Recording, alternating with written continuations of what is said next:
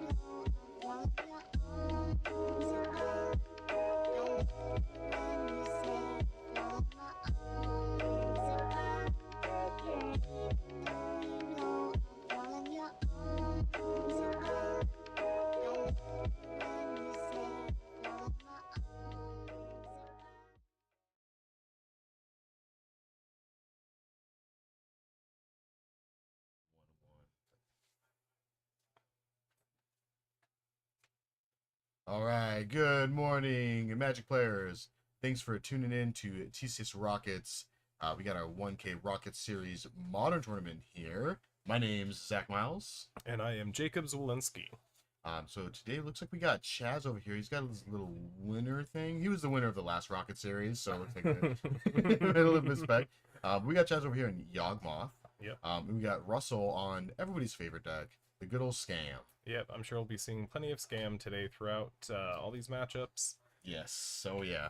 There's probably quite a few here. We usually get a kind of a metagame breakdown towards the end of round 2, so hopefully we can get that to you and get you an idea of what kind of field we're looking at today. Yeah. We'll see your players shuffling up here. Checking out some 7s. Let's see what we got. Russell's not on Scam, looks like. He's on Rhinos, Oh, actually. yeah. That's the strangest looking Scam deck I've ever seen. Yeah, when did they add forests? Hey, Brett, that's amazing. Like, you're just playing forests, and then you're playing violent outbursts with Yeah, this with Scam deck. Rhinos? Yeah, it's a real good way to get people with the That's Scam deck. amazing. Oh, man. All right, well, looks like Chaz is keeping, and yeah, seems to have a decent hand. Yeah. There's a Cutthroat in the corner there.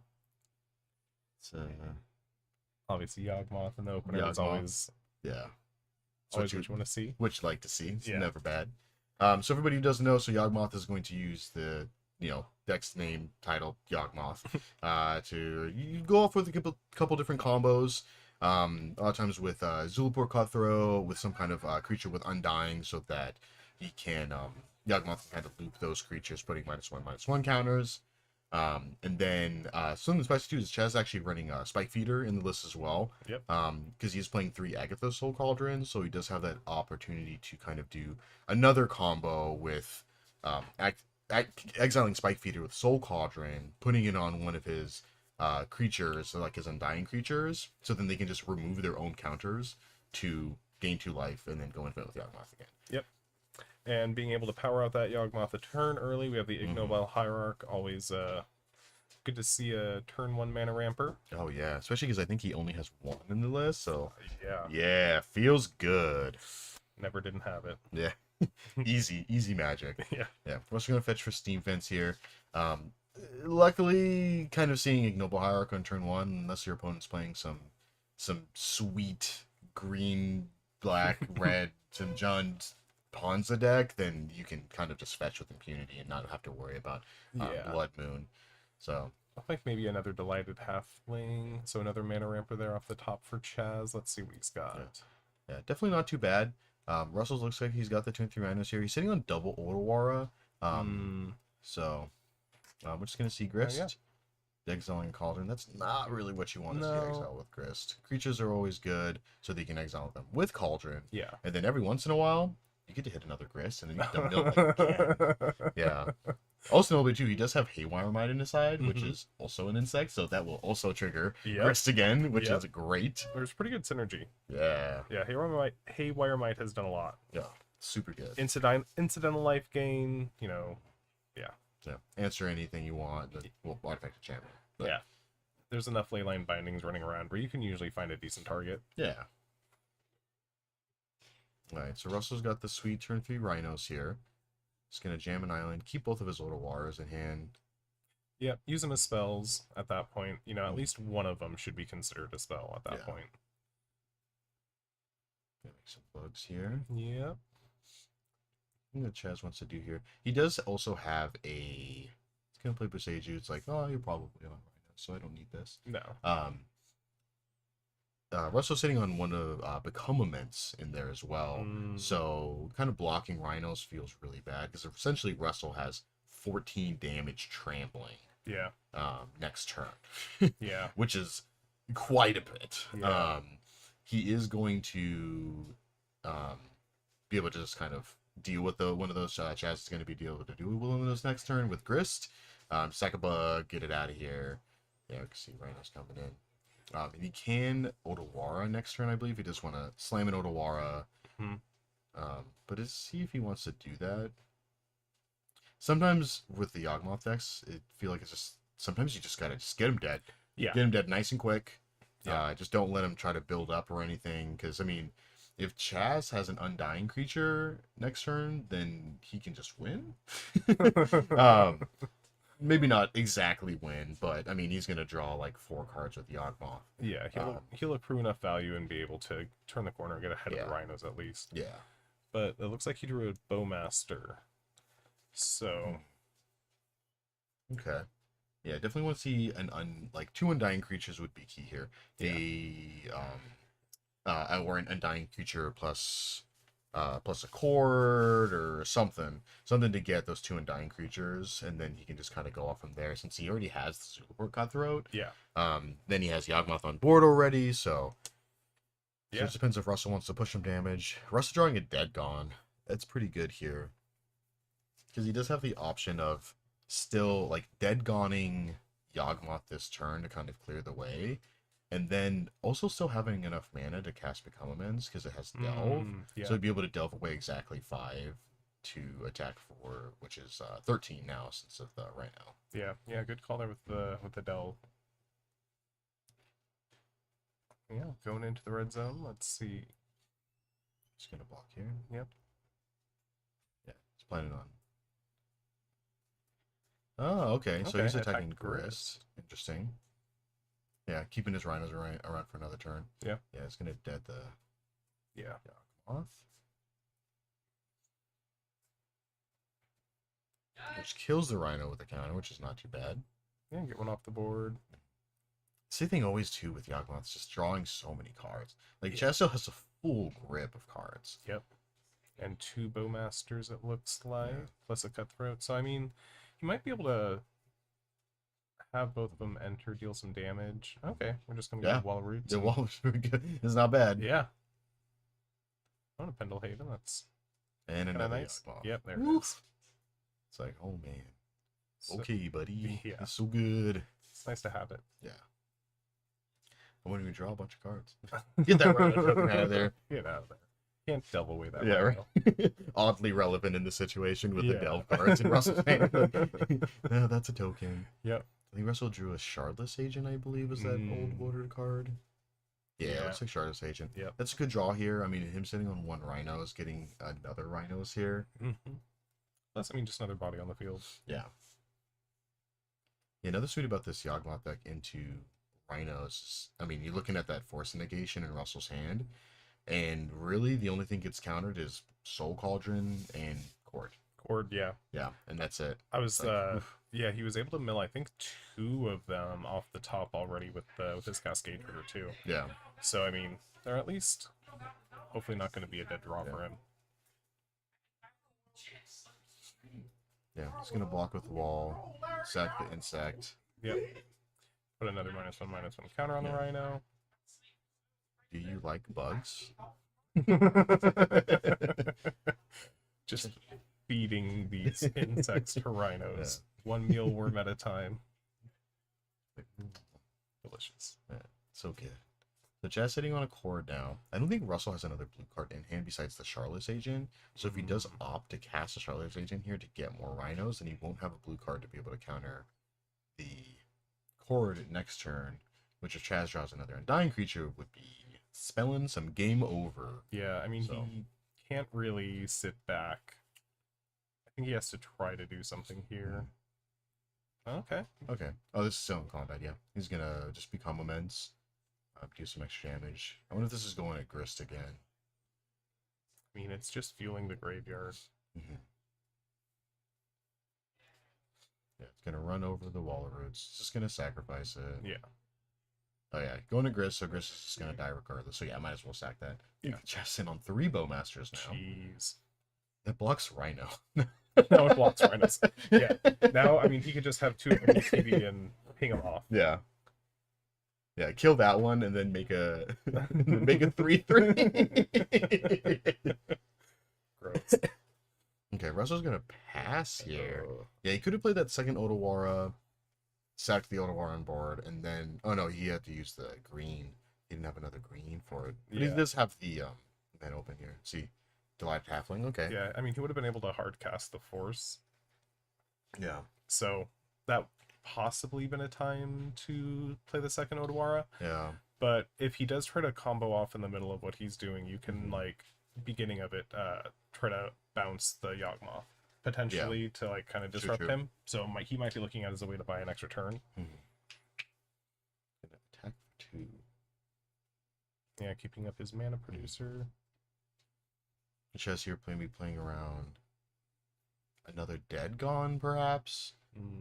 Yeah, Badger's good here too. So he just really needs Undying Creature, which he has. Yeah, so he can chord right now for 1 and get a Young Wolf. Yeah, I think he just has the Young Wolves. Are the only ones with Undying? Let's see.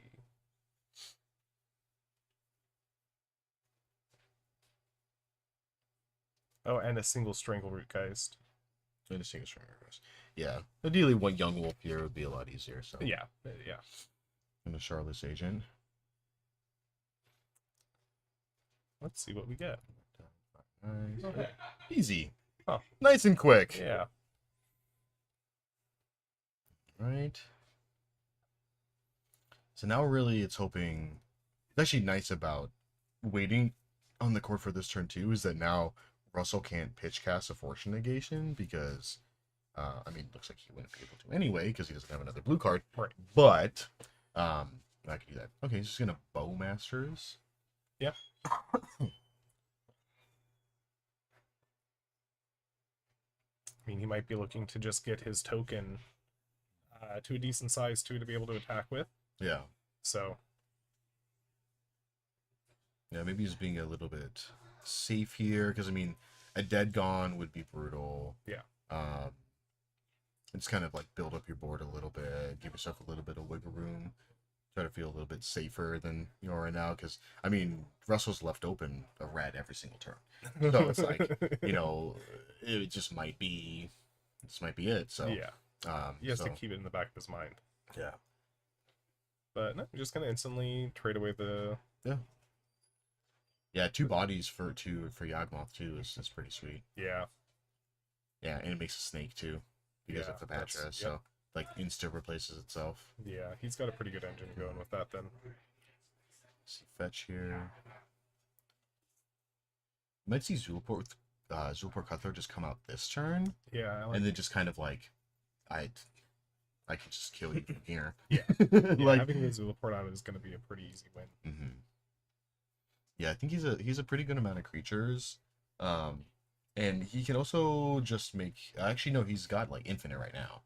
Because he could just, with Hepatra. Yeah. So, yeah, he didn't need the Undying Creatures. Because, I mean, he's going to drain for at least 10. Plus that, sees it. Yeah. It's like, okay. I do really like those Rhino tokens, though. Yeah, those are sweet. Yeah, those are some OG tokens. Yep. So, how are we going to sideboard? Because it doesn't look like Chaz has any chalices to put in. Yeah.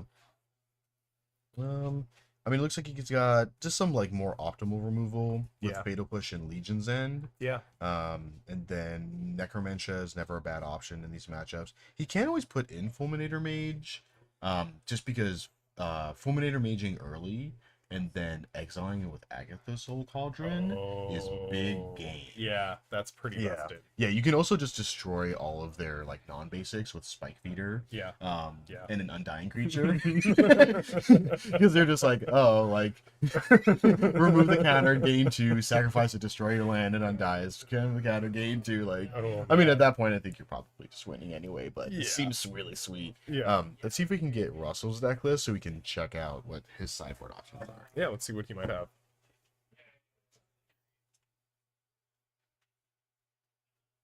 Yeah, so far pretty good showing from Yawgmoth, being able to put together a nice little kill with all those creatures dying with the Zulaport Cutthroat.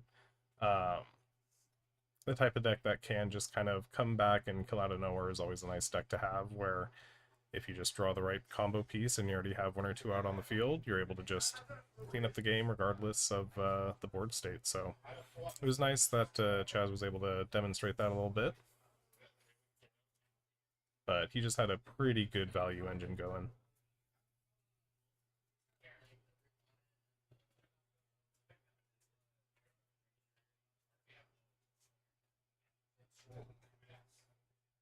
And I'm curious to see what we might be able to board in with Rhinos against Yawgmoth.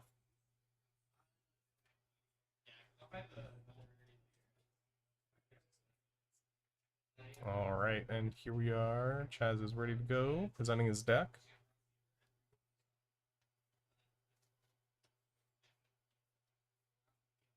Showing off the Lotus on the back of his hand there. Very nice.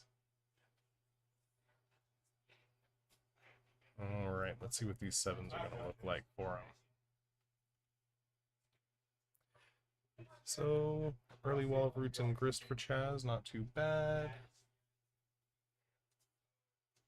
Yep, Russell looks like he has a Fury. He's going to be able to clean up a couple of the early drops and a Young Wolf on turn 1. Pretty good for Chaz. Yep, Russell just getting the Triome. Pretty easy first fetch. The Triomes have been really good at making colors basically free with fetches.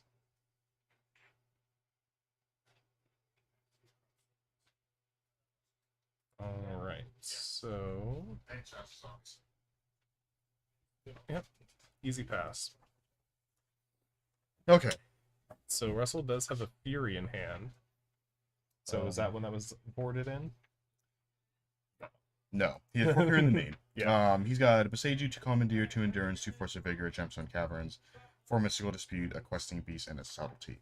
Questing Beast is sweet here. Yep. It doesn't get blocked by pretty much any of his creatures. any of his creatures, Yeah. and kills Grists. Yep. Which is sweet. Subtlety is also not too bad of an option. I was thinking Subtlety might be one to put in there. Yeah, I'm just surprised we didn't see any Furies last game. Yeah. Yeah, those definitely would have been real good early.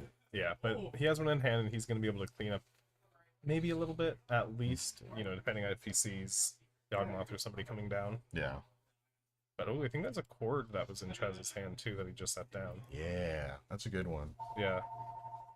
Especially nice with all these Undying features. Yeah. Yeah, Fury ain't gonna do much. Yeah, because the big problem with Fury, too, is, like, you evoke a Fury, and then all of your opponent's creatures are just big. like Young Wolf is a 2/2, and then Stringer Guys is a 3/2. So you gotta like have a follow up, which luckily looks like he does. I mean, he's got a Violent Outburst, so he can go get some Rhinos. He has an Endurance, which isn't super important in this situation. But... I mean, just even flashing it in. Yeah. But let's see what Chaz. Sometimes you just love that good old instant speed. It's like I'm not gonna do anything until you do. Yeah. Who's gonna blink first? Yeah. Alright. So Delighted Halfling off the top, it looks like. Yeah, and I think he has a Grist as well in hand. Yeah. Can't force negation Grist. In all zones. Yeah. Oh, Seen that too man. many times. Whoa. Yeah, Chaz actually did a deck tech with this too a couple weeks ago. Yeah. And talking about another sweet interaction with Agatha's Soul Cauldron and Grist. Oh. The creature card in the graveyard, you can exile it and give your creatures with puzzle counters all the loyalty abilities of Grist. Yeah. That's pretty cool. Like, oh. oh, he's we have going to hoard here. Yeah. For 3, For 3. 4, 5, 6. So for 3. Yeah. Woo! Okay. All right. Ouchie. All right. He's gonna continue to play the game. You can opt to not cast that, but that's okay. Yeah. Okay. Friendly reminder. Yeah. I think you might also just said, "Oh, I can't actually cast this card." Yeah. Yeah. Oh, Chaz got logged out of the companion app. Oh. Log back in there. Yeah. See if we can see his password. We'll log in. We'll We'll play tournaments as him. We could just dumpster his rating. Yeah, right. Yeah, looking up Soulless Shaler here. Yeah. Just double checking. It's a problem with playing with a bunch of foreign language cards. Sometimes you're like, I need to double check this. I need to see exactly how this text reads. Yeah, because as Magic players, honestly, how often do we actually read the cards? Yeah. It's like, Yeah. I know what the card does, Yeah, but yeah. I need to read the card still. I have infinite knowledge. I don't need to read it. Yeah. Reading the card explains the card. So Russell's sitting in an awkward spot here. He's got double Fury now, Dead Gone, Force of Negation, Endurance, and then a Bone Crusher Giant, but not another cascading effect. Yeah. which is really what he wants right now. Because, I mean, he can pitch Cast Fury, get rid of the Soulless Jailer, and then be able to Cascade. But since he doesn't have that, it's kind of a... We got to get some spells. Yeah, and that, is going to take a full turn cycle between, the Fury getting rid of the Jailer on Chaz's end step, and then he has to try to play something with Cascade. Yeah. So, I mean, he's pretty far behind, while Chaz is just going to continue to develop. Let's kind of chill out here. Yeah. Yeah, because as soon as that Grist comes down, it's going to be difficult for Russell to really interact with it. Yeah. Oh, yeah. Yeah, you can Fury it away, but it's like kind of done the damage. Yeah.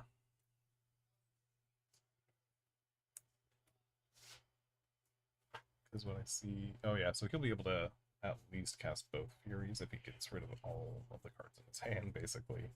Yeah. It's like, I mean, sometimes that's what you gotta do. I mean, he can hit, like...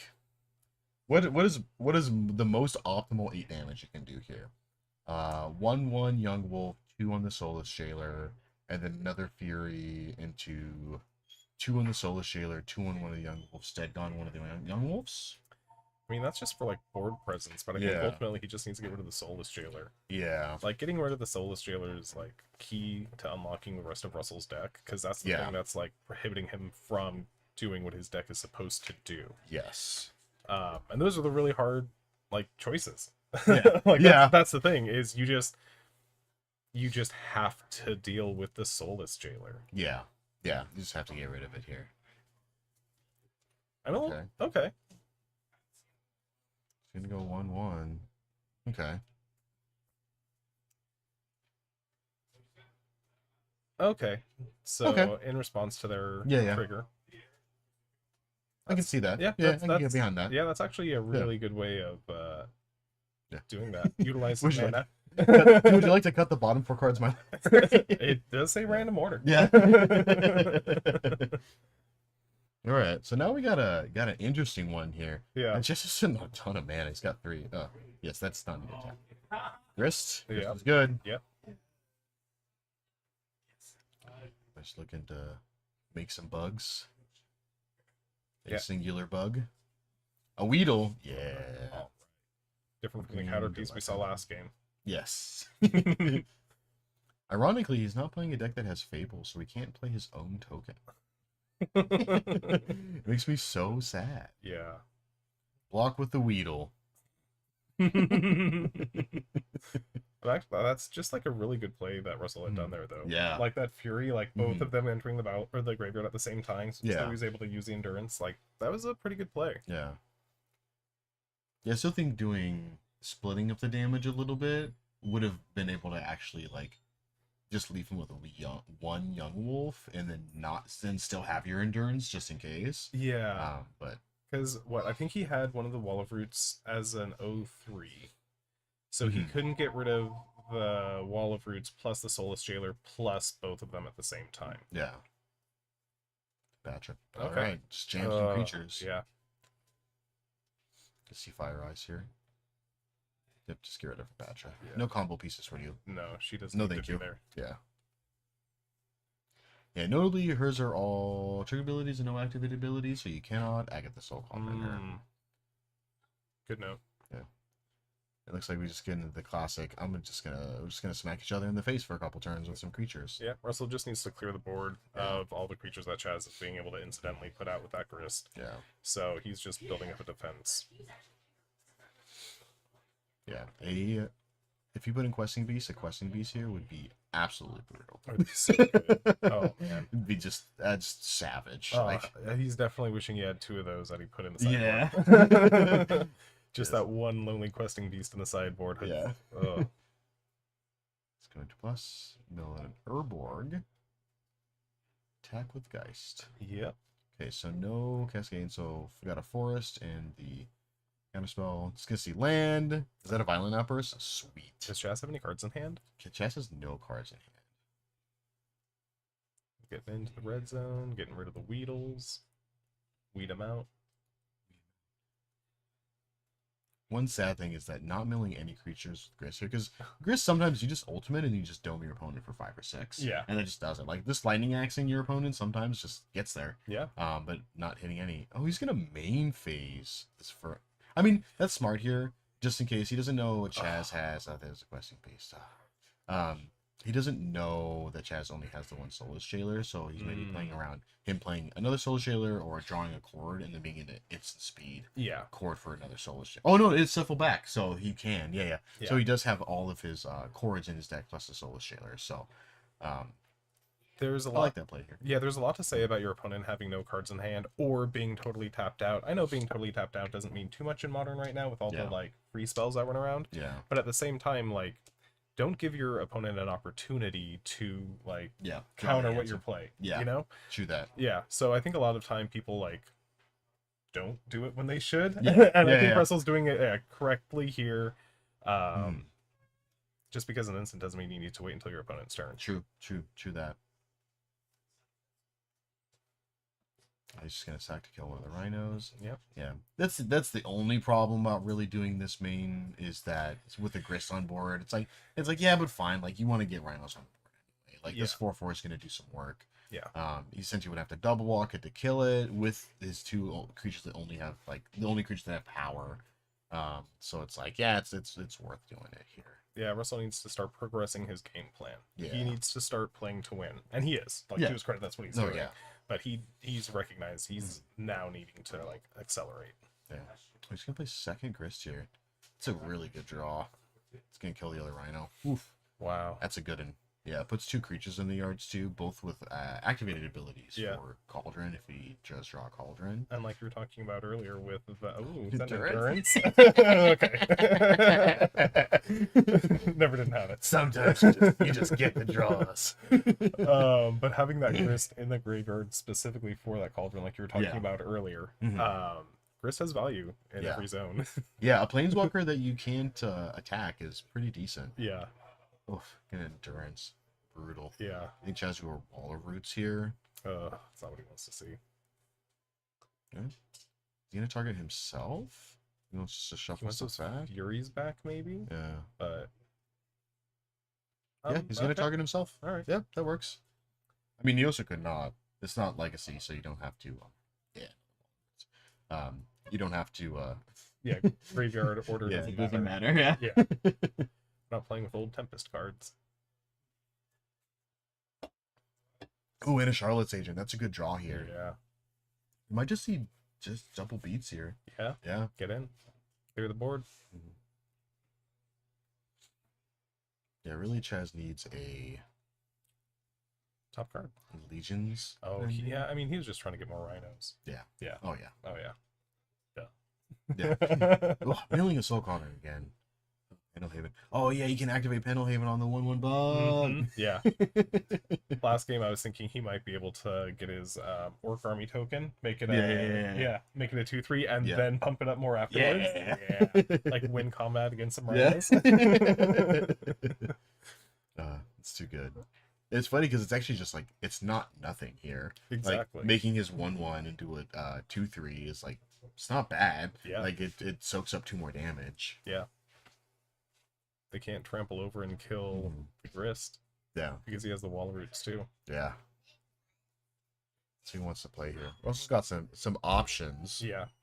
I mean, he still is able to get around the creatures because Chaz still has no cards in hand. Yeah. Yeah, and I don't think a Cord even really does it here. I mean, Russell's been sitting on a Force Negation for forever, so... Yeah. It's like a Soul Cauldron or a Cord. Okay. Okay. It's gonna let those creatures stick around for a turn. Yep. It's never bad. Yep. Chris just gonna die. Suspend a Rhino. Yeah. Sometimes you just gotta do what you got. There is more text on the card. Yeah. It's Chaz drawn here. Something Yawgmoth? 4 mana. Looks Probably like a Yawgmoth. Yeah. Yeah. That's exactly what it is. Might be a little too late here. Is that 16? I mean, you can shrink down some Rhinos. Yeah. Yeah, shrinking down Rhinos, Yawgmoth will just block any of them. which isn't too bad. I mean, because he can block endurances, make one of the rhinos too small, and then kill it with Yogg, and then make the other rhino small. Yeah, it's gonna jam. Yeah, it's really you what I have gotta to. do. Yeah. Yeah, you can't. You need to make Chaz make the hard decisions. Yeah. Plus, he knows that that rhino is coming in another 3 turns. Yeah. So, yep. Make it small. Yep. Rhino bounces off the wall. Take 6 from Chaz.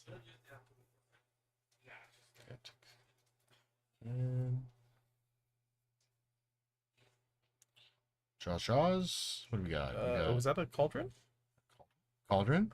Possibly. You're gonna see like the thing that put this that made this deck even better. I mean, Russell's sitting on the force negation still, so Yeah. Show Cauldron. Do you have to force the cauldron? Yeah, you have to force Cauldron. Yeah, there's no way. Yeah, Ches got one more in there. Unless he gets endurance from his own endurance. Yeah. Which I don't think he brought in. Ooh, walking ballista. On 1. Okay. Okay. Oh yeah, that's another one of the sweet things you could do with Agatha Soul Cauldron is with walking ballista. Just get the counters on your undying creatures and then just throw them at your actually activate them. Just ping your opponent for 1. It's like, okay. Yeah. Sack them, bring them back. We each take 1, basically. Yeah. My life total's higher than yours. Okay, we got this. All right. See, fetch both players with no cards in hand now. Russell finally getting to use that force negation against the 90% creature deck. That was a pretty good one, though. Yes. Definitely a good spell to counter. I wonder if he cut any of them. Yeah. Yeah, I mean, how many does he have? He's got 4 in the main. 4 in the main? I mean, there's not really much else that you can put in. Yeah. Kind of rough. I mean, 2 subtleties, a questing beast, I think. Yeah. We saw the 1 questing beast. Maybe endurance. Yeah.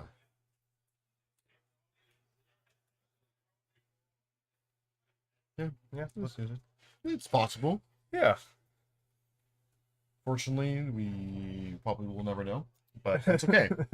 Yeah. All right, Russell now doing some thinking here. Yep. It's like quite a bit of a board.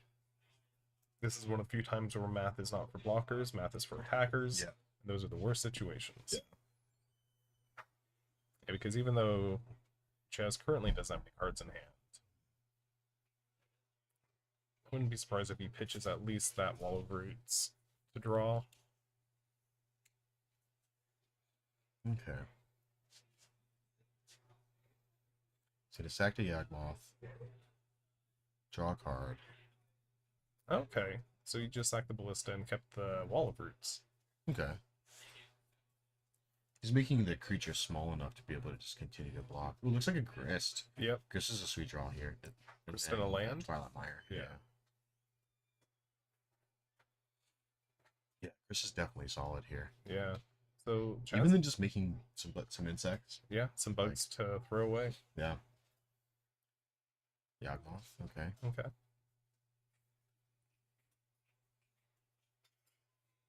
Definitely not too shabby. Yeah, and this is going to put the other Rhino into... well, I guess the other Rhino could just is being blocked by Wall of Roots. It's not super relevant for adaptive toughness. Yeah. Yeah, I actually really like Chez's plan of decreasing the power of all of his opponent's creatures. Yeah. Yeah, because in my mind, I was thinking that Wall of Roots is 3 toughness. You could just get rid of that and not do anything with it. Yeah. I would much rather cash that creature in for a card. Yeah. But him looking at it and realizing, oh, I could just use that as a permanent blocker. Yeah. It can continue to provide me with damage. Yeah. All right, swinging in. Yeah, Mutavault. Also a Rhino. That's true. On brand for the deck. Yeah, you see it's a box here. It's gonna make the wheel a little bigger. Yeah. And seems good here. I mean, he's taking 3 damage. Take 3 and kill a land. Yeah. That's not bad. And Haven's a good magic card. Yep, enters untapped. Yeah. Yeah, just have the opportunity to kill a Rhinos here too if he wants. Yeah. Fire Ice. Ooh, Yawgmoth. So yeah, it took 3 damage there. Yeah. You can do 1 there and then 1 to the bug or 1 to the Wall of Roots. Oof. Yeah. That's a good one here. Yeah. good old classic 2-for-1. The twofer. No twofer. Yeah, it's gonna stack. Make Rhino smaller. Which is fine. Yep. Saving some damage. Yep. And he's thinking about what he wants to do. Oh, Yawgmoth is still in this world. Yeah, everybody gets smaller. Yeah. Yeah, because then all of his creatures will be able to start blocking stuff. Yeah. Yeah, but Russell has 2 more Rhinos coming next turn. Yeah. So he also needs to keep that into consideration. Mm-hmm. He does have a Bowmaster in hand at least, so he'll be able to provide some fodder to block. But that trample is going to become real annoying real quick. Yeah, he's Oh. activating to proliferate. Ah, he's proliferating. This defense counter is so good. Amazing. Smart. He's gonna kill Rhino. Ah, you'd love to see it. Yeah. That's not one you see very often. Normally, forgot to proliferate his grist, but that's fine. technicalities, Yeah. like it's a weird. I never see that ability activated on Yawgmoth. No. Who does that? Like No. it doesn't pop up. This situation, real good. Yeah. real Wow. good. Yeah. Yeah, that was really I think smart. he's thinking too. Yeah. Yeah. Oh, okay. Oh, he's just gonna make this Rhino smaller too. Did it have any damage marked against it? I don't think No, so. he blocked it with the 05 roll Yeah. roots. Yeah. Yeah, because both one endurance wasn't blocked, the other endurance was oh man. The grist being on 5 here would be sweet. I think Chaz has like 7 creature cards in his graveyard. Yeah. Ugh, So it's brutal. He just needed to dig to find some answer Yeah. for that Rhino coming down in 2 turns now. Yeah. I think he might still have it here because he's got the that's okay. I think Chaz's left field is low enough where you don't really want that. Yeah. Let's see. Use the. Oh yeah, I think unfortunately, if Chaz had remembered to proliferate the Yawgmoth, then this would have been game over. Because he's sitting on a. Because I think he's got so it's 3, 4, 5, 6, 7, 8, 9, 8, 10, 10. 11, Yeah. 12. Yeah, Yeah. it would have been game over. Ah, so unfortunate. Wow. Yeah, would have been so sick. I think he still just got this here. I mean, he's holding Bowmasters, so that's gonna snipe off of Rhinos. Yeah, the double Bowmaster. Yeah. So I mean, if Russell has exactly answered a grist. So yeah, you should be able to shoot one Rhino, and then with the other one make a 2/2 to block the surviving endurance. Yeah. So pretty easy board wipe for Chaz here.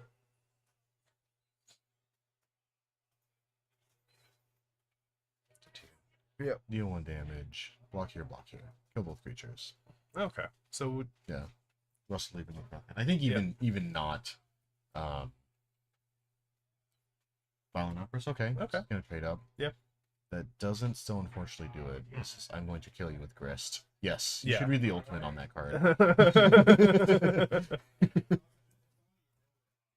Like, bro, I got Yeah. it. And that's Yep, gonna you be got the it. game. All There's right. handshake. Whew. Whew. Those are some tight games. Yeah. Holy moly. Wow. That Oh. proliferating Yawgmoth. Yeah, That was it. really did it. Really Yeah. did it there. Man, super sick. Yeah. Great plays from both of them. What Absolutely. a match to start off. I know. The first of the series tournament here. Yeah. Oh my gosh, like I'm excited. I know, right?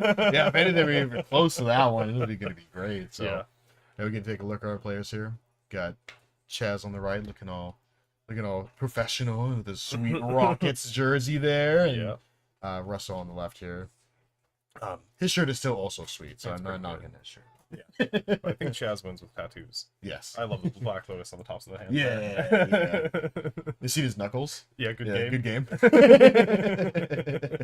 You're already going for the double fist bump after the aim. Good game. Good game, bro. Oh, but man, sweet games. Yeah, it was pretty good. So that's gonna be our round 1. So we'll hopefully see you guys pretty soon for round 2. And we got to get 6 rounds today. So 6 rounds with a cut to top 8. So hopefully you guys are in it for the long haul with us, because yeah, we'll be here for a little while. It's gonna be some good games. Good full day of Magic. Well, thanks so much, guys. We'll see you in round 2. See ya.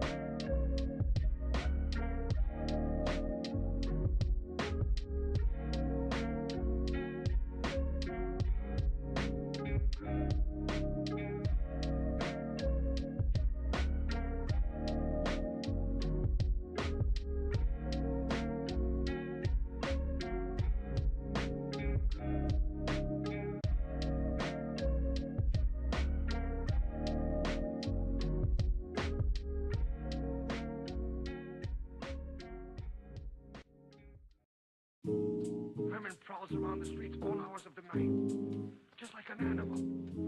Maybe he's the vampire. Don't start any gossip with that, Klingon. Captain Rhinos, where is my head?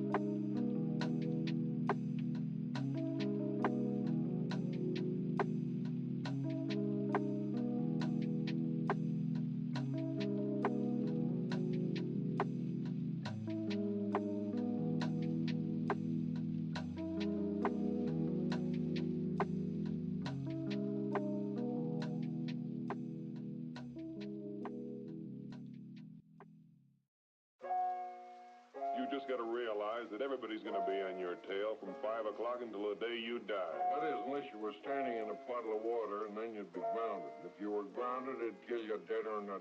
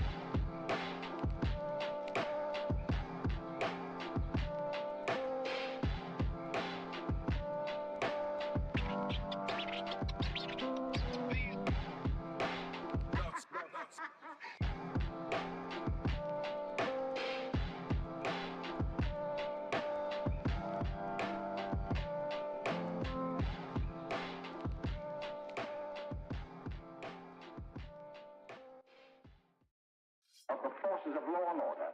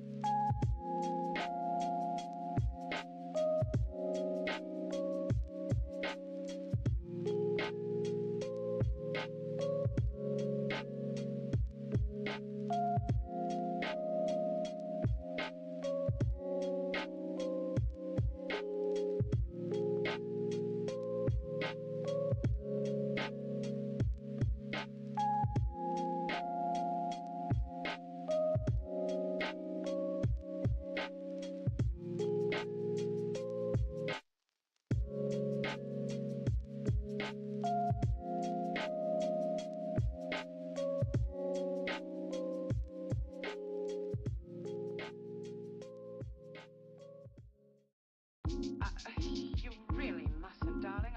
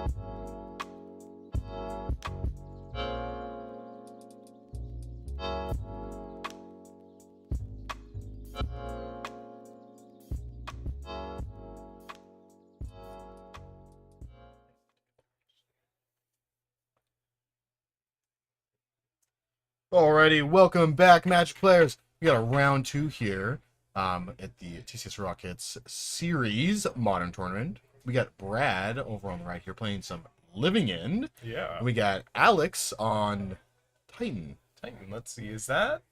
That might not be Alex Shoot there. That looks like somebody else. Yeah, it's Alex Sortedberg. Ah. Sortedberg? Sorry if I mispronounced your name, Alex, if you're watching this later on. He's on Titan. Yeah. All right. So let's show off some Living Death. Yeah. All right, Shardless Agent already for Brad. And yeah, he's... Well, What does he got here?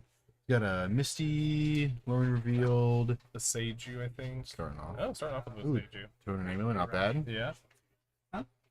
Ooh, he's gonna force? Yeah. Yeah. Get that off the table. No, thank you.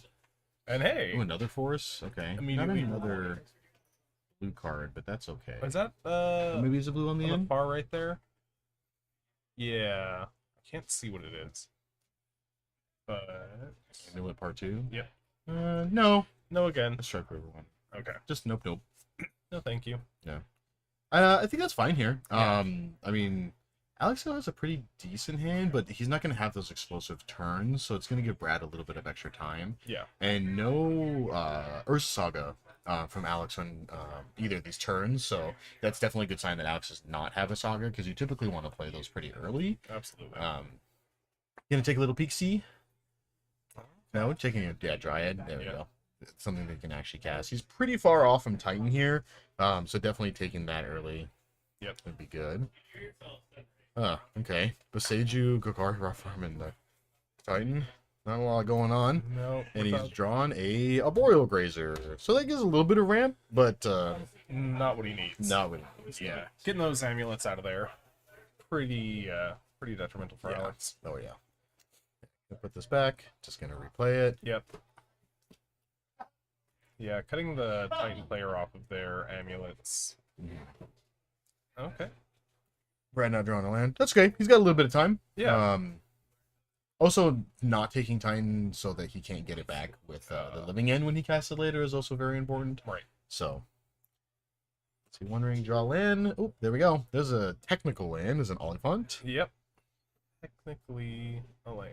But he needs to get him out and can't get the breeding pool off that he was checking out. Yeah. So, Stomping Ground. I mean, you just it get a is. Triome, right? I would think so, but he might... I don't know if he had one. Ugh. That would definitely have been a better thing to get here. A Tri-Land for your deck. It's a mountain, so let's see if we can grab a deck list here for him, and then we could take a gander and see what he's looking at. Yeah, so we have the ring doing its job and drawing some cards.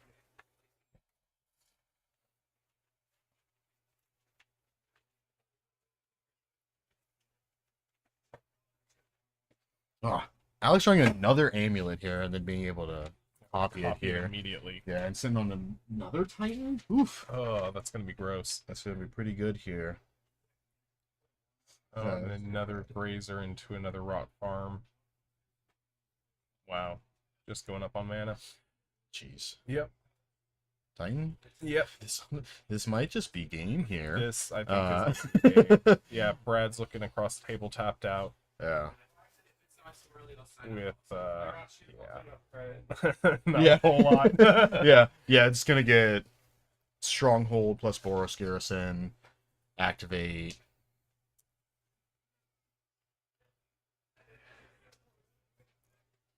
Yeah, I don't see Yeah, any no Triumph. any Triumph in there.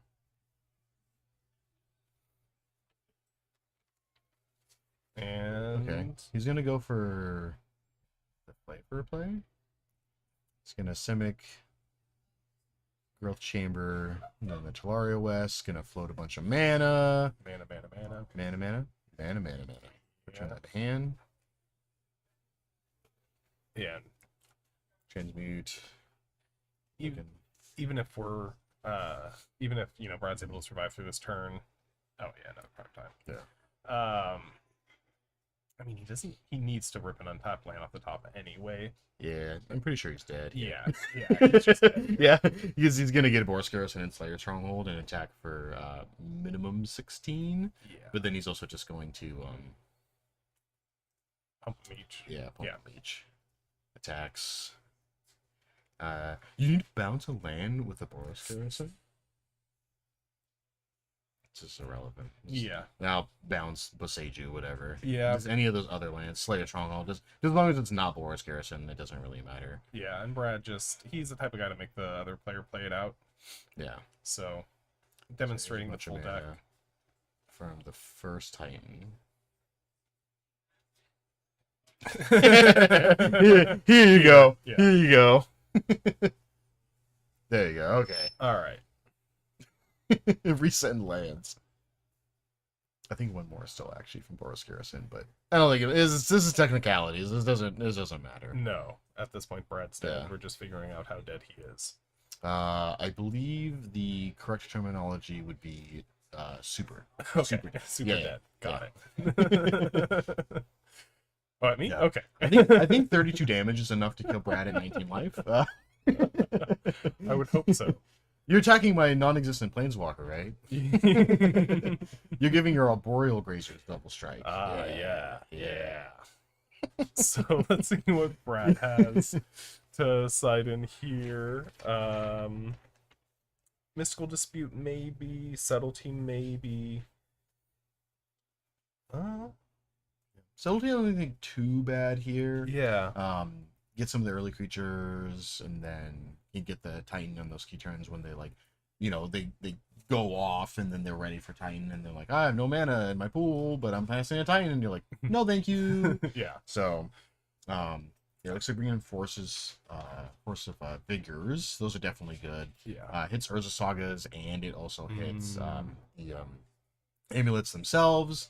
It's also not too bad against like cleaning the board, because a lot of times with like the Titan decks, if they kind of shift into the Urza Saga game plan, then you just It's get so them out bad. of here. Yeah. Oh man, they're so annoying once they switch over to that plan. Yeah. It's like, no, these Saga tokens, no.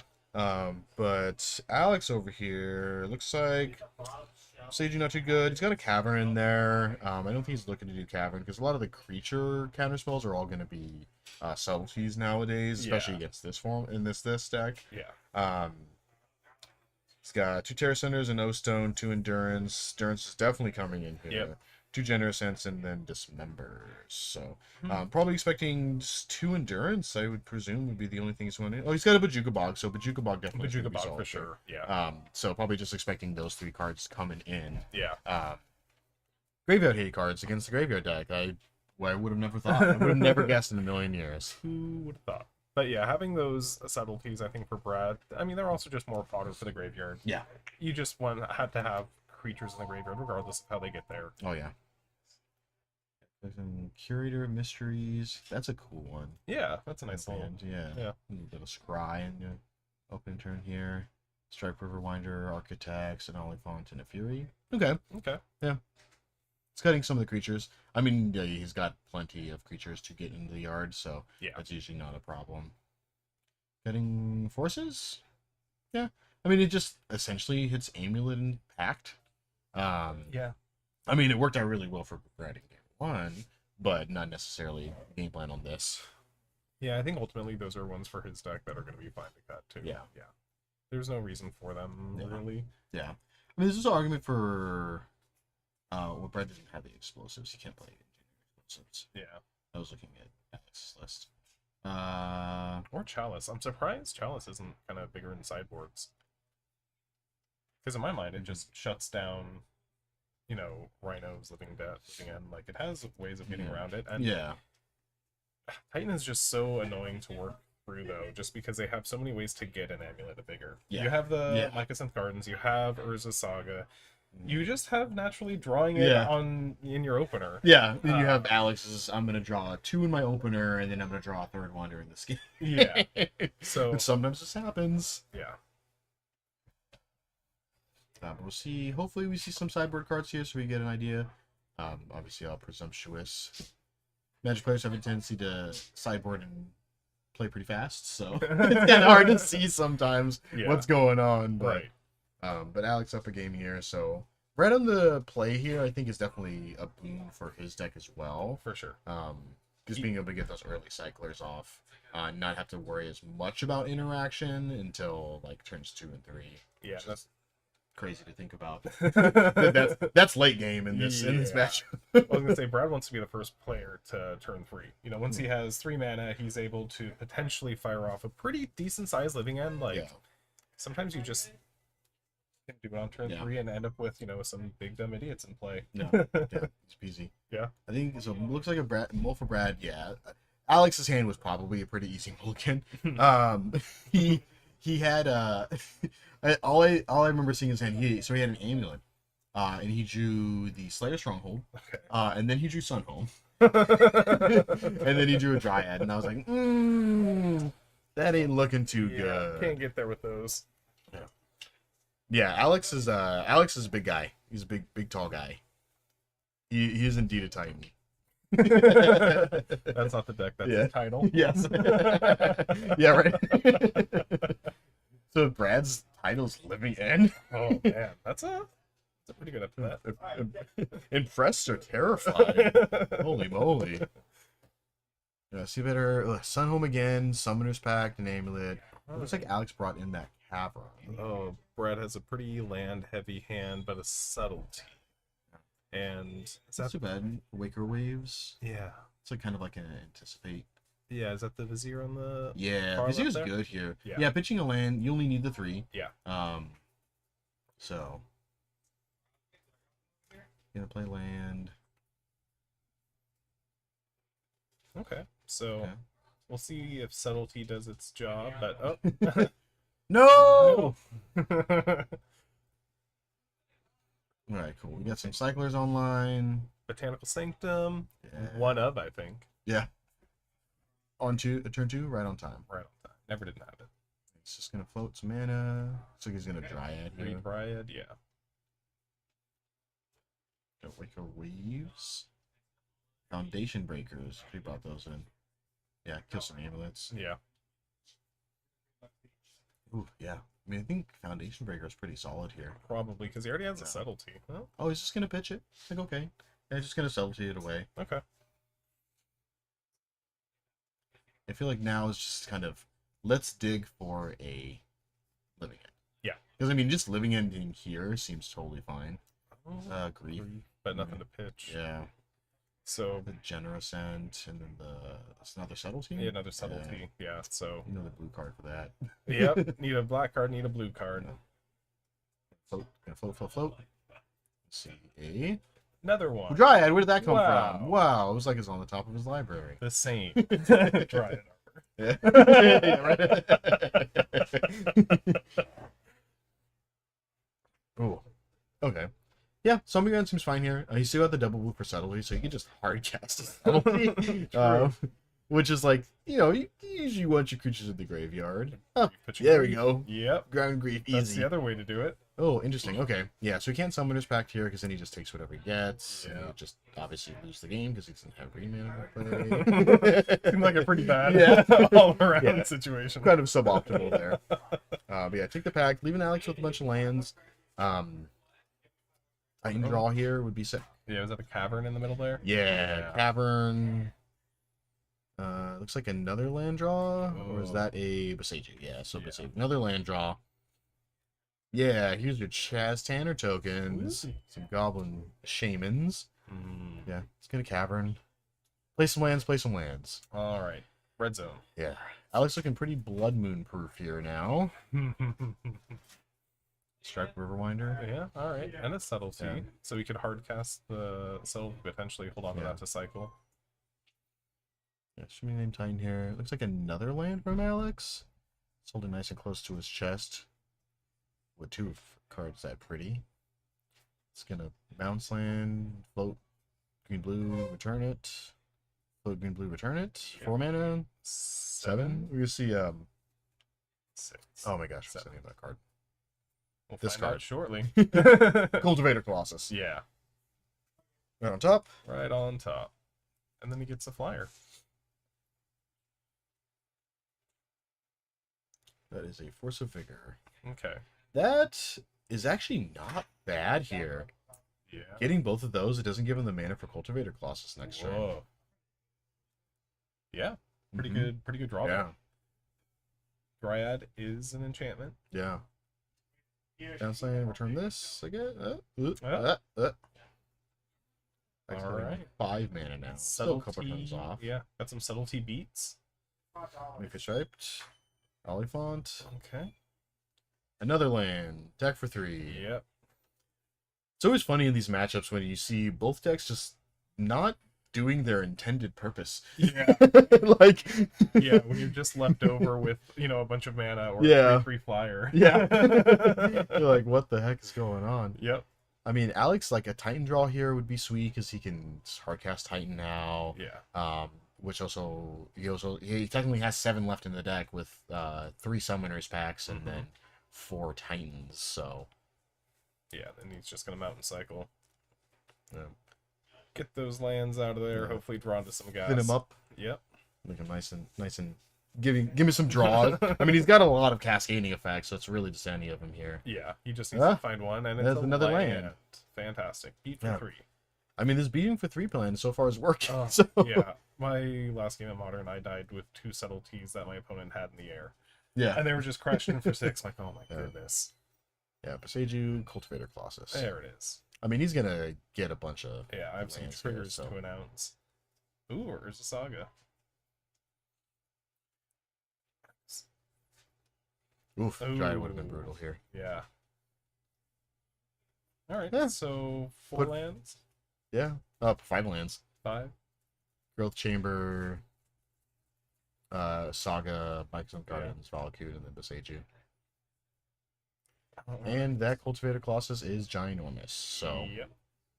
Good luck. And a 1 ring too. It's pretty decent here. I mean, Brad needs a Cascade effect, like right now. Right now. Right now. Yeah. Hit. Oh, that- Another land. Huh. That ain't too good. 4, 5, 6, 7, 8, 9. A 9/9? I mean, I mean, he's got 2 blocking. turns. Yeah. You're not blocking with the subtlety. Yeah. Yeah, a 1 ring is kind of brutal though, because well, I mean, I guess it's not super relevant. If Brad draws a cascading effect this turn, then he doesn't mind Yeah. doing that too much. Ooh, Dryad. Oh, Valakut's alive. 3 damage to Yep. you. And that makes the Cultivator Colossus bigger, makes it a 10/10 now. Yep. And then extra land. Oh, that's going to be it. Because you can play bounce land, return land, it's irrelevant, give you Yep. 3, Really? put you to 9, attack you for 10. Yep. Yeah, that looks like is going to do it. Brutal draws Oh, from Brad. man. Oh my gosh, 8 Yeah. lands. Oh, Yeah. even after 3 cyclers, 2 And- cyclers. Oh, What was the? there it Oh, is. 3 cards 3 down. cards. Okay. But technically, like 1 or 2 cards. Because it's some cyclers in there. Yeah. Yeah. Man, brutal game Rough, here yeah. for Brad. 2 lands off the top after Yeah. thinning 2 lands out. Yeah, That's rough. yeah. Good place from Alex though. Kind of, he had a little bit of time, so it was like, you know what? Let's just keep playing some lands. Yeah. Get to this Cultivator Colossus again. We'll get there. Yeah. No pressure. No pressure. Yeah. Easy peasy. Yeah. So definitely some good plays. Yeah, it looks like we got Generous Ends coming in. Yep. See, Brad's putting in the Blood Moons, and then Brad putting in some artifact destruction there. So Yeah. good plays from both players here. So Well, I'm a little disappointed we didn't get to see Living End kind of pop off. yeah, I know. Then you get to do the Living End thing. Yeah. You get to see the amulet thing, but maybe later on, you never know. Yeah. This is only round 2, so there's still 4 more rounds. So Brad keeps rolling, chugging along. Maybe Yeah. we'll see him in top 8, or maybe there's another Living End player in the room. Who knows? So we'll definitely find out. Yeah, I've got plenty of more Magic to watch later. Oh yeah, yes, plenty more. Right on, right on. Oh, this is gonna be doing it for round 2. Looks like Brad is ready to go. So are we apparently. So So are we. we'll see you guys in round 3. Please stick around.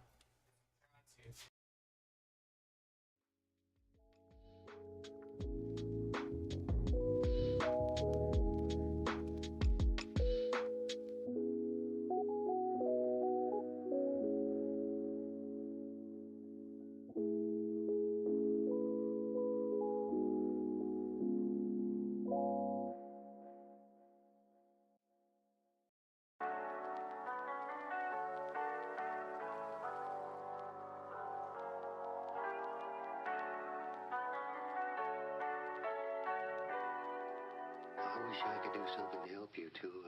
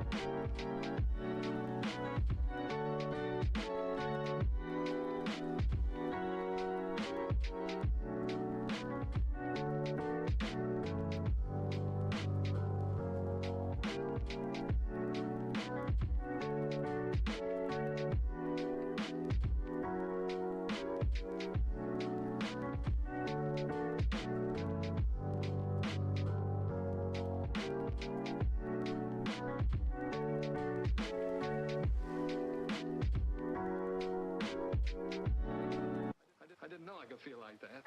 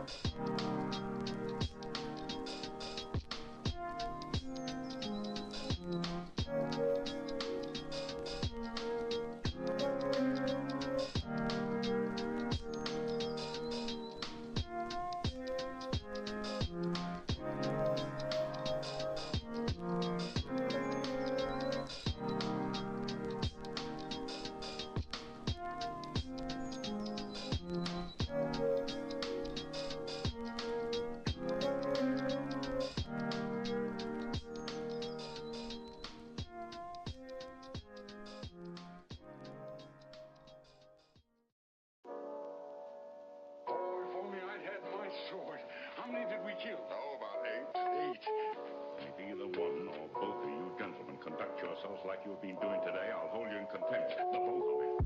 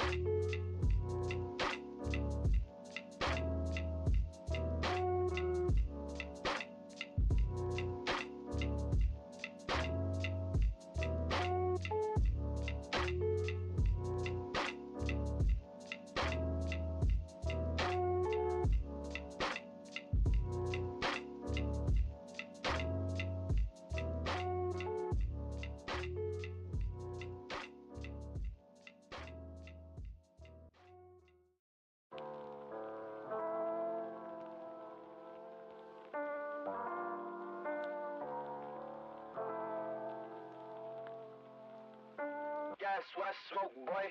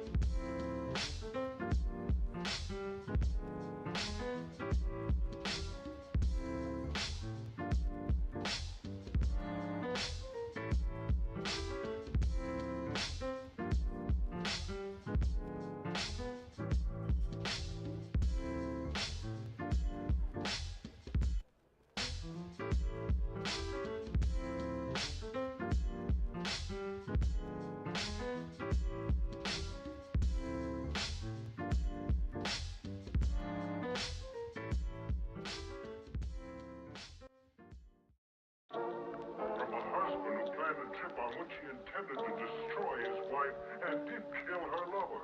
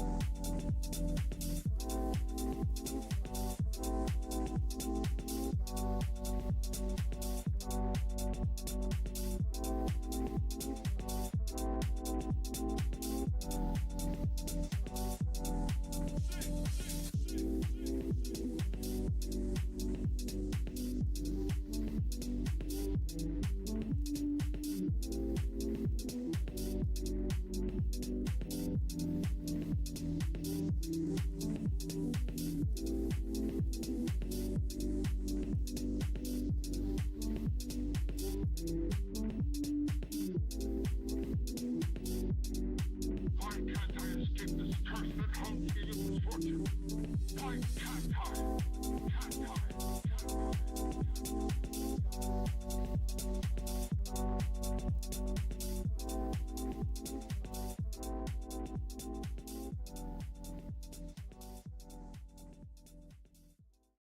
This is only the beginning.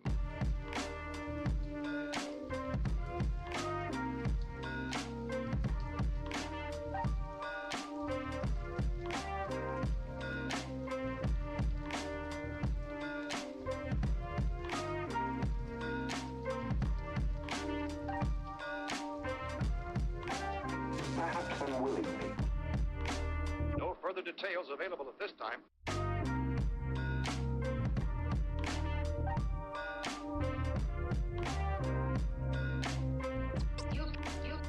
You can't. Oh, it's late.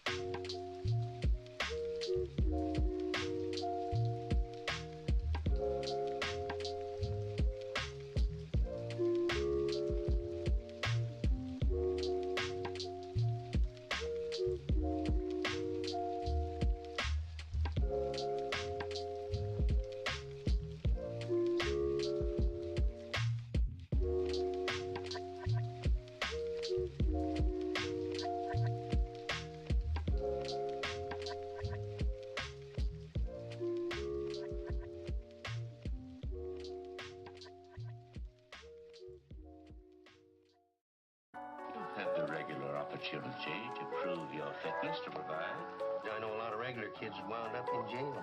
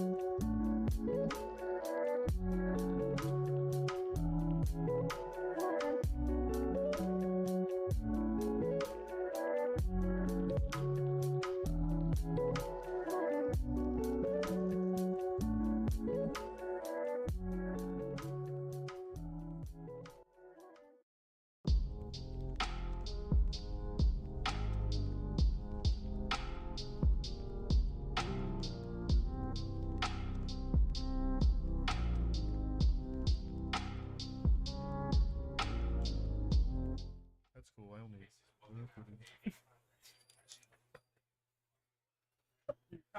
Welcome back, Magic players. This is round 3 of the TCS Rockets series. I'm excited to see the Soul Sister deck. Yeah, right? Yeah, we got Devin on the right here on Soul Sisters. 2-0 Soul Sisters. 2-0 Soul Sisters. Yeah, I heard he's playing some pretty decent, like, more towards Martyr proc. And we got Damon on the left here playing some Eldrazi Tron. All right. Let's get rampant. All right. Let's see if we can get some deck lists here. We can take a little peek here. Yeah. If he's actually playing Proclamation and Rebirth, I will be quite happy. Absolutely. With this. Some actual factual Soul Sisters, too. Got some Souls Attendant out. Nice new art on the Lord of the Rings Souls Attendant, too. Or, yeah. There's, I think there's a new art with the newer release. Yeah, it's got the Hildebrand art from the Lord of the Rings set. Yeah. Which are awesome. If you haven't checked out those Hildebrand cards, the arts on those are phenomenal. They're very classic Lord of the Rings types arts. So. The Template Discovery is great. Oh, yeah. The Template Discovery is awesome. So here we have a 3-bit Inspector down early for Devin. I need to wrestle one neck. Yep, and then, yeah, 3-bit Inspector getting into the red zone, dealing some damage. Ooh, Devin is pretty well set up with this Field of Ruin against Tron. But, ooh, looks like Tron's might be assembled. I don't know if Devin has another land. Let's see.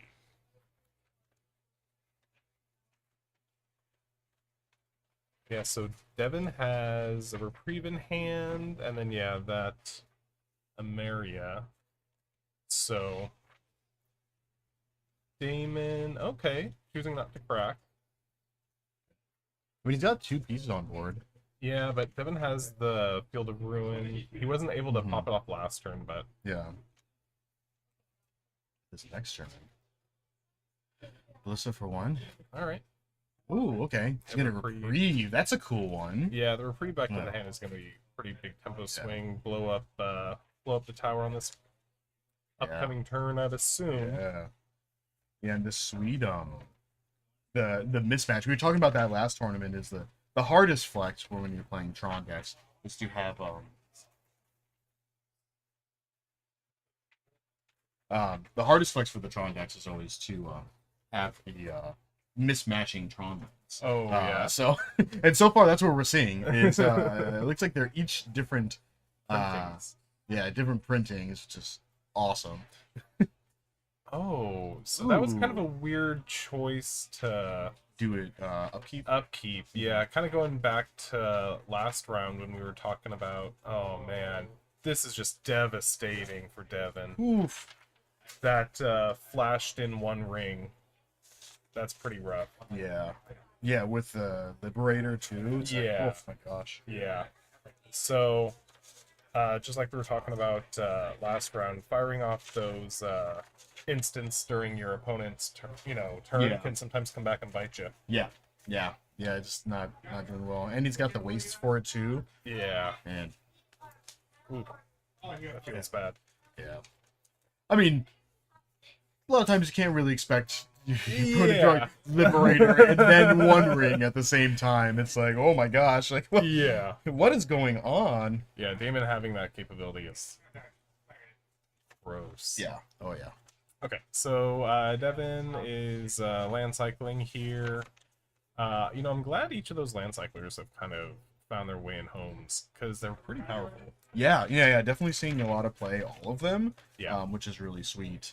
Because they are strong. Like, it really shows the difference, because they've printed 2-mana land cyclers before. Like, we had them literally in the set prior, I think, in the Dominar United. Yeah. But those were 2-mana. 2-mana. And those didn't really see a whole lot of play anywhere, even though the creatures were arguably better.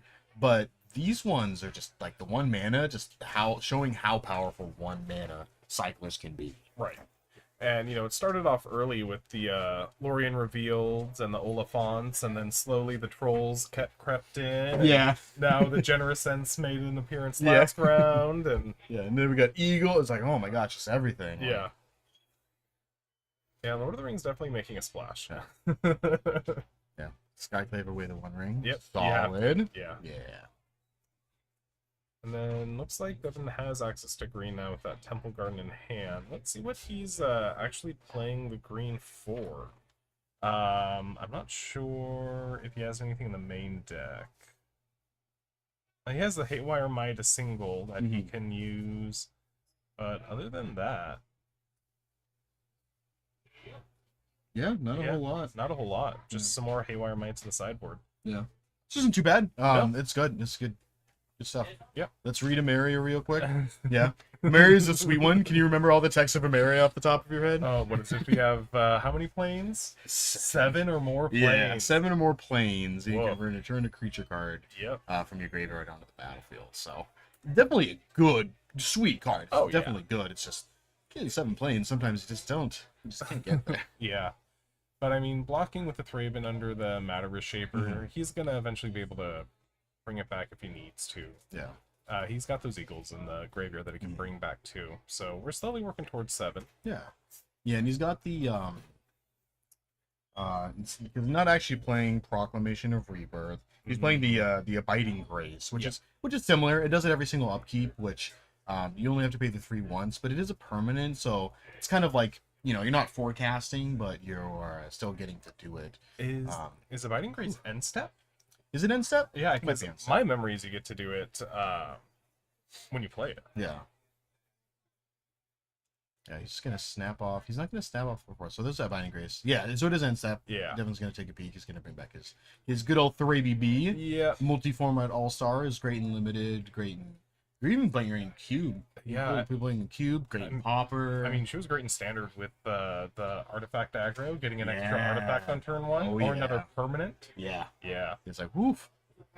Yeah, pretty big game. Yeah, Liberator's getting big here. So Yeah. yeah, just keep playing artifact. It's mine. No tower here. There is an Ugin in hand. Yeah. Still a couple turns off. Get a mine and a power plant, so yeah, just a tower away from an Ugin. Yeah, and Devin's just sitting on that demolition field waiting. Yeah, Karn looking good here. Let's see what Devin's options are here. He's got a Tormod's Crypt. Yep. Pretty good here. Yeah. Got a Relic, Pithing Needle, Liquid Metacoating, Ratchet Bomb, Stone Brain, and Snaring Bridge. Is that 3 Phyrexian Metamorphs? All right. Okay. A Mystic Forge, Sky Sovereign, a Worm Coil, a Sundering Titan, and a Walking Ballista. So, got a good smatting of cards there. Yeah. But Tormod's Crypt was the pick here. The pick here, yeah. Then, yep, just picking away at the Tron pieces. I think if you have 2 Tron pieces, it is a good idea to get one of them, just so that way you have, you know, you don't worry about that threat, you know, looming over you. But once you're down to 1, do you want to get rid of the last one? I mean, at this point, I think hitting Eldrazi Temple's fine. Yeah. I mean, also still just getting those Tron pieces off the board. Because at one point, especially when we see with this one, is he no longer has any basics. So Field of Ruin is essentially better strip mine because you get to go get your planes to pump up your Emeria plan. Yep. But then you get to just strip it, which is no basics in left. So he's only got the one waste and the one swamp in there. And then looks like Damon waited till end step with those Abiding Grace triggers on the stack to flash in the Tormod's Crypt. Yeah. So using the phases of the turn appropriately. Oh yes, yeah. Liberator making the really difficult, just being able to cast anything at instant speed. Yeah. It's always definitely brutal. And Karn's still on the table too. Yeah. Karn might not be long for this war. No, he's got a ballista in hand, so he'll be able to instant speed ballista. He's gonna attack here. Making a 4/4 is like, oof. Yeah. Yeah, he can just block here. Yeah. Yeah. Kill in multiple ways. He gets to make a 4/4 illusion creature token. Yeah, and Devin doesn't have much after that. He has the Thraben Inspector, cracking a clue. Oh no, just making a clue and then the Abiding Grace. I would have been tempted to maybe crack a clue and see what else he would have been able to pull off on that turn. Yeah, he needs a. Looks like, I mean, he's got 2 Winds of Abandon. Winds of Abandon would be really sweet here. Yeah. Just exile your whole board. I was gonna see an all its dust. Dust. Yeah, just get rid of everything there. Definitely brutal. Yeah, Devin's gonna scoop it up. Yeah, that's They're writing on the wall. Yep. Looking at sideboards here. Yeah. Devin probably not bringing in too much. Looks like sorry, Damon. Yeah. 2 D names. Damon playing Karn. A lot of times he can just leave everything on the main board, leave it in the sideboard because he essentially has the 4 copies of it in the main for each. Yeah. You could always bring in a Walking Ballista and move something into the side that's going to be a little bit less relevant in the matchup. Like he's got like a Mind Stone, so it's like gives him more opportunities to draw those in main since he does have 1 rings, so he can always just draw them. Yeah. And Karn is also always just a really big threat. Right. So sometimes you're like, I really need this in this situation, but I want him to stick around for next turn in order to get this other card. Might as well just have it in the main board. Yeah. So does he have the all 4 rings in the main, or does he have one on the side? All 4 rings in the main. Okay. Yeah. So you got the 4 Karns, 1 Ugin, the 4 1 rings, a Mind Stone. He's got 3 Chalice at the point in the main. That one, I honestly might be interesting in this matchup. Yeah, I think. Because him knowing that he's playing like this Martyr Proc style deck, being able to hit it on 1, but he's on the draw this game, so that is also kind of difficult. But the enchantment's a 3-drop, so he can just return the 3 drops to play. Sorry, the 1 drops to play, and then not really care about a Chalice on 1. Yeah, I don't think Chalice is going to do too much against Devin. Just for that exact reason, the Abiding Grace being able to bring stuff back, and being on the play versus on the draw, the Chalices can be so good, so bad. Yeah. That's definitely the type of card where if you're not chalicing on 0, how often do you really want to play with it if you're on the draw? Yeah, for sure. Big gainer at our players here. Yeah, but for Devin, for sure, those Haywire Mites are coming in. He has 2 of those that are coming into the side. The Path of Exiles, or Path to Exile, I think I can sneak in there. Yeah, kill anything. I mean, with Devin already having the information of only 2 basics in Damon's deck, Path becomes that much better. Yep.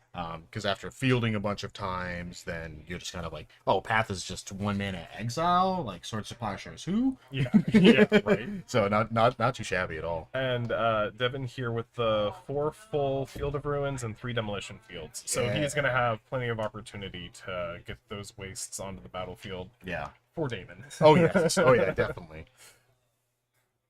But yeah, I mean, beyond that, Devin has Sanctifier, Vex, Strict Proctor, Hour of Revelation, Unlicensed Hearst, Hollowed Moonlight, and a March of Otherworldly Light. March is kind of an interesting one, but I think Damon is just going to go too big. Yeah, I mean, I like March because it hits 1 rings. It hits 1 rings. It hits 1 rings at instant speed, which is relevant. And even if Damon can then just do the Tron thing, and then just mine Power Plant Tower, back to back, being on the play, that definitely helps. Being able to have 1 mana to be able to march that early is definitely solid. Yeah, and then Devin would just be in that awkward situation of how in response firing off that Eagles. Oh, Devin's too excited, man. Yeah, too got excited. a lot going on. But yeah, having let's see, with what else Damon has in hand. He has a Matter Shaper, Walking Ballista, so at least he's going to have something to potentially do earlier. Get ahead on the board. But Devin has his own One Ring now. And yep, Haywire Might, and blow up the map. Just get it off the board, make it easy. And yep, should be changing some life totals here. And yep, Matter Shaper coming down.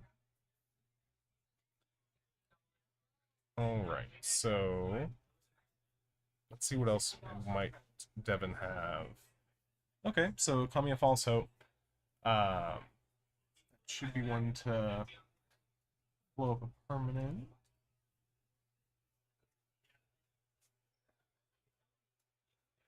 Oh, and then, yeah, Devin had lost the life off the Temple Garden and gained it back off the Haywire Might. Alright, so Matter Shaper coming in.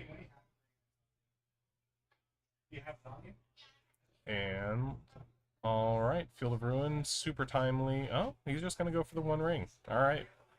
Drawing a card immediately off that. And let's see what else Damon's able to get. Yeah, the Gardens doesn't really have a good target, but hey, we have another ring on the table. So, kind of looking at each other with rings across the table, drawing, hoping to find something to get the opponent's ring off the table, basically. But there was a reprieve there.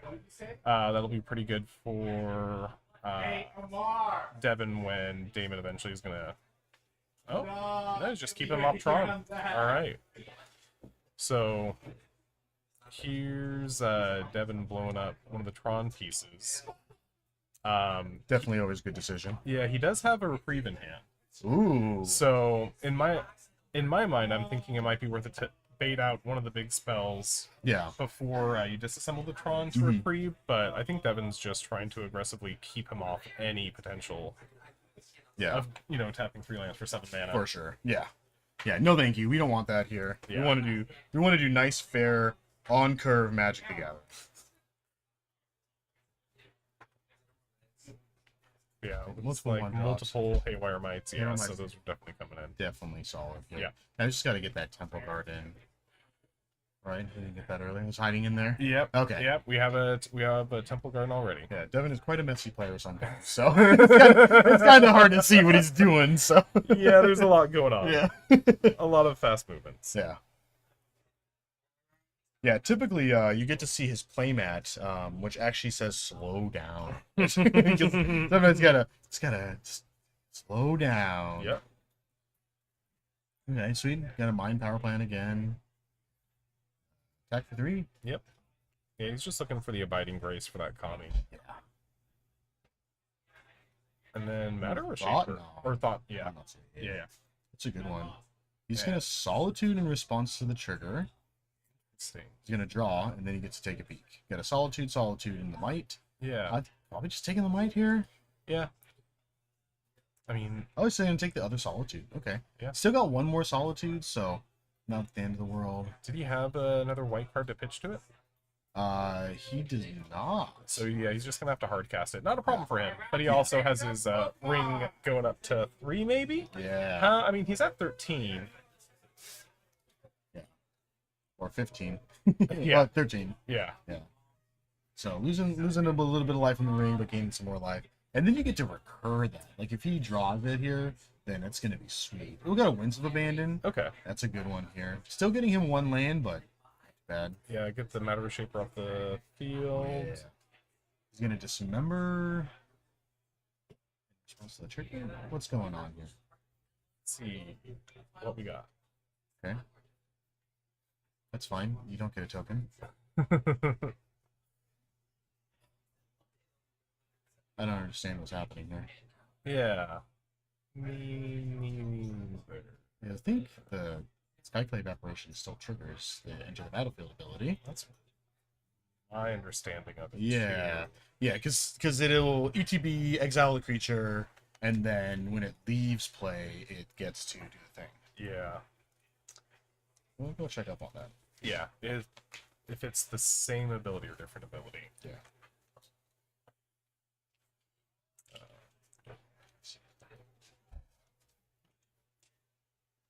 Alright. So, yep. Winds of Abandon. Coming down.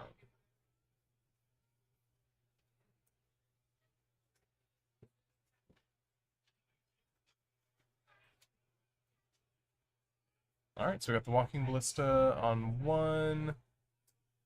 Oh yeah, looks like that Winds of Abandon was pitched.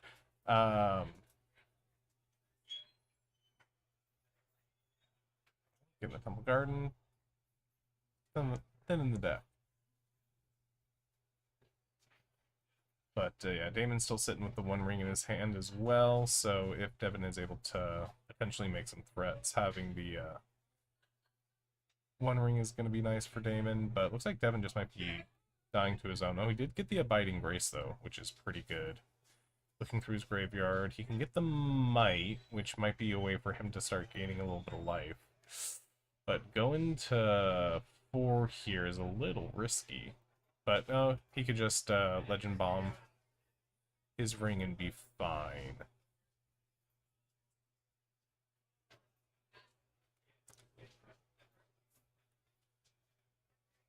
He's thinking about the Knight. Alright. So Ranger Captain Leo's coming down.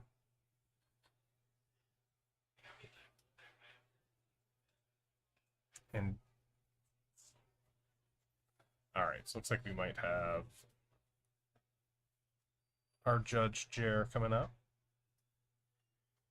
Potentially with the Dismember interaction, but we'll see what's happening.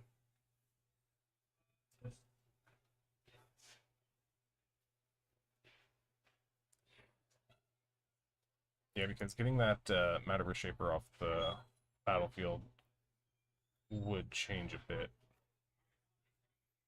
But let's see where we're at, how Jer rolls, and what the fix is.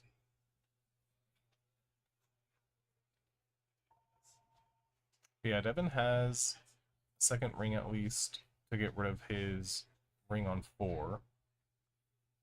He has a path.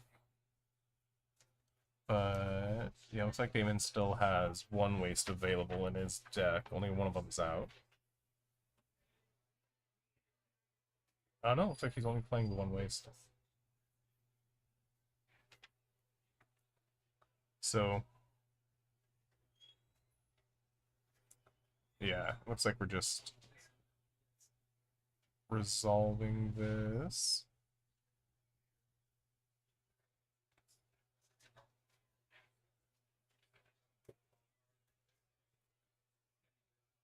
Yeah, Damon also looked like had all his dust in hand, so even if the Abiding Grace comes down, then he'll still be able to get rid of it.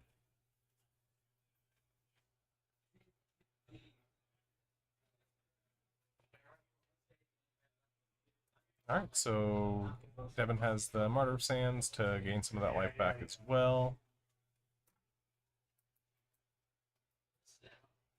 Yeah, because him at 6 is a little light. When his opponent has a Walking Ballista and a bunch of mana. But, alright, Abiding Grace is coming down. It's gonna potentially get back that Haywire Might. Well, especially if you resolve that correctly. Exactly if your thing gets dismembered in response. That's free exile. Yeah. Yes. Yeah, getting the Haywire Might. So, we have the resolution on the Judge Call there. Yeah, unfortunately, it was just too far. Too far gone? Yeah, because they had already moved through like 2 or 3 turns. Yeah. Before they were able to kind of figure out what was going on. So, unfortunately, no real fix for that. So. Yeah, at that point, there's not much you could do. Yeah. But Devin was able to tap his ring, find the Abiding Grace, find a second ring, so he could potentially Legend Bomb that, because he is at 6 and his ring has 4 counters. And then he played the He can always exile his own One Ring, gain 2 life, go to 8, and then play his other One Ring. Yeah, I mean, my thought was he could just Legend Bomb him, but Damon. So Devin played the Abiding Grace, and then Damon cast all his dust just to get rid of everything. Yeah. So he was able to get out of that, lock with the Kami. Yeah. But there's a Walking Ballista on the field, so we'll see what happens with Devin. But he needs to find something to do. He had a Martyr of Sands in hand, so he might be able to regain a bunch of life off that. Yeah. But without the Abiding Grace, it's going to be hard to tell if it's going to be worth it to... Yeah. Try to continue to get advantage in your life total. Yeah. So... Yeah, plus the other big problem with Martyr Sands, especially in the late game, you sometimes just don't have enough white cards in your hand. Yeah. You like sacrifice it and either you have none or you gain 2 life and you're like, wow, this is a lot worse than than it was previously during previous turns. So. Yeah, or your, ring might not be able to draw you enough white cards. Yeah. Sometimes you go, 2 lands and a Haywire Might and 1 white card. Yeah. That's going on. See, thinking about something in a turn here again. Potentially, I mean, might be deciding what to do with his Haywire Might. If he wants, I mean...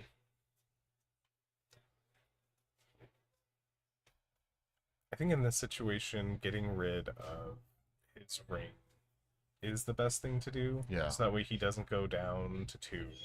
Mm-hmm. Yeah, because he can gain 2 regardless, because the Haywire Might...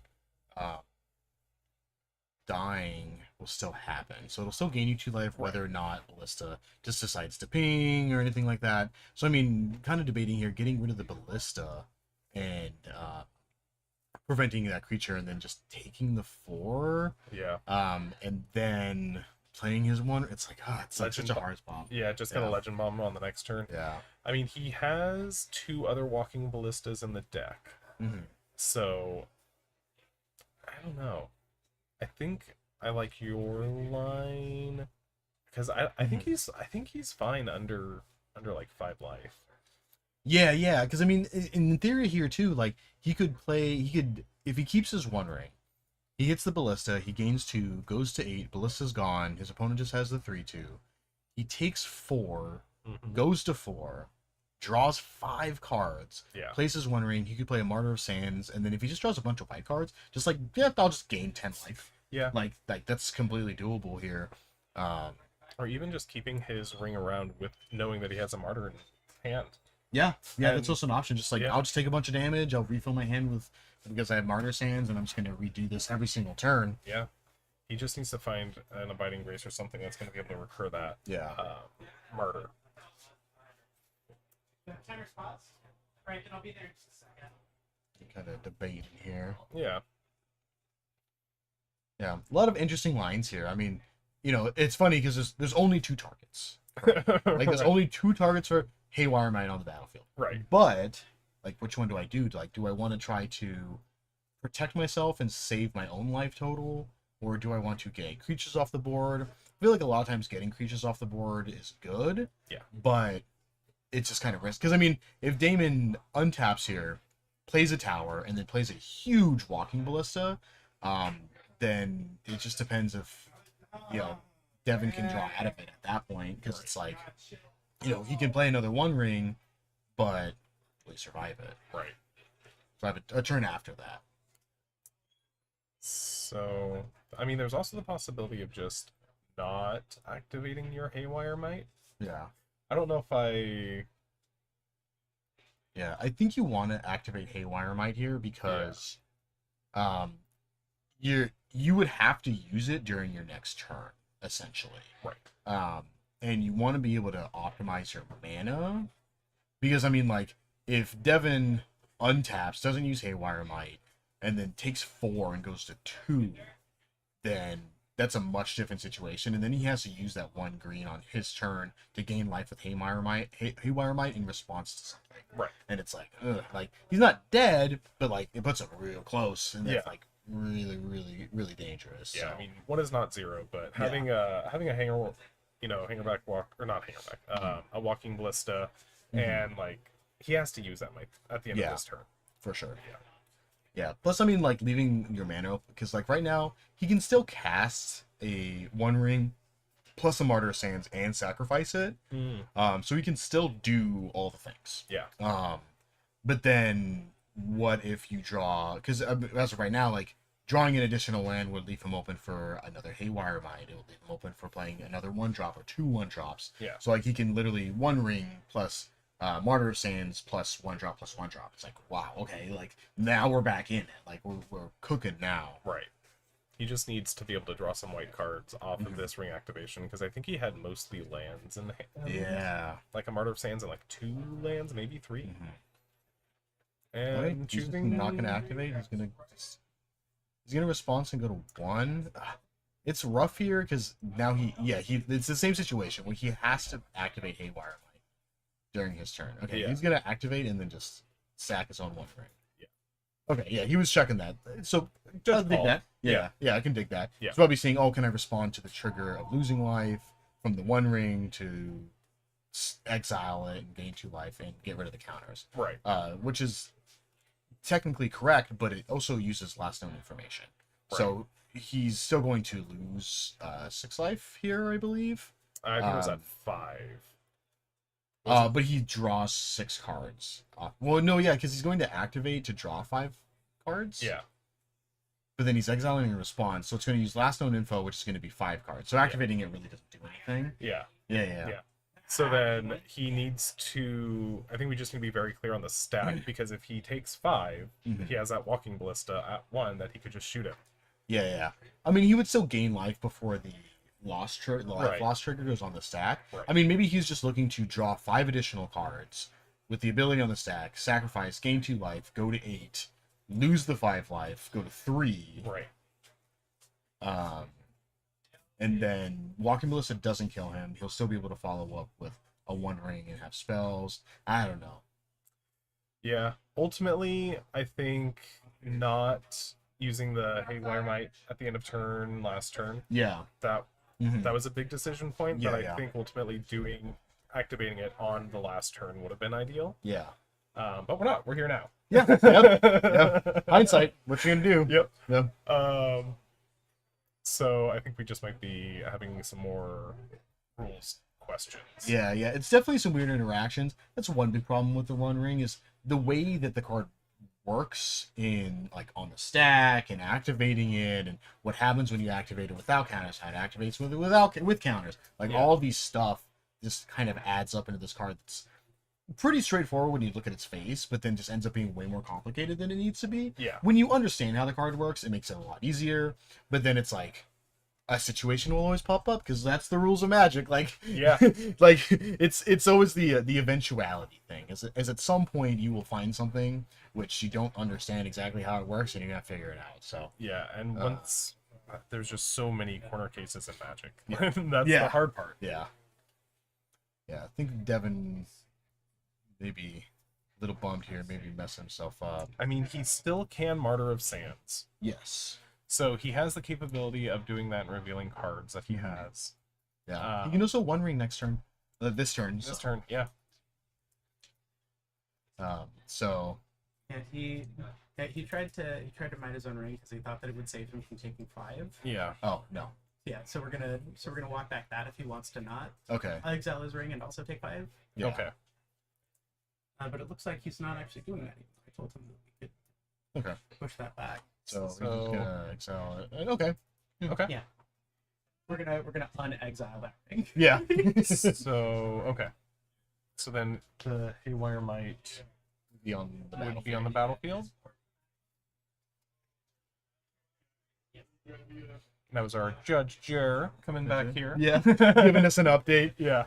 Just probably like, oh, those guys in the booth are probably super confused about what's happening right now. Yeah, we also don't have audio. We can only hear each other talking, so we don't know what they're talking about. Yeah. Okay, so he's gonna stick with the same play. Okay. He's gonna activate the 1 ring so he could draw 5 cards, and then he's going to exile with Might, so he draws 5, and then still loses 5 and goes to 3. Yep. So we see a mirror come on board, which is gonna be good. Yep. So we should be having 2 mana. Martyr Sands. Okay. Yep. And sack Martyr Sands. Got 1, 2, 3, 4. 8 4? life. 8 life. Not bad. Not bad. nice and healthy. Yep. And then he can do it end step too if he'd want. Yeah. That's a difficult one because I don't know. Let's see how many. Damon does have 3 all his dusts. We know he's got 1 down. Yeah. And then I think he played a different art one in game 1. So if Devin remembers, then he knows he has at least 1 other all his dusts in his deck. Yeah. So does he want to play into that, or does he want to play it safe and play another 1 ring here? He's also getting real close to the 7 lands from area. Looks like he's sitting on. Oh, true. No, he's only sitting on 5. Never mind. He's 2 lands away, but he does have the double like field. Right. So he can get that online for next turn. Yeah. Strippers himself. He's at a healthy life total now, so gaining 8 life kind of does that for you. Or is it 3 life? Oh yeah, It's 3 life per card. Yeah. So gaining 12 life. Holy moly. Yeah, definitely is making him feel a lot better. Yep. So yeah, with these strip mine effects, you go after 1 piece of Tron, and then do you go after the garden after that? Yeah, I think going after garden here is good. He's going to opt to play this instead, not leaving himself any white mana, which is rough because that means you don't have path. You can Eagles still. Yeah, my guess is he's Devin, I think, has to discard some cards. He's got a grip in hand. Yeah. So feels bad. I feel like that could have been a little bit more optimal. But I think skipping the one ring here is probably just fine. He's got enough cards in hand, and he has plenty of life totals. So it's like, just keep the Martyr Sands. And there's also, like I said, there's also just I'm just gonna play Martyr Sands every single turn. But he's gonna cycle here. What is he doing? He's just discarding the Eagles and the Plains. Okay. I'd like discarding the Plains here. He can still get the 2 other Plains. Yeah, I'm always tempted to just only discard lands. Yeah. Yeah, especially at this point where you can get the 2 Plains you need to activate a Maria. Yeah. On the battlefield. So we see Karn. Okay, so at least he didn't play the ring last turn. Yeah. I mean, gaining protection would have been nice, but he's not showing any threat. Crypt. He's gonna play the Crypt. That works out. Yeah. Yeah. Threat of activation. Yeah.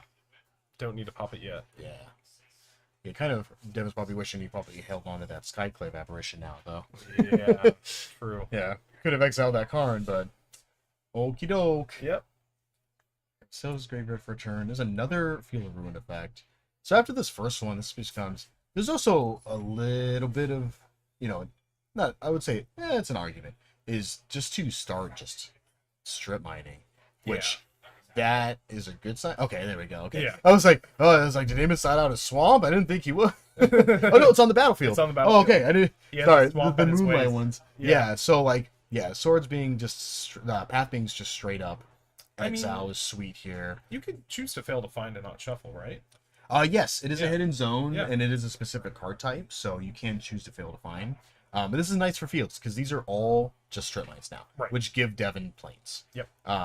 So.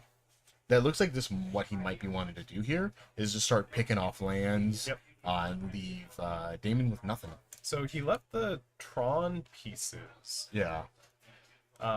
He still has 1 more effect. And he's got 1 in hand as well. And he has 1 in hand. Okay, Yeah, so maybe he's not concerned about that. Yeah. Because he can do that. He can play another field effect, and then he can hit both Tron pieces and then get 2 more planes. And then Damon only has a Waste Swamp and then a Magnuson Gardens. So yeah, I just see so much utility out of the Gardens. I'm tempted to just get rid of it. Yeah, because hitting 1 Tron piece is totally fine. Yeah. It's like, here, take a look at my lands. you got it, buddy. Yeah. Whichever one you want. Yeah. Let's see. Now the real question is do you remember which Tron land is which by just the art? Yeah. So do you have do you have a more preferred target to go after Tower's gone? I prefer to get rid of mines because I think power plants look cool. Okay. Yeah. You want to keep those around? Yeah. So I want to leave the power plants on the board because those just look better. True. So at least in my opinion. So. Yeah. And he's gonna pop that off. Yeah, he looks like Devin's looking to get that Grace on the board instead of hitting that last Tron piece, which is totally fine. Yep. Sitting on 4.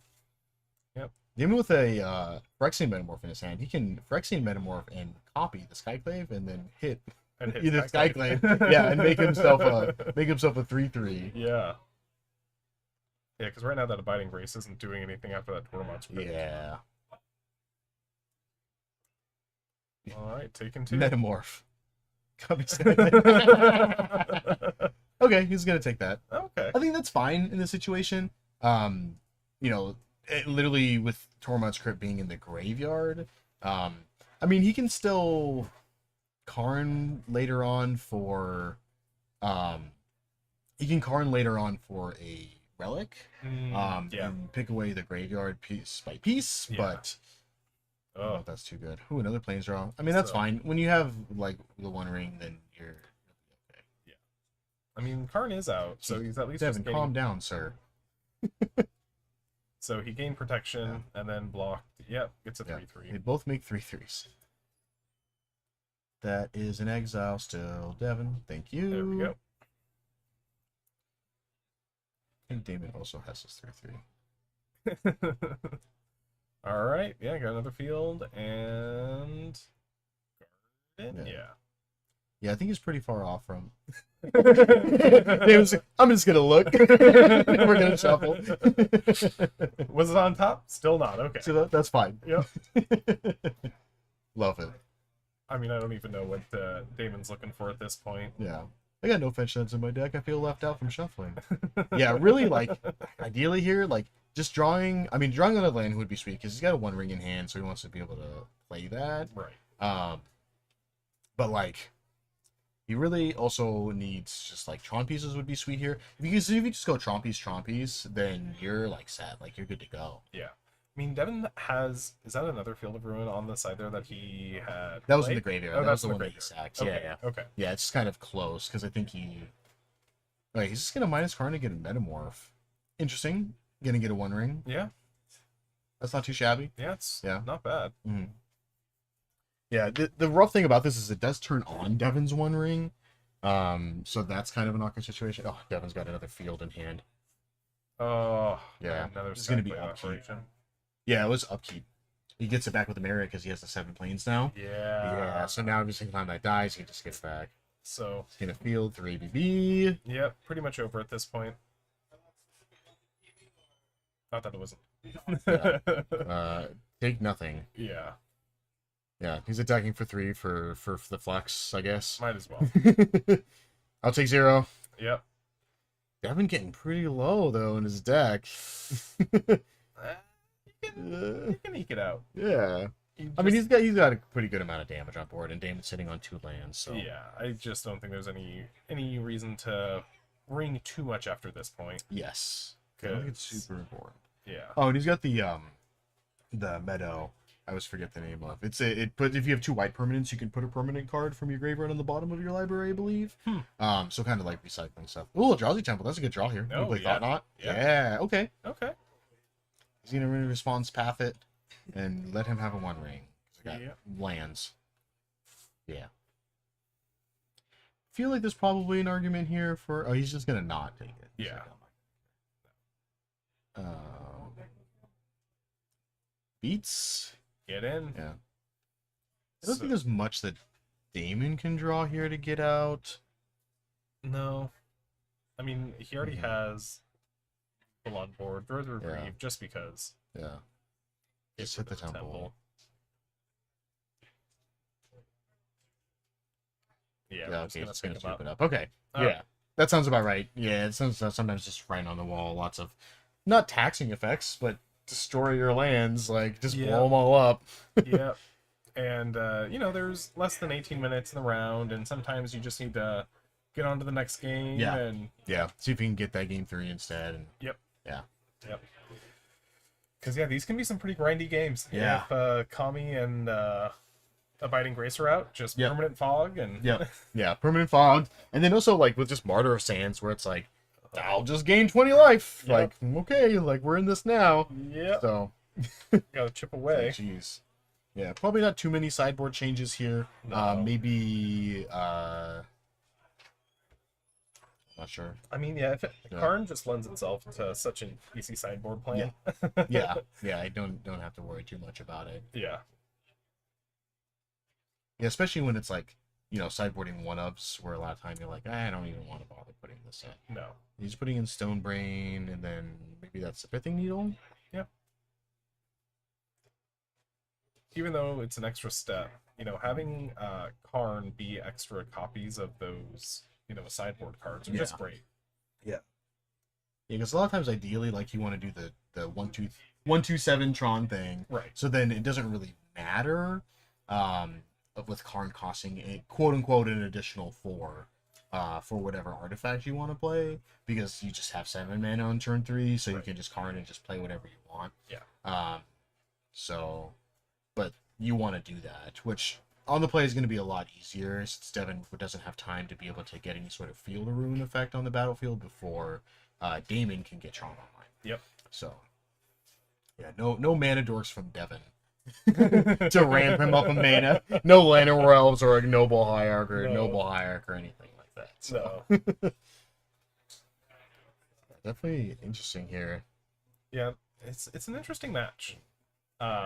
Eldrazi Tron just going so big, but Soul Sister is just gaining an obnoxious amount of life. Yeah. When you're like, yeah, my opponent's dead. Gain 15. Oh. Gotta do it all over again. Why? It's your burn player sobbing in the corner. Oh, yeah. Oh, man. Oh, my opponent's dead to bolt. I just need to draw a bolt.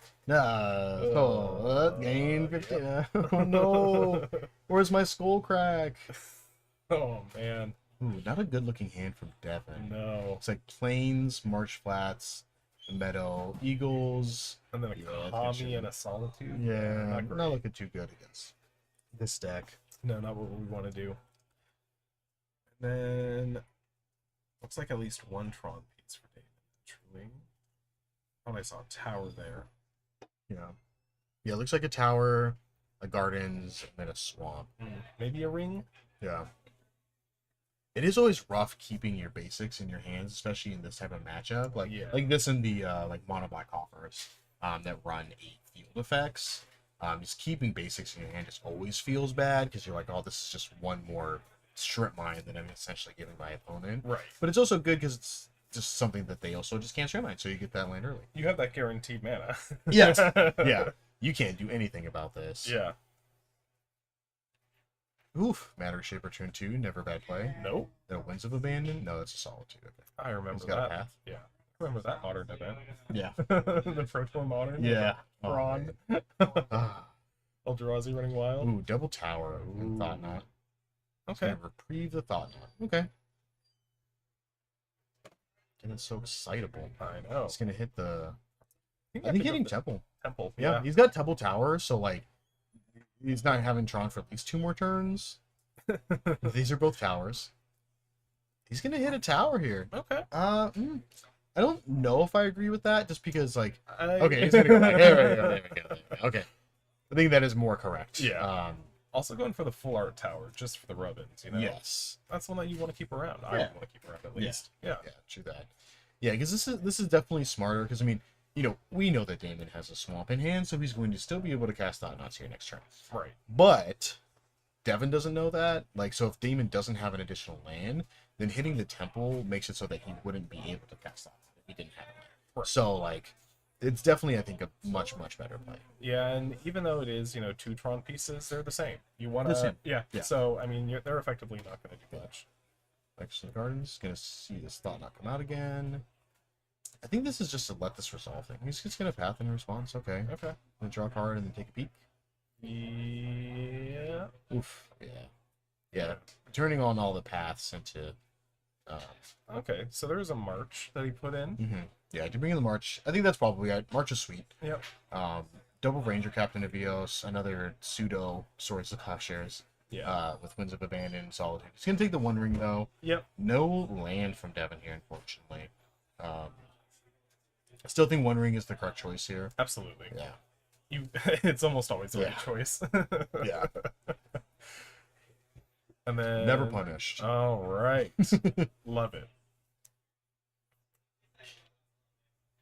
He's gonna field here to hit a tower. I mean, this is being a strip mine is fine. Yeah. You're gonna get a planes, except that's a 2-drop. Yeah, I mean, I'm tempted to play the captain, just that way you have some board presence at least. Yeah. Because it matches up pretty well against the Matter Shaper. Yeah, yeah. And then during this turn, too, he could have been able to captain plus play the 1-drop he gets. Yeah. Yeah, so he would have been able to get both. Yep. To play both, which is nice. He still can do this next turn, but this is just kind of clearing up the board a little bit more. Yeah. Which I can also see that he wants to do, but, you know, he's on the control game plan, I guess I would say. Using the control part of your mid-range deck instead of the aggro version of your mid-range deck. I mean, talking about mana efficiency last game, you know, his mana efficiency for this turn, use the 2 for the Field of Ruin, get back an untapped white source, so using his mana pretty effectively. Yeah, yeah, and it does kind of expedite him towards getting those 7 planes from area. Yeah. Yeah. Yep. Speaking of the devil.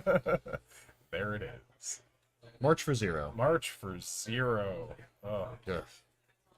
And he was Ranger Captain. Yeah. Pretty good turn there for Devin. Yeah.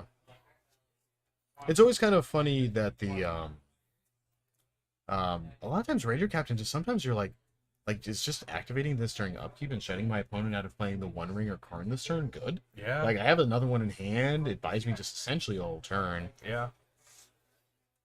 I mean, getting Haywire Might for the ring... It's because he sacrificed the Walking Ballista to deal 2, so it wouldn't die. Yeah, wouldn't get exiled. Yeah. Okay. Thraven Inspector trying to get a little bit of gas. Yeah. Yeah, draw a little bit more cards. Like, unfortunately, we don't have deck lists. There will be deck lists on the website after the tournament. Usually they post them a couple days afterwards. For just the top 8 decks, they usually don't do the entire tournament. But, you know, this is something you were looking for in particular. Another tower. Okay. Okay. Map for tower? Map for tower? Seems fine. Tower? Another Winds of Abandon. Yep. And let's see what else he has. 3B. Yep. You know where. Clue. Get a clue, Devin. Get it. Alright. What are you getting here? Because he wants some backups. He doesn't have a temple. Yeah. So you won't be able to use Haywire Might quite yet. True. Do you just want to get a Martyr of Sands? Is that Giant Killer? Giant Killer, yeah. Yeah. I think I like Giant Killer. Yeah, I can give it a Giant Killer. Yeah. Giant Killer's sweet. Oh, yeah. Kills a lot of stuff. I think I do want to upkeep Sack, though. Now that you have 2 of them. Yeah, now that you have 2 in addition to Damon, there we go. That's what you're doing upkeep. Yep. Yeah, because if Damon goes land, all his does here, brutal. Yeah. Like, definitely not what Devin wants Damon to do here. Right. Yeah, he needs to keep control of the situation. Yeah. So Damon can literally play only Phyrexian Metamorph. Yeah. Next turn he's able to Garden the Mind Stone, so that way he's going to be able to untap with more mana. But it's the same amount. Yeah. You can get more draws. Yeah. Garden is a land. It does tap. Yeah. Oh, is it? Oh, get his own captain. Yeah, I get a Walking Ballista. Yeah. All right. That creature does cost 1 mana or less, so true. Definitely cool. Devin's like, gosh. Oh no. That's so sick. That's my card. Yeah. Wait a minute. No, you can't do that. Hello, police. Man, what a doozy of a game here. Yeah, this is some pretty good back and forth. Yeah. And then be mine. Okay.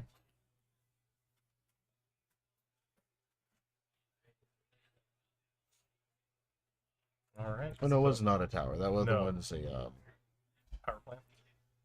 I believe see, I don't even remember the arts. It's a tower, power plant, and then mine, I believe, is what the order is currently sitting on there. So, I mean, having that active, is he overload? No, he's just gonna cast it. Yeah. It's gonna hit Ballista here. You have to hit Ballista. Yeah. You just deal 3 to Devin.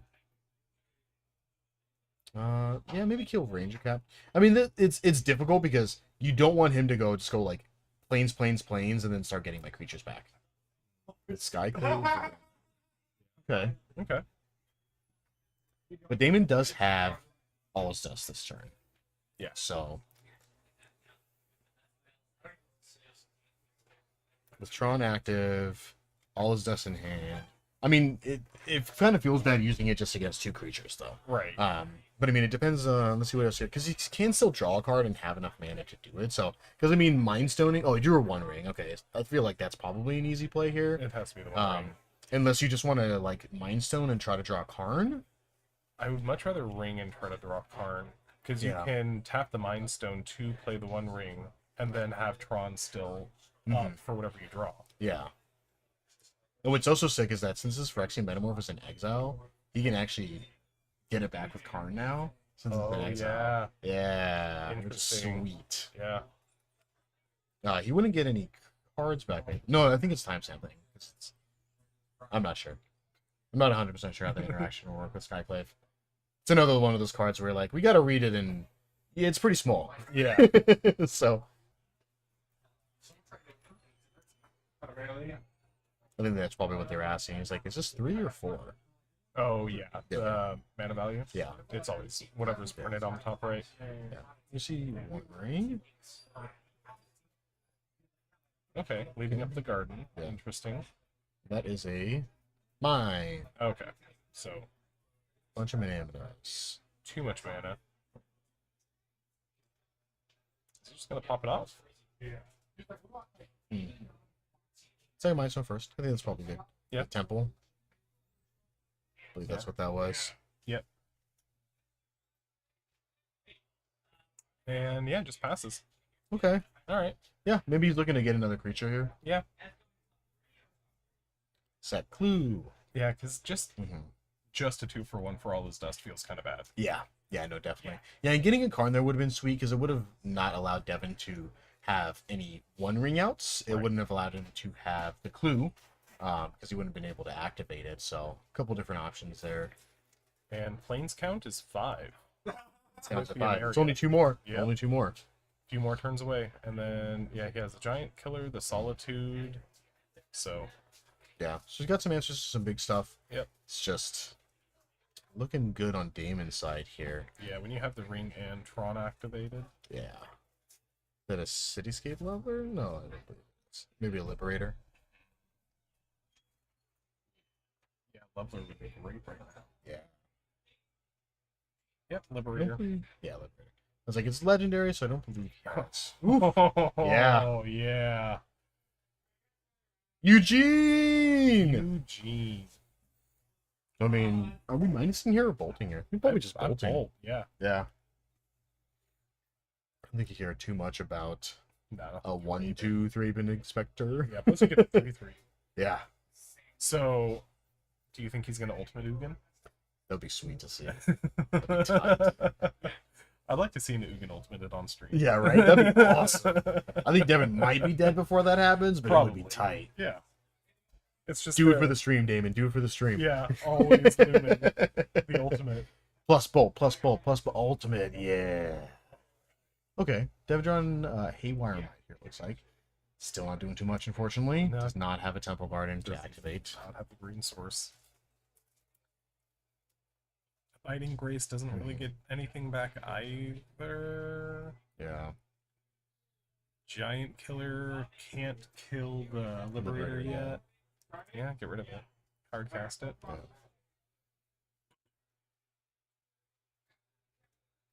Yeah, gonna do that. Lose 2. feel like Damon's in a good spot. Totally fine. Feeling good. Immediately Drawing draws cards. 3. Yeah. That's one of my favorite parts of the ring. Draw. All right, draw. Draw. Now I'm actually drawing. All right. Bolt the Inspector. Get a Matter Shaper down. Bolt the Solitude. Oh, yeah, the Solitude. Oof. Oh, man. Damon. Look at all my pretty magic cards. I'm just going to dump my hand every single turn. Basically, and gets to refill it. Pithing Needle naming. Yeah, I think this... Yeah. Yeah. One of the situations where I would have kept up the Solitude for instant speed to chip away at Ugin. Definitely. Yeah, I probably wanted to get Liberate out of the way nice and quick, but Yeah. not really. I mean, you had Giant Killer to deal with it. Yeah, that's true. Oh, there's the Temple Garden finally. Okay. Sacrifice exile one ring. Let's try his darndest. Can't ring it. Or garden it. Yeah.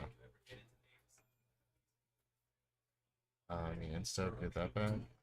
Yeah. I think, arguably here, yeah, 3 Inspectors I think is probably the correct choice. Not having another Temple Garden means just getting back Inspectors is better. It's drawing you an additional card. And being able to still have your 2 up. Yep. Which is solid. Yep. And you're happier to chump block with a 3-Wood Inspector than the Haywire might. Yeah. Yeah, do you think they're... I mean, I think this turn, actually, it's still going to be... It is still, only a... it's only a 2-for-1. It just kills the 3-Wood Inspector and the Antichrist, but I think thinking all this does here isn't too bad. Yeah, I would always does for sure. Yeah. Yeah, get that off the board. You don't want to deal with that more. Exactly was fine. Be able to attack for 9 with impunity and then bolt with Ugin and he's dead. Yep. Scooby-Doo. Dang, we almost got the Ugin. Almost. maybe later on. Yeah, we have a few more rounds to go. Oh man, that'd be too cool. Woo! A couple of games. Those are some doozies. We don't have very much time left in the round. No. So we should be able to move on to round 4 pretty quick. Yeah. Which is always nice to see. Yeah, we had some pretty intense judge calls, some really branching lines of play there. Yeah. A lot of decisions to be made. Yeah. My favorite thing to say always is Magic is hard. Really Magic is not an easy game. Like it's sometimes you just gotta think and you just gotta sit there and you gotta do some thinking and some more thinking and And even though you do all this thinking, sometimes you still just don't proliferate your Planeswalker counter and you do your opponent's Rhinos. Yeah. Like it's just fine. It's fine. You still win the game. Still win the game. Yeah, sometimes it doesn't matter, sometimes it does. So pretty solid. Yeah. So I guess, Yeah, good exciting round. I'm sure we'll see you soon for this next round coming up. Round 4. Round 4. See you then. See you then.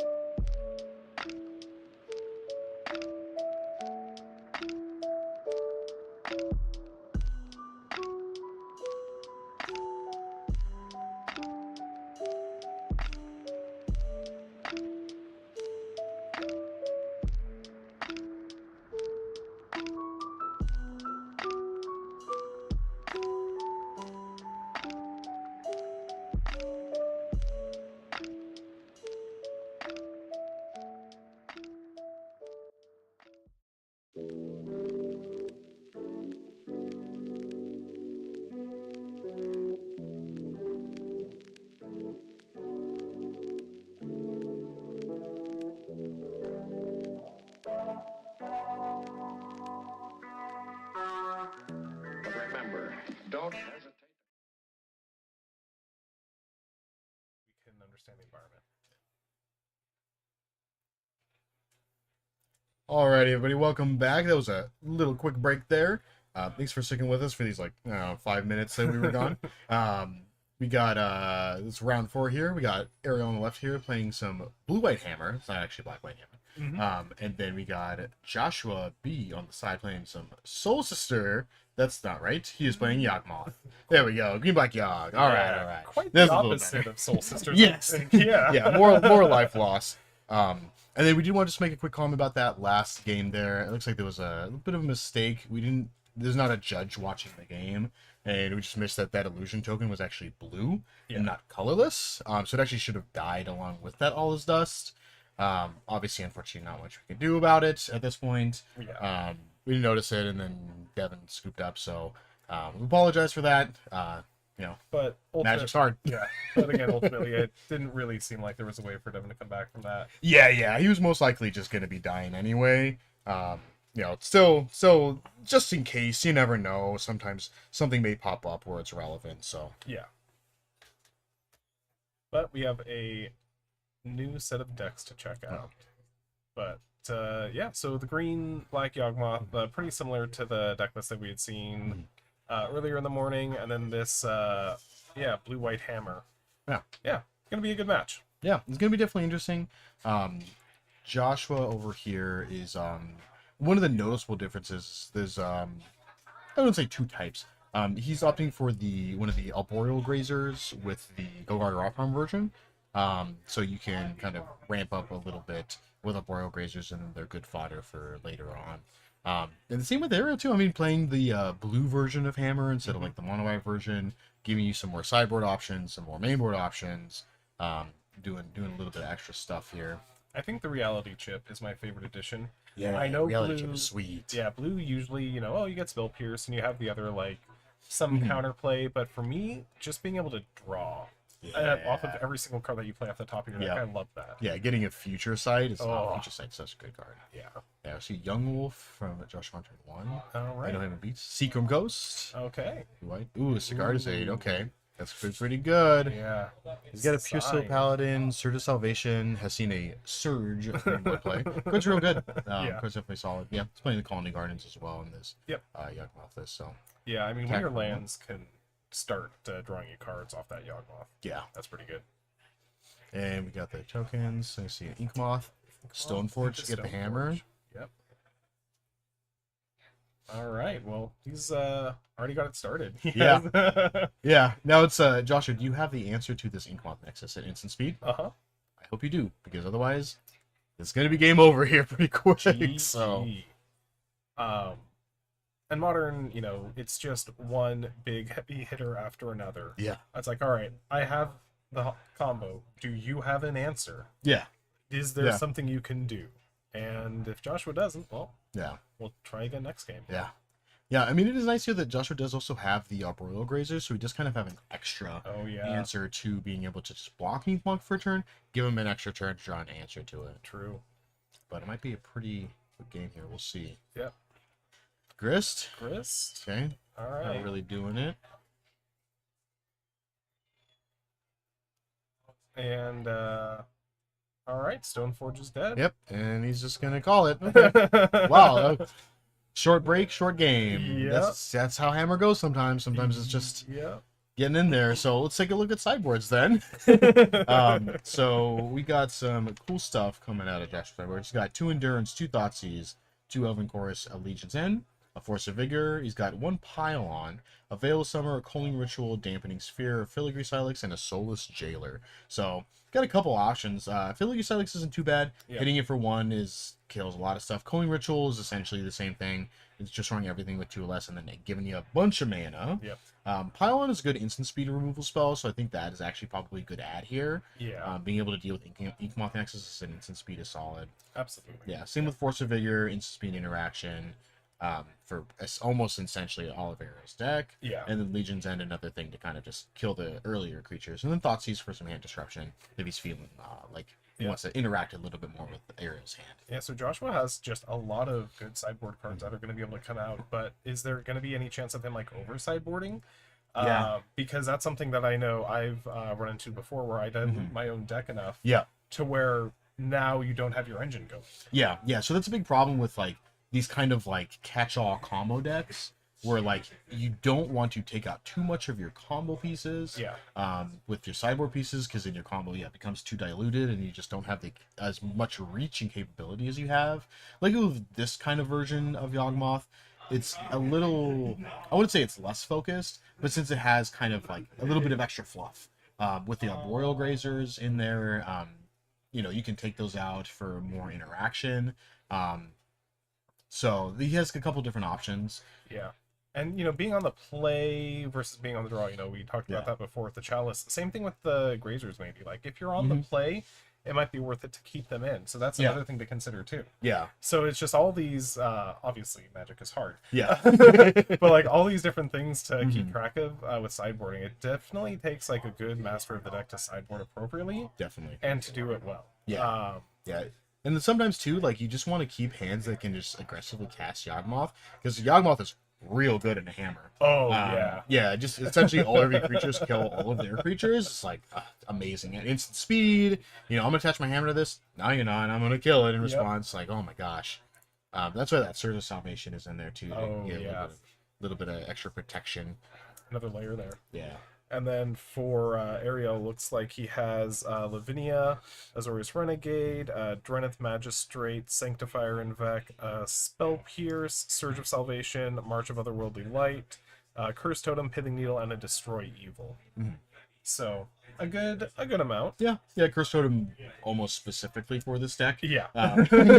Yeah, I feel like that's kind of a given for these sideboard decks. Sideboarding nowadays is Curse Totem. Yeah, that's for Yawgmoth. Okay, cool. Yep. What else is it for? Yawgmoth. Okay, cool. I stand by that. Yeah. It's like all of your graveyard disruption going in against. Against like living. It's like oh, what is this? What are these Leyline of the Wards for? Scam and Living Death. Oh, okay, cool. Yeah. Okay, makes sense. But that Destroy Evil, I think, is kind of an interesting addition. Maybe one to add in to pick off Yawgmoth. Yeah. So probably not too much coming in for Ariel, but Joshua has. Oh, he's got Grazer, Colony Garden, Twilight Mire, Forest, Wall of Roots, Delighted Halfling, in another fort? No, maybe that's the Verdant.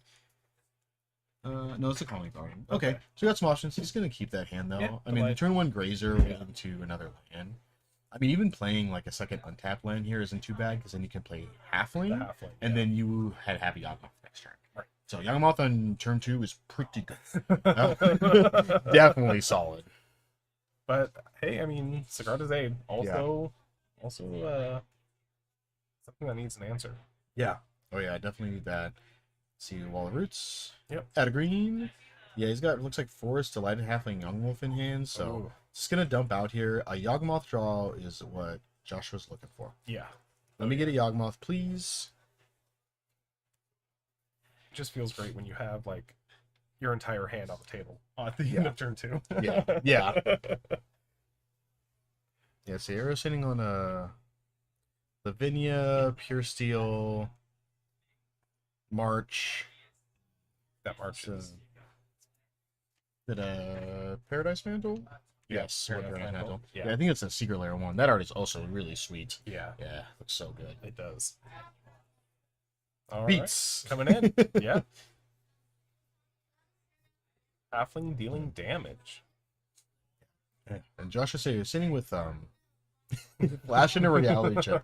I'll equip it to itself. No, can't equip it to itself. But yeah, just Future Sight's such a good card. Yes, it is. So good. Such a good card. Yeah. Always the funniest thing about the Future Sight effects is that they're looking at the top card of your library, just not use the stack. So you can use it at any time.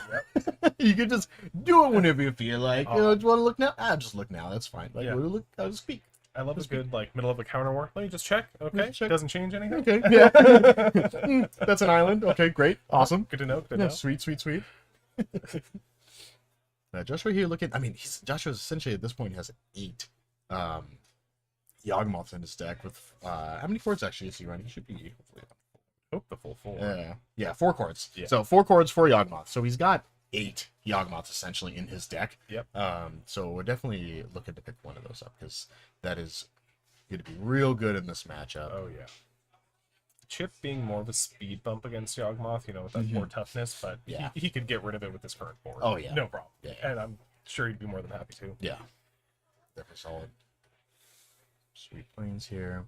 Yeah, and then Joshua has a lot of draw outs as well to Hepatra, to another Young Wolf, and then any sort of like, you know, she's got the Shelter in there. He's got, he opted for Zulbor Cutthroat for his list, and he's got one Eldritch Evolution as well. So Eldritch would be good. Get rid of the Wall of Roots. Yeah. Yeah. Wow, that's another way to just get Yawgmoth out early. Yeah. So play Giver and Pass. Like a land. So there's another Wall of Roots in Joshua's hand. Yeah, arrow with the Paradise Mantle. I don't think it's super important here to have Paradise Mantle, just because you want Pure Steel on the board before you do that. So it looks like he's playing Giver here to protect Pure Steel when he decides to play it next turn. Yep. So that he gets to draw that card. You have an extra. You're gonna have another wall. Yep. It's gonna pass. There's no reason to attack here. Nope. I mean, look and peek. Go and peek. Maybe, because he has what, 3 creatures with 1 tap or 1 power? So he can sneak in at least a damage. Yeah. But no, he's only got 2 creatures with power actually. Oh. It's just Young Wolf and Delight to Happen. Oh, the plant is a plant token. Yeah. Yeah, so it's an O1. Right. Not a whole lot. So we're gonna see Lavinia and then Paradise Mantle now instead. Okay. So Lavinia is essentially just gonna be mostly for the chords here. We don't really run any pitch cast elementals, so that part is not very relevant. What are we doing here? Float a colorless. Float a mana, 2 mana. 2 mana. Or is he Re-equipping. activate? Okay. Yeah, re-equipping here, so you can do white for Pure Steel. Yeah. Yep. Okay. Okay. Seems fine. Yeah, maybe he just wants to get Lavinia on board just so he can prevent any chord outs from this point. But sometimes you just natty draw Yawgmoth. Nope. That would have been an easy windmill slam. Slammed on the table. Yeah. This is double checking. Yep, I gotta read your cards. Yeah. You can still chord for 1. Now you can chord for 2. Yeah. So he had all the setup, but he had no gas. You know, it's rough because sometimes you need to trust your deck and you need to know, no, I will find what I need. Yeah. And then you just, you just don't. Yeah, it just doesn't happen. Yeah, that's the problem with Yawgmoth sometimes. It's just, I got all the pieces, but I just need essentially just a Yawgmoth. Yeah. Because, I mean, without Yawgmoth, a lot of your creatures, like, I mean, you have a 0/5, a 0/3, a 0/3, a 0/1, a 1/1, and a 1/2. So you got all the mana in the world. And not a lot to do with it. Because a lot of your creatures are just a bunch of little itty bitty guys. You have some great blockers. Yeah. Activating Ink Moth, making Paradise Mantle actually sweet here, because then it gives him 4 extra mana. I don't think he needs that much mana, but it is an option. Yeah. Tap the reality ship. Tapping. You can re-equip now to Lavinia. Okay, so he saw something he liked on the top of his deck. Yeah. Let's see. Essentially draw a card. Springleaf Drum. Okay. Okay. What's up next? Springleaf Drum is a little redundant here with Paradise Mantle essentially being a free tap. Yeah. Creature. It does make your creatures tap non-summoning sick mana, which is cool. But I mean, tapping the Giver, I don't know. I feel like I would always want to keep that one back. yeah. It depends on what he's doing here. Okay, it looks like he's gonna do something else here. He's Yeah. gonna go for Lavinia. He'll use Lavinia instead. Oh no, he's floating too. He's just with the floating. Giver. Yeah. Okay. Yeah, that seems fine. Yeah. More mana. I don't think he's peaked yet, so.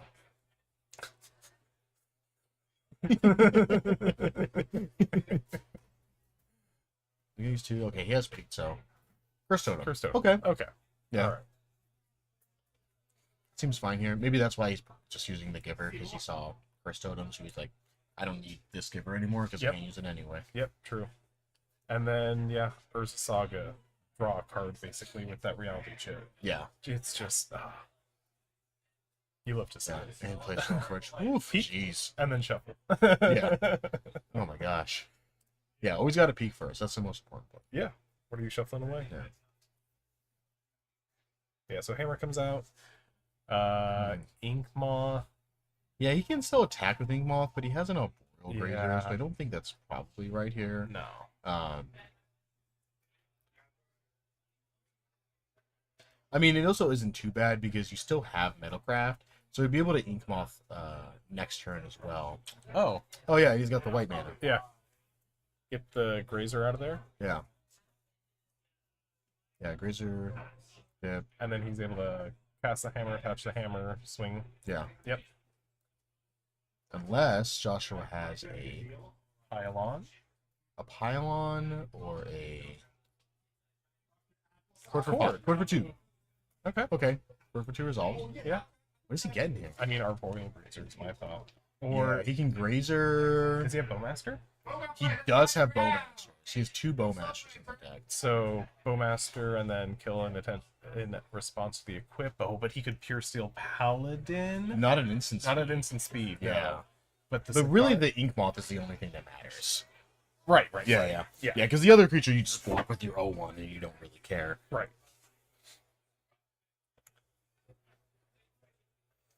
And does he have the Sigardas?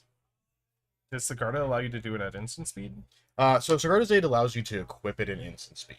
Okay. It allows you to cast it at instant speed, and then when equipment comes into play, you immediately attach it. But it doesn't give you the instant speed equip ability. Got it. He can't trigger it and then equip it to that, and then in response try to equip it again. Correct. Okay.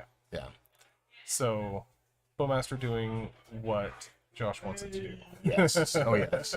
Yeah. And then so now he can re-equip with Pure Steel onto any creature he wants. None of his creatures have haste. They're tapped, so it's not going to be able to attack this turn with a hammered creature. Yep. So okay, Josh was able to survive. Yeah. Yeah, living on a turn here. And no flowers from Ariel, so this definitely is looking good here. It is rough because at this point now I've got to block your creatures almost every single turn. Well, I mean, he's still at a healthy life total. Still at 20. Yeah. And now he draws the Yawgmoth. Now he draws the Yawgmoth. Okay. Which is rough. So now you got to follow up with Yawgmoth plus a Force Figure. Hopefully. Get rid of the Cursed Totem. Yeah, the totem. Yeah. I mean, Yawgmoth's still not too bad of a draw here because Yawgmoth does have protection from humans.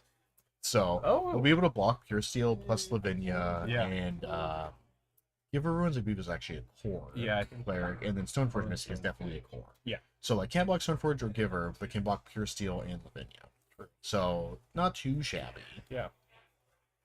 Yeah, it almost takes them off for the Portis attackers. But now Arrows gets to switch over to Urza Saga Plan. Yeah. And he gets to make a, 1, 2, 3, 4, 5, 6. He gets to make a 6/6 this turn. And then he gets to make a 7/7 the following turn, then both turns into 8/8s. So, and then he gets to get Shadow Sphere. So, that's going to be the big game here. He's getting Shadow Sphere. So, give her off the top of the deck as well. And then the reality chip equipped is a big game. Yeah. Oh, yeah. Gonna peek. Pithing Needle. Pithing Needle. Yawgmoth? I mean, probably. Redundant effects redundant. Seems fine. Yeah. Yeah. I mean, you're not going to want to shut off the mana makers. Yeah. Boseiju. So we can't Boseiju away that the Cursed Totem. Which is also a good thing. Yeah. Yeah. I mean, a Force Figure draw here would be outstanding. Yeah, that's what he needs. Yeah. So tap in some more mana to. Oh, and he has fetch drew the Shadow Sphere. Okay. Yeah. And now he can just fetch away whatever he doesn't like off the top. Yeah, that's good. Yeah, I still think playing Shadow Sphere here and attacking, because I mean, Stoneforge Mystic as a 12, 13 is not bad at all. With trample and lifelink.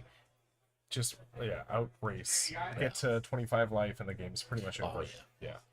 Just gonna swing here. He can also just Shadow Sphere instant speed. Yep. This is block with the dude. And then Shadow Sphere. have a response. All right. Yeah, it's just kind of like, oh, you're gonna block with one creature instead of blocking with a bunch of creatures. Right. Doesn't even give Joshua the option here. Right. So. Because yeah, I'm sure some of those Wallowoods be going under there. Oh Wallowoods, yeah. Yeah, well, for sure. Yeah. Soak up some of that damage, maybe save a little bit of life total. Yep. Oh, okay, so we did draw. Yeah. Got a ping. Yeah, making that bigger. I mean, there's a lot of things that you can ping. I mean, like you can still ping, like pinging Lavinia is not too bad. Yeah. So that it'll turn on your.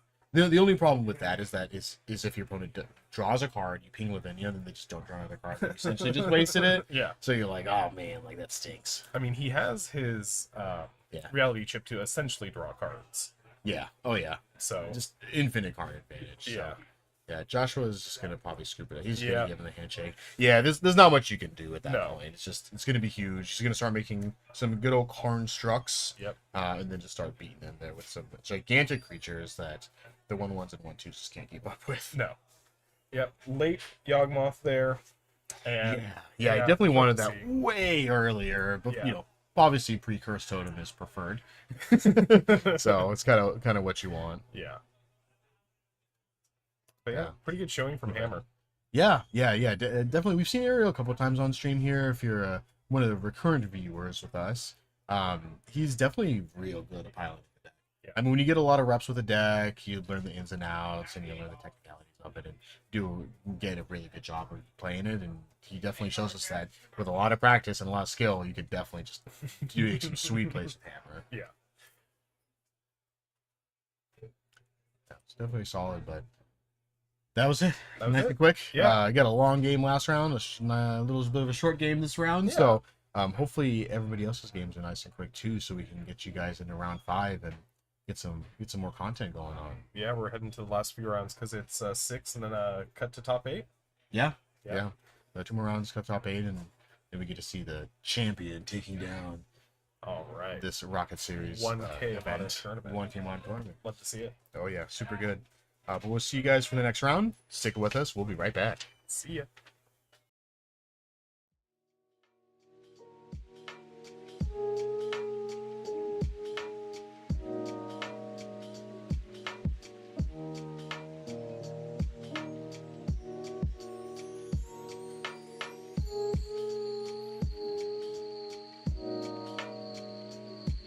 So what?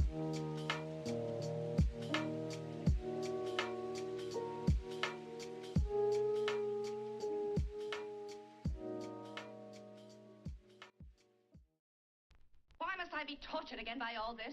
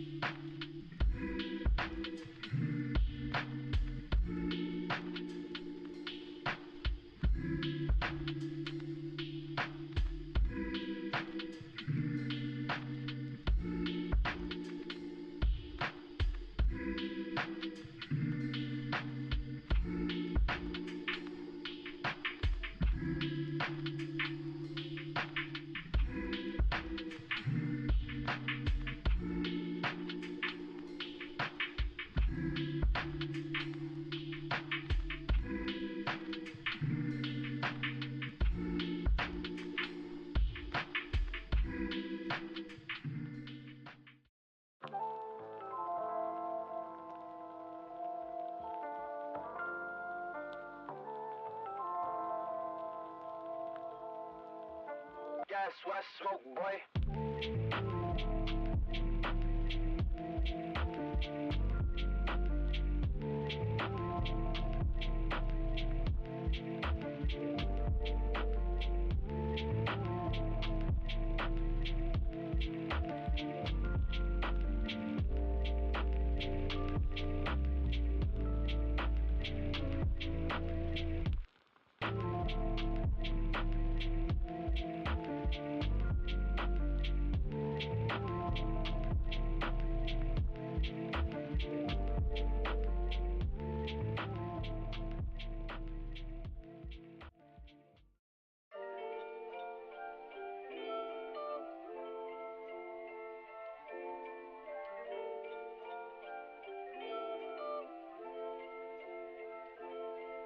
is your...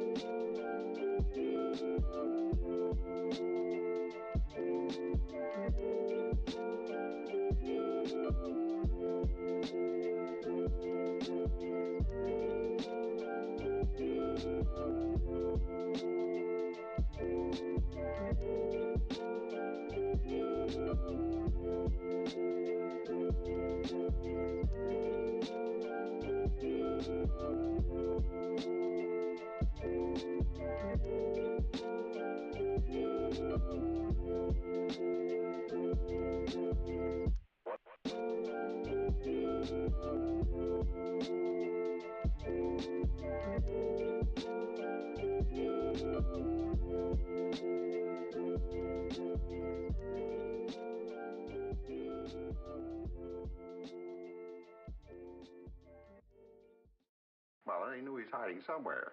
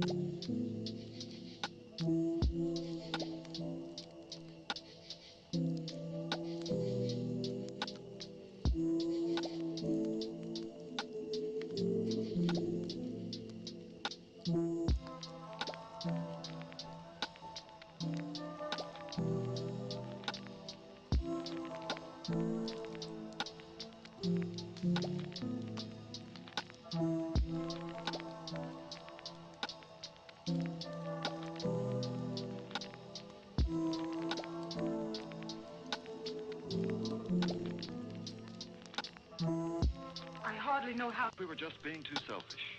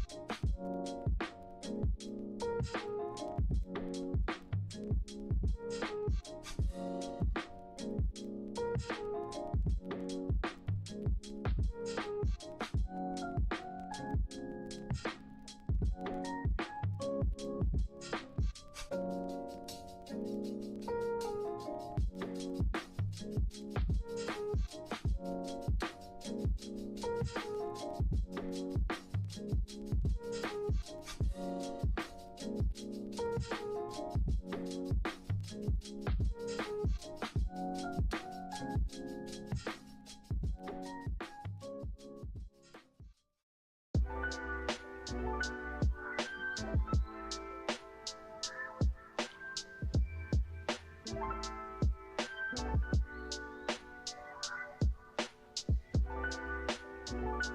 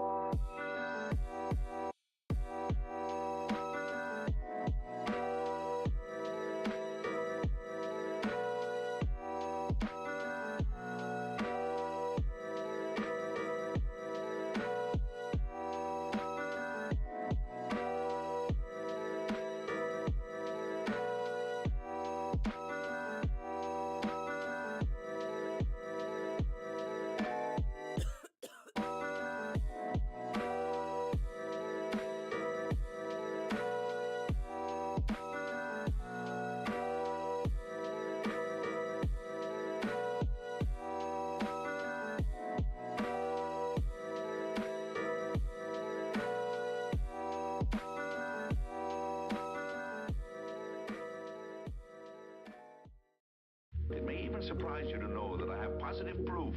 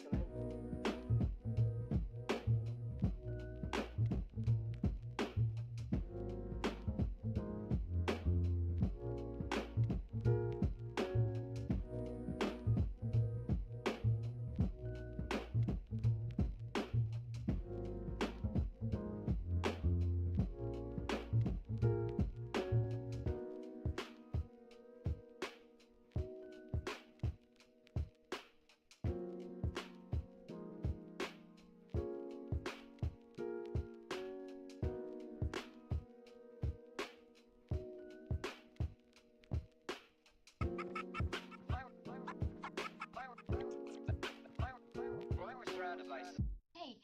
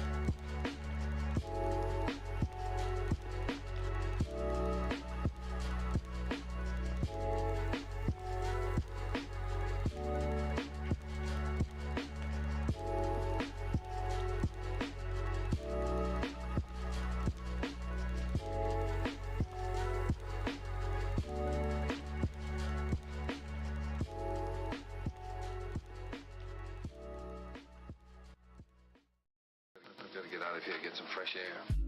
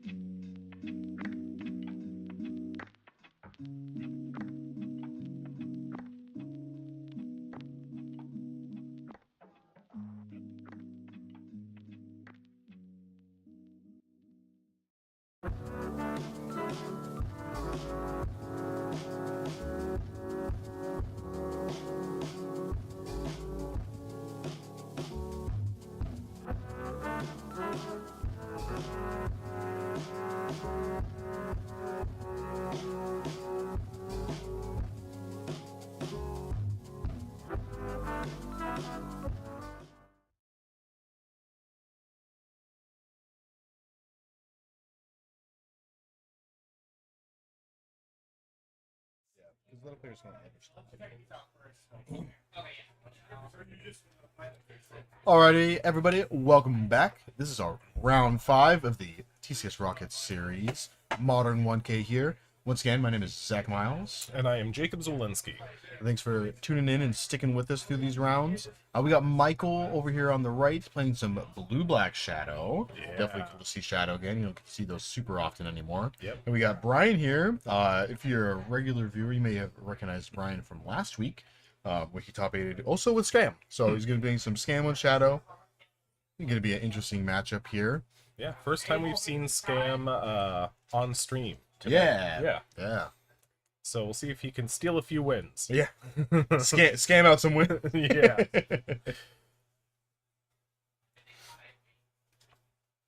We just got our players shuffling up here. Yeah, Shadow did pick up Preordain, which is nice. Yeah, love me some Preordain. I'm surprised that it's only 2 Street Wraiths. I would think that that deck would run a full 4. Yeah. Yeah, I mean, maybe they're trying to, like, fill in the slots with some other stuff. Yeah. Take a look. I mean, Bowmasters definitely helps. Let's see. Soren's Ransom is going to be an interesting one, too. 2-stepper push. Yeah, Soren's Ransom is sweet. Yeah. Let's see if we can get Brian's hand here. Not looking good. Not any land in Brian's hand, so that's probably going to be a mole. Yeah. Michael also taking a mole again. We got both players not too happy with those hands. Brian's an easy mole here. Yeah. It's like I can't cast any of these cards except for Fury. Yeah. It just goes away. It's like no, thank you.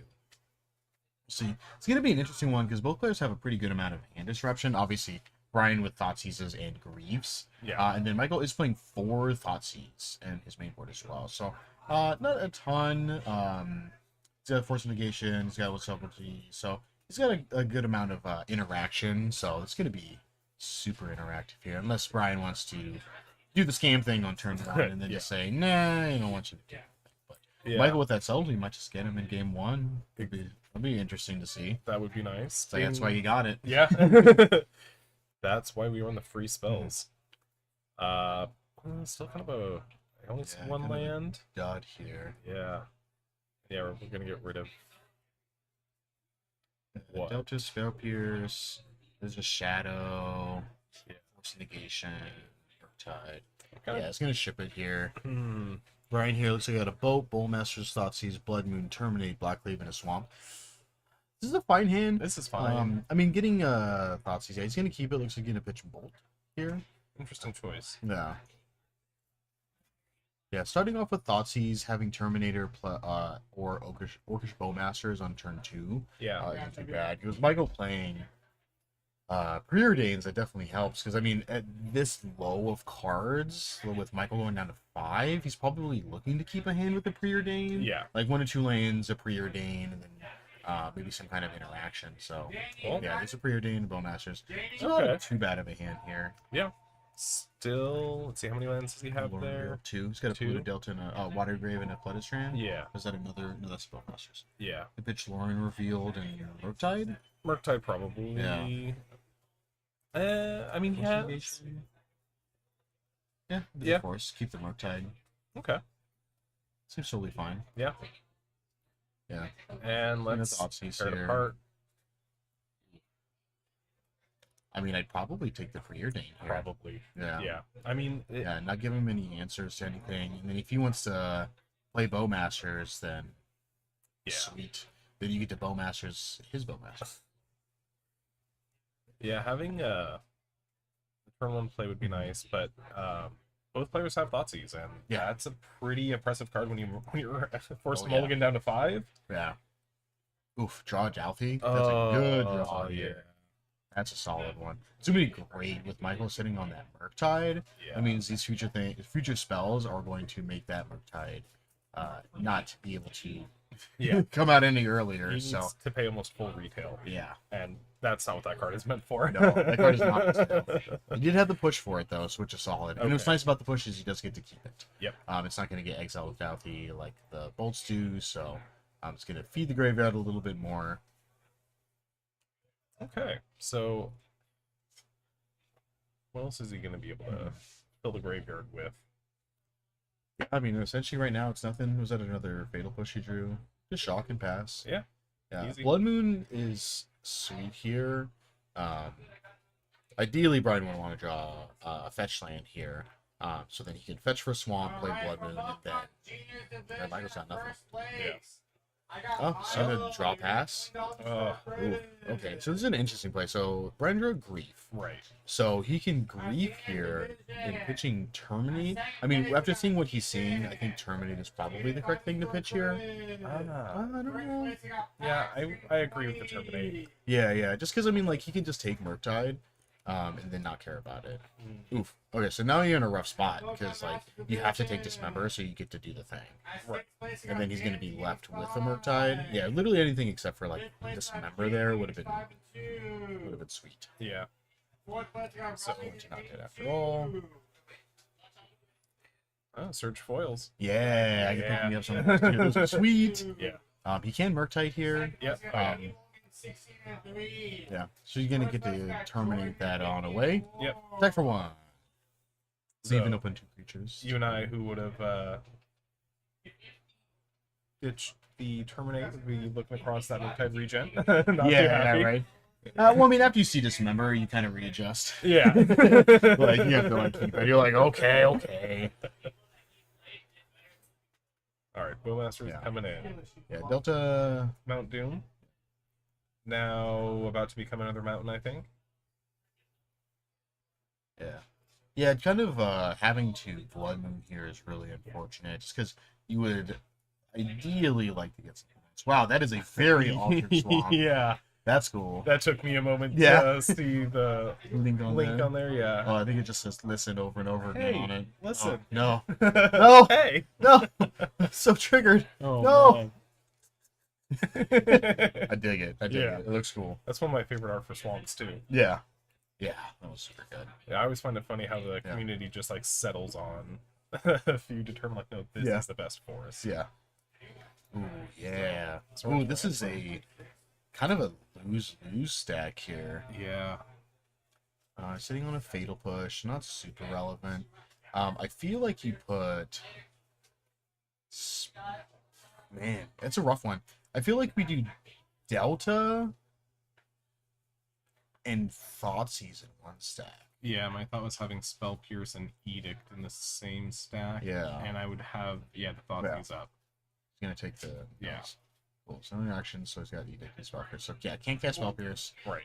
Delta would have just been a mountain. In my mind, that card should have been Factor Fiction, because you have your face up, face down. Yeah. Yeah. Alright, Another another big draw mountain. here. So failed push is tempting. Another grief. Can't cast grief. No. Ah. Yeah.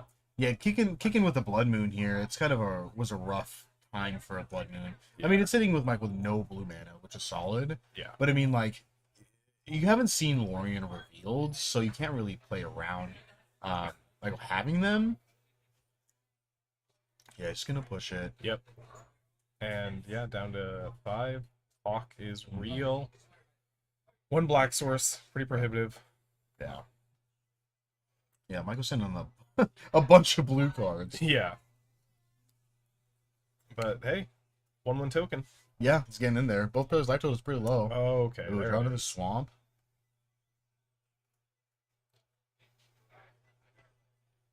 Ottawa is interesting. What do you take? Odawara? Either No, you can't take non-land. Odawara. Sorry, non-land. Yeah. Probably I force. just think of that spell. Count as a spell. Yeah. In Force, in my mind, that's the only spell he can cast. Preordain does nothing. That's true. Yeah. Oh man. Yeah, no blue mana for Michael here. Yeah. Ragavan. Ragavan's actually, I think, pretty decent here. Because he gets a dash Ragavan and just attack with both. Yep. He's going to block, Yep. and then he just gets to return it. Yep. Mhm. And Michael has 2 basic islands in the deck, so there is a chance. It's just very low. So Bowmaster there, off the top, is going to be annoying. Dead? Yeah. Oh yeah, he's just dead. I mean, he can flash in the Bowmaster, block. Oh no, he can't. Menace. Yeah, Yep. because of Menace. That's yeah. it. So Brian's going to get this game 1 here. Taking a look at sideboards. Yeah. Brian, got some scam stuff. You got another Blood Moon to the side. He's got 2 in the main already. He's got 2 Chalice of the Voids, 2 Engineered Explosives, 2 Hidetsugu Consumes All, 3 Leyline of the Voids, Phyrexian Metamorph, a Sheldred, 2 Sheldred's Edicts, and a Terminate. So I'm thinking maybe Leyline of the Voids. Not too bad against any deck with Dark Tide. Yeah. Especially when they're playing blue-black and they have no answer to enchantments. So, again, it's not something you have to worry about. You'll need 1 in your opener, and then the rest of them just pitch to grief. Pitch them to grief, exactly. So you don't have to worry too much about Yep. that. They're not dead late game, which is pretty big. Yeah. Yeah, and then for Michael here, looks like he has 3 Phyrexian Crusaders, 2 Dothy Voidwalkers, single Dress Down, 2 Engineered Explosives, a Chalice of the Void, 2 Stern Scoldings, and a Null, a Fatal Push, and 2 Break the Ice. Let's see, going in against Scam, what are your thoughts on the Dress Down? Do you think Dress Down... Well, I feel like his deck is a little bit more controlling than some of the shadow decks we see. So I think Dress Down might not be too bad. Okay. Is Dress Down your pitch cast elemental so that it doesn't do anything. You get to keep it, but then I'm just gonna kill it. So it's like I don't care. Yeah. It doesn't matter. I also do I'm a big fan of Stern Scolding into scam decks. Because essentially it counters most every creature besides just Fury. Yeah. Because like Crocs is already like problem. So you don't really care too much about that, but it gives you another spell on turn 1 with Michael being on the play, like having Stern Scolding plus the Spell Pierce plus Fatal Push, anything on turn 1 is great going into your opponent trying to do the scam thing on turn 1. Yeah, or Dismember. Or Dismember. Yeah. Yeah. What's rough though is that you can't really bring in Chalice in this matchup. No. Because ideally you'd be choosing 1 with Chalice against this deck, and you can't really do that when you're playing Shadow. Exactly. You won't be able to cast your Death Shadows, you won't be able to cast Spell Pierces, He's got Spell Seer, Spell Snare, Stubborn Denials, Thought Seizes, like just cuts off like so much of your deck. It's just not doable at all. That has to be a high roll Chalice for 0 against Rhinos, maybe against Titan. A good look. Yeah, but no, absolutely. The Stern Scoldings I think are going to be great for him. Yeah. So Yeah, that card's sweet. Yep, and playing this more control-y shell, the sideboard games I feel like are going to be the much more back and forth because with these control decks you are able to design the sideboard to kind of fill all the holes that you kind of left wide open when you were doing your 60. For sure. So having the capability of like pivoting, obviously, which is what the sideboard's for. Yes. But control decks are just taking much more advantage of it. Yeah. Especially since they have a tendency to see them a lot more often with a lot more card interaction, deck manipulation. Right. Yeah. Those preordains are going to be able to find him what he needs when he needs it. Oh yeah. Good early, good late. Yeah. A lot of times, a little bit better actually late game, ironically, but yeah. But yeah, still totally serviceable to cast on turn 1 or turn 2 if you're looking for a little bit of early interaction. Yep. So let's see how Michael does. So whenever you're facing a Blood Moon and you're playing, there's only 3 basics in this deck. How often are you gonna just fetch for a basic immediately? Like, I think this deck can afford to get away with it. I mean, luckily with fetch lands being in the format, the decks aren't the cards aren't as mana intensive as they used to be. Yeah. So I mean, like even having just one of each source is totally fine. You're sitting on double island. That's actually, I think, a great way to start. Yeah. And then you can just fetch where you, I presume, you spawn 2 islands, 1 swamp. Yep. Yeah. Yep. So totally fine. Your swamp later on is perfect. You can still get like a watery grave, if Brian doesn't want to keep the blood moons in, because I mean, since he's on open deck list, he doesn't know how many basics Michael has. Right. So he doesn't know what he's sitting on. And I don't think he ever saw. Did he see something that would have made him think Death Shadow?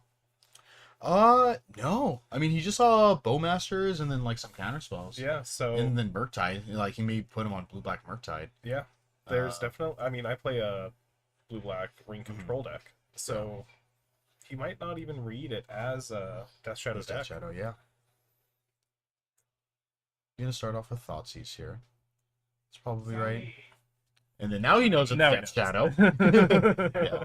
It's good he started off with a Thoughtseize here, because if he's just gone for the Pitchcast Fury plan, saw, and then get Subtlety, it's like, oh man, like that's brutal. That's rough. Yeah.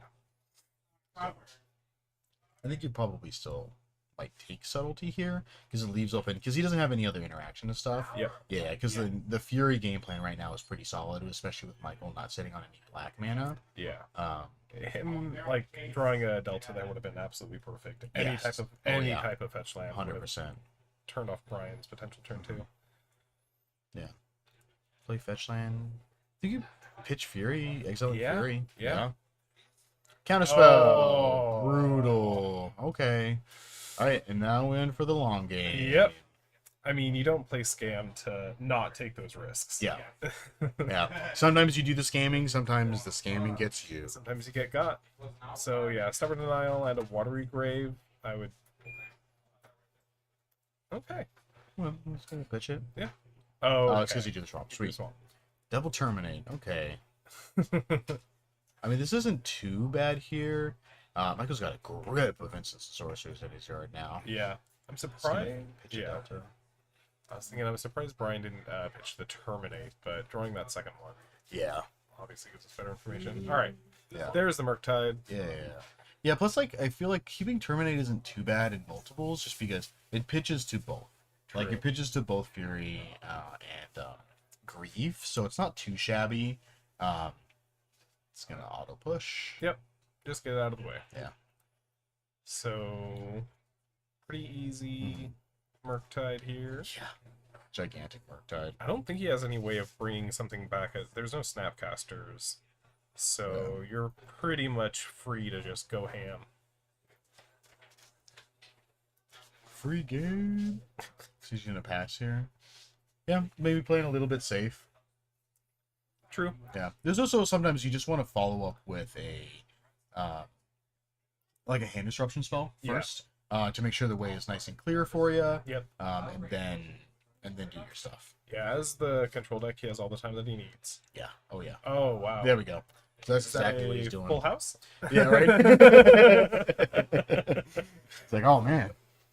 Yeah, I mean, obviously you thought terminate here. Yeah. You don't really care about your opponent's not dead after all, is with their 0 creatures on board. Yeah, plus he has a Stubborn Denial, so he has other Yeah. ways of dealing with those. Pitchcast Fury, getting rid of terminate. You cannot cast that card. You don't have any black mana. He...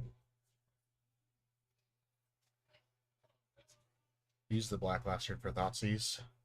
True. Yeah. Want to rewrite there? Might be getting Yeah. a little far. Let's see if we can get a judge on it. Yeah.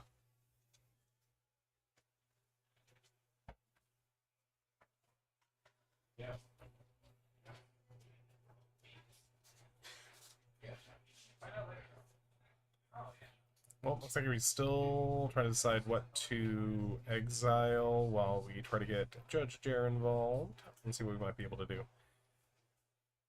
Nope.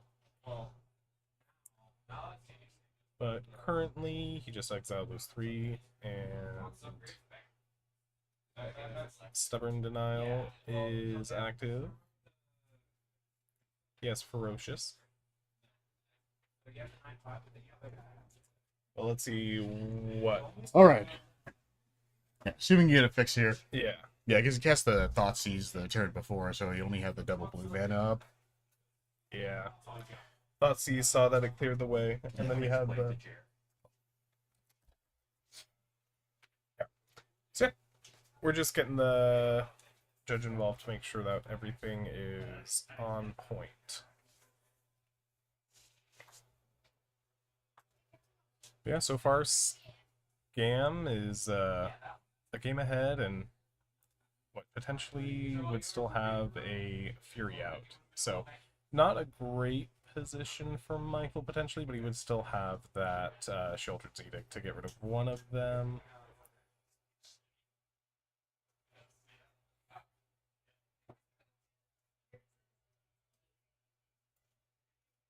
Yeah, I think we're just kind of recounting everything with the players too to make sure that they're above board with it all.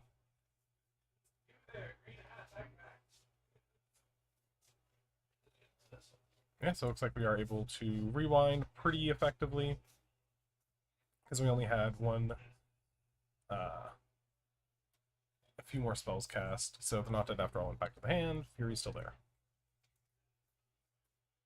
Cool. And then the Delta was in hand, or it was going to be drawn. But yeah, he still had the Stubborn Denial for the not dead after all.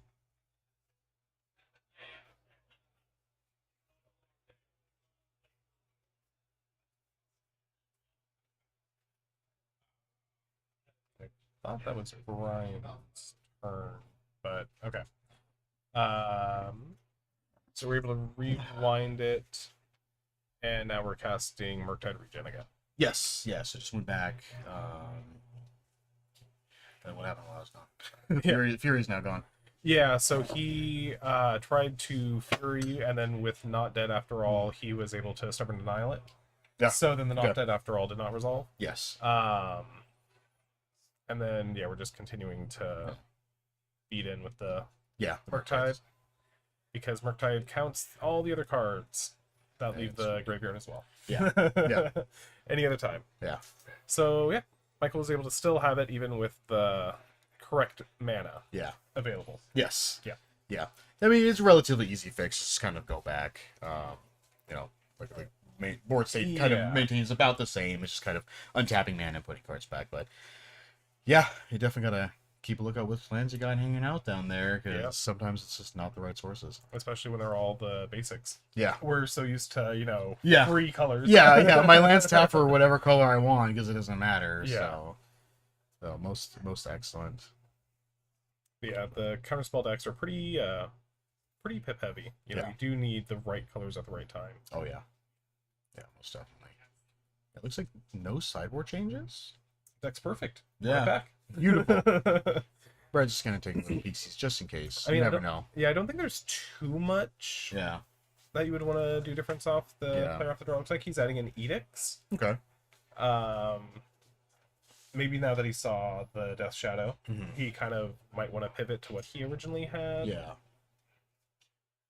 So was that a Daunty Voidwalker and a Blood Moon, maybe? Now that he saw that there were two basics, Yeah. or two basic islands and the basic swamp. Yeah. Yeah, I think he took out engineered explosives as well.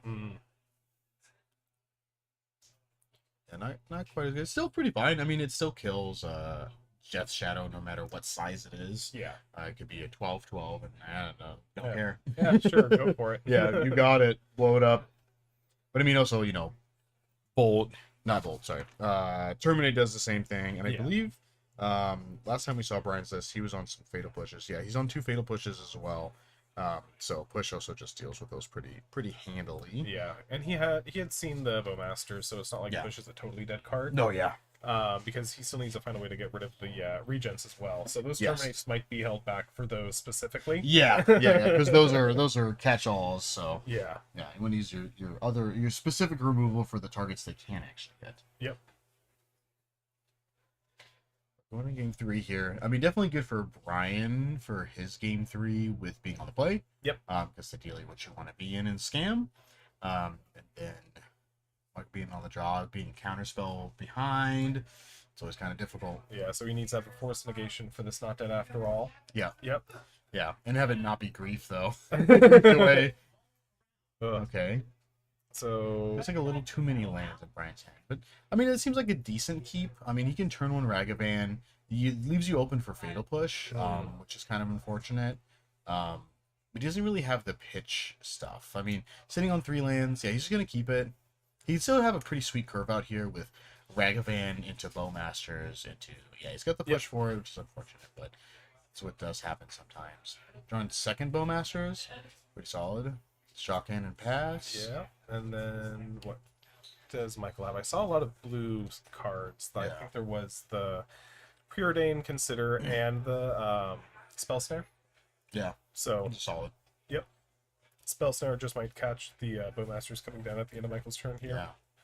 Yeah. Leave up a mana for a Consider, so not too. Oh, so then essentially now you have to. Yeah. It's gonna Bowmasters. Spell Snare. It's gonna put him turn behind here. Brian's fine with. He gets to. Oh, in this turn he gets a dash Ragavan hit and then play Bowmasters the same turn if he wants to. Well, he doesn't have to do it. Oh. Hit a land. Oof. Wow. That would you like to see. Yep. And okay, holding up for Bowmaster. Yeah. Island is gone, and not another land. Spell. Yeah, I feel like you just gotta pop off Preordain here. You need to find something. Yeah. Doing that for Bowmasters Bowmasters is rough, but it's like sunning with lands. Just gonna sell me to the back. It's like, okay. Yeah. You gotta do what you gotta do. Yeah. Hopefully Michael can hit a land here and get back in. And is Bowmasters in the graveyard? It should be on top or bottom. No, there was a Bowmasters that was counter. That was put. Yeah. He's gonna Thoughtseize. Sure. Ragavan Fury, Shelter. Take the Raggy. Yep. Make sure you can't come back. Yeah. Alright, just get a pass. Alright. I think we respond with Bowmasters. Yeah. Yeah. Make him have another answer to it. Yep. I think it's totally fine. Yeah. Deal you a damage, scry 2, deal you another damage, amass 2, amass 1, amass 1. Well, I mean, the Bowmaster's helping out the Death Shadow. Yeah. And edict it away. Yep. Yeah, Death Shadow's kind of an interesting choice for deck. Yeah. I mean, it's not too bad. Yeah. The one thing that I noticed that he didn't have, which actually would have been really sweet in Death Shadow, is One Ring. Just making your life total just go low. I mean, then essentially you're just like almost playing the blue-black control ring deck, and then you're like just with Death Shadows, that's fine. Fine, but then you're not playing Sheoldreds. Yeah. And you're like, what? No. I would much rather play my Sheoldred. Yes, yeah, definitely agree. All right, gonna counter the Voidwalker. Swing for 3. Take his beats. Low life total. Is it a Bowmaster and a Fatal Push? Yeah. Michael needed another land here. Yeah, because right now, just any Undying effect which he doesn't have, is definitely solid. But Yeah, it's just gonna gonna be trade up some creatures. Woo, buddy. There Okay. she is. And then Upkeep upkeep Sheldon. Yeah. Sheldon's eating the Sheldon. Okay. Yep. And then draw for turn. And then, oh, does that mean Brian has a Fury and one other card available? Oh, Terminate. Wow. Yeah, land's not too bad here either for Brian because he can just hardcast a Fury this next turn. Yep. Yeah, he's happy Maybe. with land. Draw. Fable. Oh, Okay, real Fable's a happy with great Fable. draw here. Yep. Giving you a creature. And the right token. Those good old Chaz Tanner tokens. Ooh, it's going to take some damage here just to kill it. That's Yep. totally fine. Good. Finally gets his third land. There we go. There we go. Brian's sitting on push plus Balthy. Ah, there's a last land that he needed. Yep. That's okay. I mean, I think you're fine to throw away the Fury at this point. Yeah. It's not doing much. It's turn Turn skull. scolding. All right. Oof. So, Michael living on the edge. I mean, Death Shadow, that's the whole part. Oh, and he drew the Fury. Oh. Yeah, he needs to find something. Shock. Someone's ransom. Love this. You know, Factor Fiction is one of my favorite Magic the Gathering cards. Is it? Yeah. I'm also the undisputed best Factor Fiction pile maker ever, so. Well, I'm Ooh, glad to have you here. So Yeah. he had Murktide in the face down and Death Shadow on the face up. How risky are you going to be? Do you take the face down pile knowing that there's a Death Shadow? It's kind of rough because with your opponent knowing both cards. So he's kind of saying, I want you to take this Death Shadow. Because it's like, look at this. This thing's going to be an 11/11. It's going to be real big. They're going to be able to cast the next turn. But I've got an answer for it in my hand. Like, Exactly. you don't know. Like, Yeah. you don't know. So Michael's thinking there's a push, there's an edict, there's a terminate. Yeah. Those are all cards that we've seen. Yeah. I'm always tempted to take the face down in that type of situation, or to like bury the lead as the person dividing the piles. Yeah. Yeah, it does always make it difficult here in this situation with Michael being at such a low life total that he needs to get creatures on the board. Yeah. Like he's got to get a Murktide. I mean, the Murktide, if he was, obviously with perfect information, having Murktide in that face down pile for a better creature to not get pushed, right? Ideally is Skull, but I mean, Brian, I would think is very likely to leave Lightning Bolt in, so Brian should also just draw Lightning Bolt at some point, and then just bolt him. So that definitely can happen. But first, Michael needs to consider his options. Ended up pitching the land, but he has a counterspell in hand. He has straight counterspell. Oh, which is unfortunate because he doesn't have another blue mana. Yeah, if he He's had like a giant Murktide, but he's still dead here unless he has a move. What does he have? Counterspell, and did we see what his other spell was? I don't With remember. the card. I don't think he's able to survive though. Yeah, I think it was a Salon's Ransom. I think he had doubled up on that. Swamp and a push. Oh, yep, it's a ransom. Make a copy of Fury. Yep. Okay. Yeah, attack with 2 Furies and Yep. the handshake. And that's it.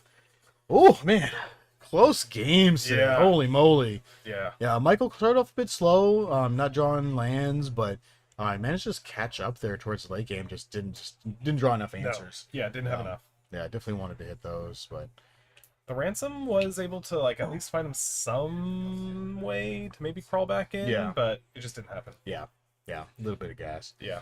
Yeah, that's always the problem too, is like, especially when your face-up pile for ransom has a land, it's like, oh, do I want the guaranteed spell, or do I want the possibility of 2 spells? Right. Because, like, obviously you usually don't just put 2 lands in face-up piles unless there's 4 lands in the pile, and then at that point it's almost irrelevant. But it's just like, oh man, I might get 2 spells, so I'm gonna do the 2 spell pile, right? And then sometimes you just get got. Yeah. Like, yeah. I'm always tempted as the person making the piles to do the one thing that they might want to do it face up and have just trash under the face down. Yeah. That's me though. Yeah. Well, good showing of Scam in round 5. And we have one more round before we cut to top 8. Yeah. And we've got some more exciting Magic coming up. Yeah, well, it could be exciting. We'll hopefully see you for our final round 6. Yep, we'll see you soon.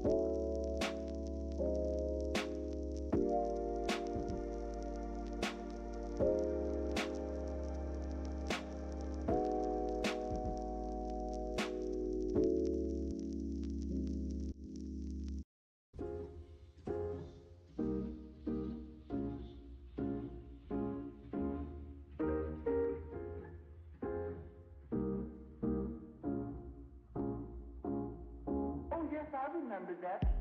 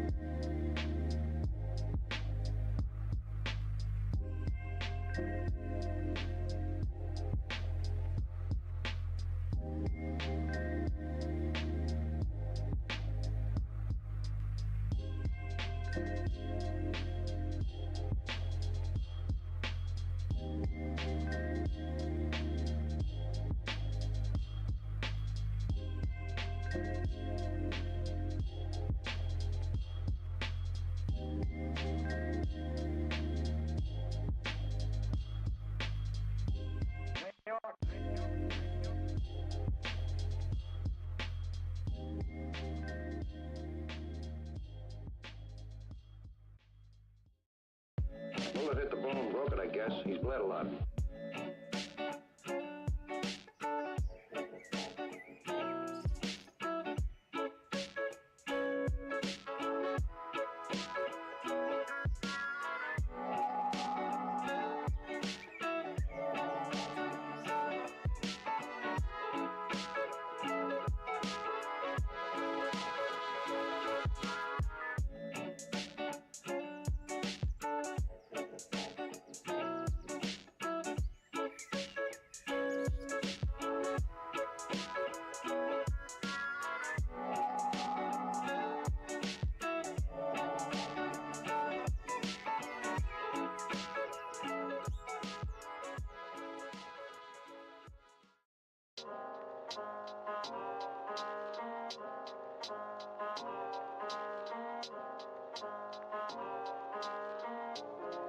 That's why I called you so late last night.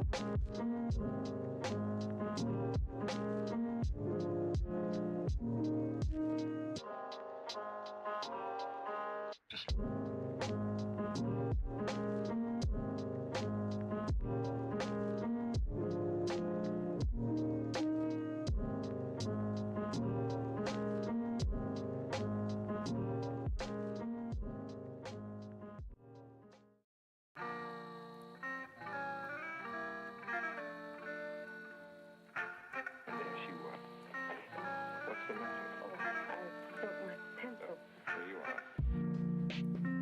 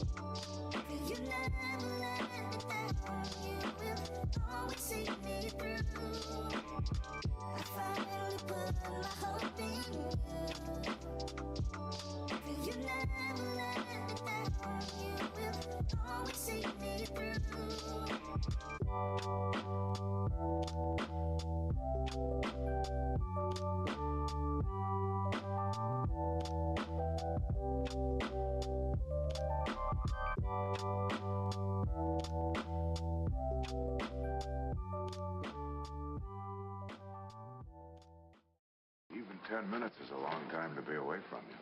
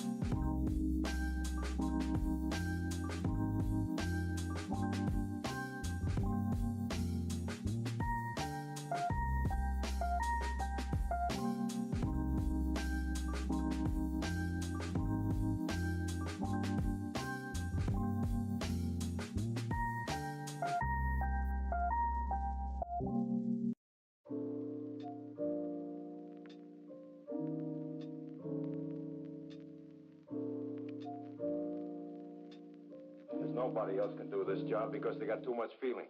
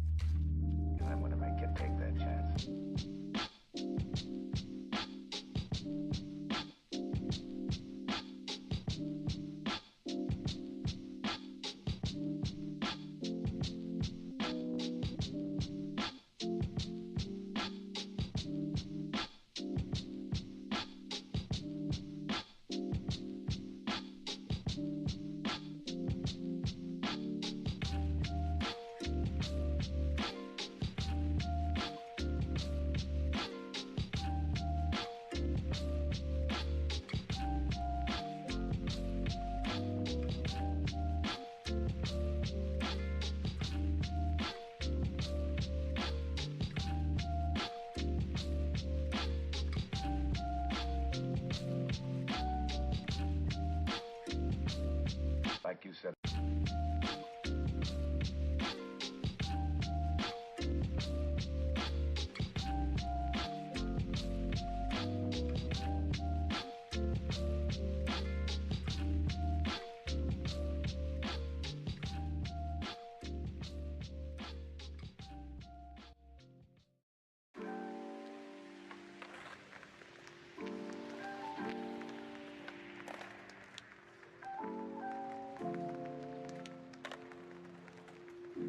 We were riding in the cemetery.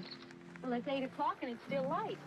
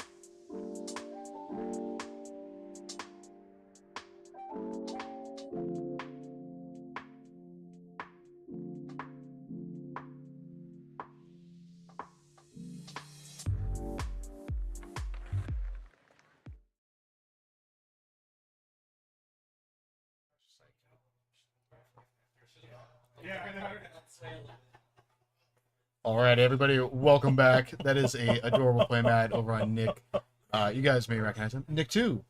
We had him a couple times last week as well, playing some Amulet Titan. And we got Nick. I think that's actually on Amulet Titan as well. So we had Amulet Titan mirror match, but this is our round 6. So thanks for sticking with us this whole time. Yeah. I'm glad we get to see. This is gonna be an interesting one. Titan versus Titan. Yeah, Titan versus Yeah. Titan. Yeah. And then just so you guys are sorry a little late on it, we had a quick metagame breakdown. A lot of neat one-offs. The leader of the pack, we got 6 scam decks today out of the 46 players. There's 4 amulet players, so we have 50% of them on camera right now. There was 3 Rhino decks, 3 of the new teamer kind of questing druid type decks.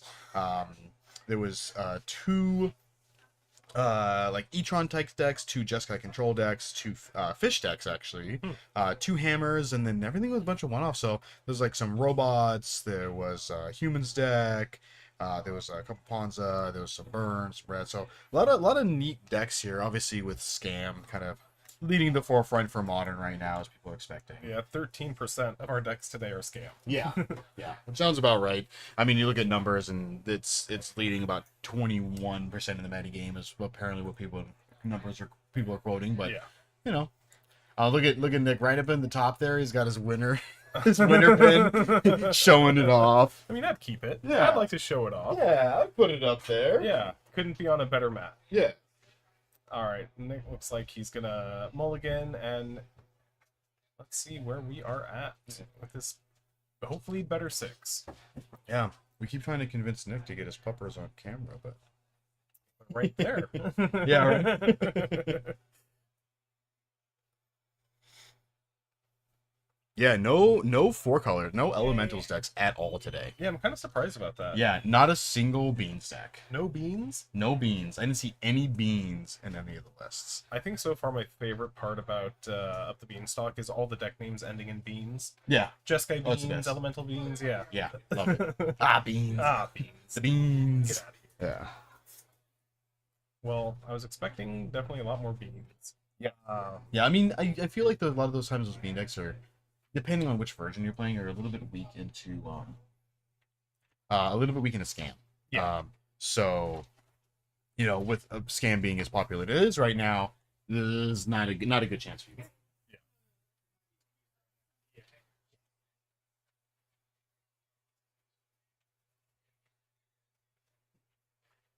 All right, so let's see who we have and what's going to be the opener here. So Nick on the right decided to keep the 7, go to 6. And yeah, looks like they both resolved mulligans, and yeah, pretty big deal for that Urza Saga to come down. Oh yeah. And then Amulet. Not bad. So pretty good first turns for both players. Yeah. Oh yeah. Each kind of having different game plans potentially at this point. Yeah, especially playing with Teleria West. Yeah. Yeah, that's interesting. Yeah, I'm not gonna have a green next turn. Maybe he's just giving a couple extra. He's got a couple of he's sitting on Titan double Dryad and then Azusa, or is that double Azusa? Yeah.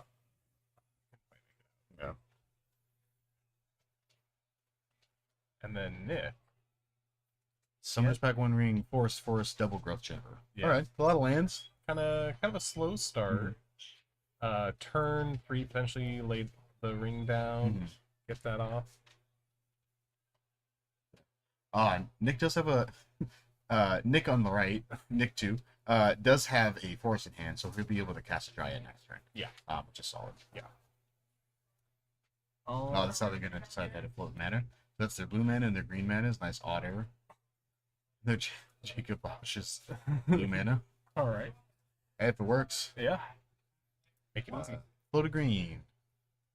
Return it. Yes. Maybe you're looking to get a Dryad here. Summoner's Pack for Dryad. Yeah. Play an extra land. But that doesn't really work because then you wouldn't still have 4 mana. Azusa. Yeah, Azusa. Yeah. There we go. Okay, Yep. yeah. Azusa is what he's going for. Yep. So you'll be able to play Azusa here, play Forest Bounce Land. And then yeah, pay for the Yeah. pact. Yeah. Be able to pay for that. Cool. Azusa. No mana's floating. Nope. Currently nothing floating. Yeah. And yeah, I don't think there's much else besides his 2 lands. Yeah. Yeah. Yeah. I think that's totally fine here. Just getting Azusa on the board for next turn, because you can't always just next turn be able to go. I mean, if you draw Bounce Land here, then it would be most excellent, because you can go Bounce Land, Bounce Land, essentially. Right. Play 1 ring, and then try to draw out of it with 1 ring. Okay, so he's gonna go Forest. He's just gonna stick with the safe play here. Yep. Sounds right to me. Alright, so Nick on the right is now untapping, drawing, and Getting an amulet. Being presumptuous, but yeah, that seems correct. Yeah, there's not much else to get. And then Nick with his Boros Garrison in his hand again. Nick on the right. If you guys watched last week, then you'll know Nick has a real hard time with drawing his Boros Garrison. It happens very often. Yeah. Oh, poor guy. Yeah. Oh, yeah. So I brought up. Yeah, if Nick has a Boseiju here, then Nick on the left is dead. Yeah, but Seiju's a pretty good. Yeah. Such an interesting matchup here. Yeah, the double Titan is very math heavy and attack triggers. So let's see what we got. He'll have 3. Okay. So 4 mana floating now. Yeah. Returning to West. Look at that. Colorless, blue, black, green. Ah, beautiful. Love it. You see Azusa here.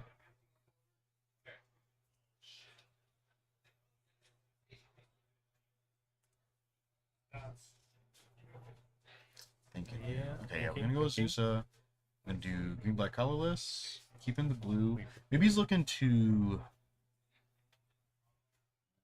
It's difficult here because you need the mana for. Not really using it. Maybe he's looking to. It's always so difficult to presume what Nick on the right's gonna do because he's such a skilled player with this deck that it's like what is he thinking? Like what's going through his head? Yeah. Like he can play Dryad here. He still has a blue, so he could play. I do like Dryad. Tap.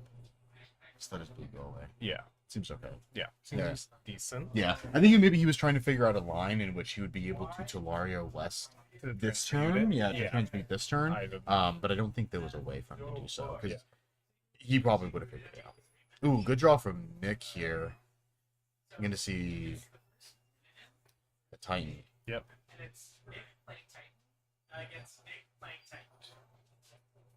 That's funny because that's the same. Yes. Yeah, okay, Yeah, I'm just going to do the Titan thing. Turn to Forest. Give my Titan haste.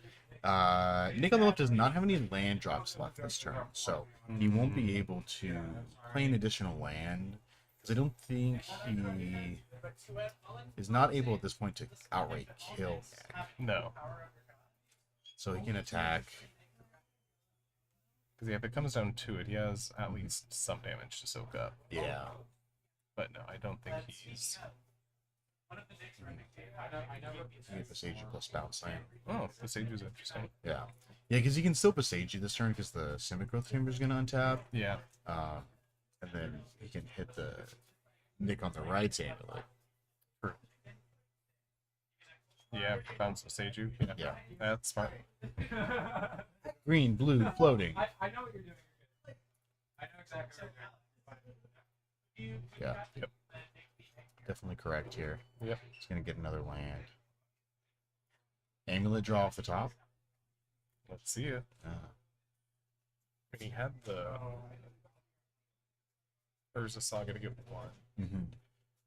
Yeah, 3 left, but he's got a natty draw it like this next turn in order to do something. Yeah, this deck is really good at finding Titan or finding amulets, just not like in one turn. Yeah. So it has gardens to get around destruction effects and then there's other ways, but another Dryad. Do it. So return. He's got 4 total land drops this turn. 4 for a prime time. Yeah. All right. Prime time of his own, but he prefers his old war. Yeah. He does have a pretty good amount of Valakut? Oh, he's going for Valakuts. I think that's good here. He's gonna hit Nick for a lot. He can actually kill Nick's Titan as just kill Nick's Titan and deal a bunch of damage. Yeah. And then he still has 2 more land drops this turn. So I mean, I don't think he has any other lands in hand. He drew another Dryad for turn, so like that's not doing it. No. But I do like Valakut into killing the prime time. Oh, Vesuva to copy the Valakut. Probably a bounce land. Or bounce land. Yeah, Nick on the left already knows. And... Yeah, this is dead.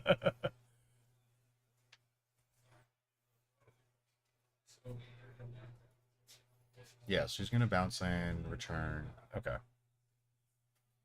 Itself. Kill Azusa. Swinging for 3. Yeah, I mean, he can probably just have the Zuva be a copy of the bounce lands and just pick away the board as he needs to. Yeah. And then uses the Valakut for a kill. Yeah. So. Yeah, because it's going through the Valakut is just porting bolts at your opponent's creatures just to clear the way. Even your creature's got a bunch of 1 power, 2 power. Like that'll add up over time for sure. And Nick on the right's at 12. Yeah. So 1 more big primetime swing. Ooh, Sun Home. Not a good one. Nope. I mean, he can still one ring this turn, Yeah. which gives him an extra turn, which is always nice. Yep. And then Nick will just get more lands, essentially. Like, still on the battlefield, which, you know, it'll set him up for a nice turn next turn. Yeah, playing Sun Home here.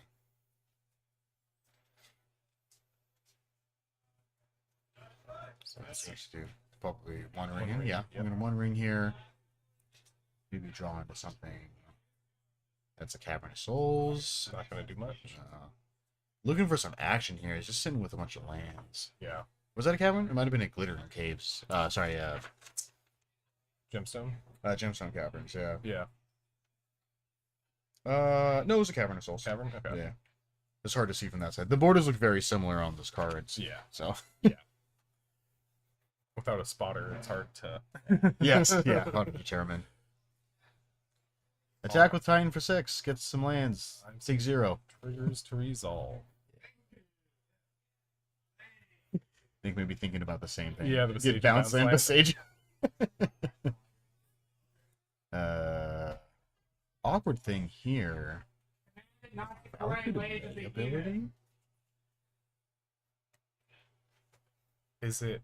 Yeah. Or Yeah. does it specify opponent or any target?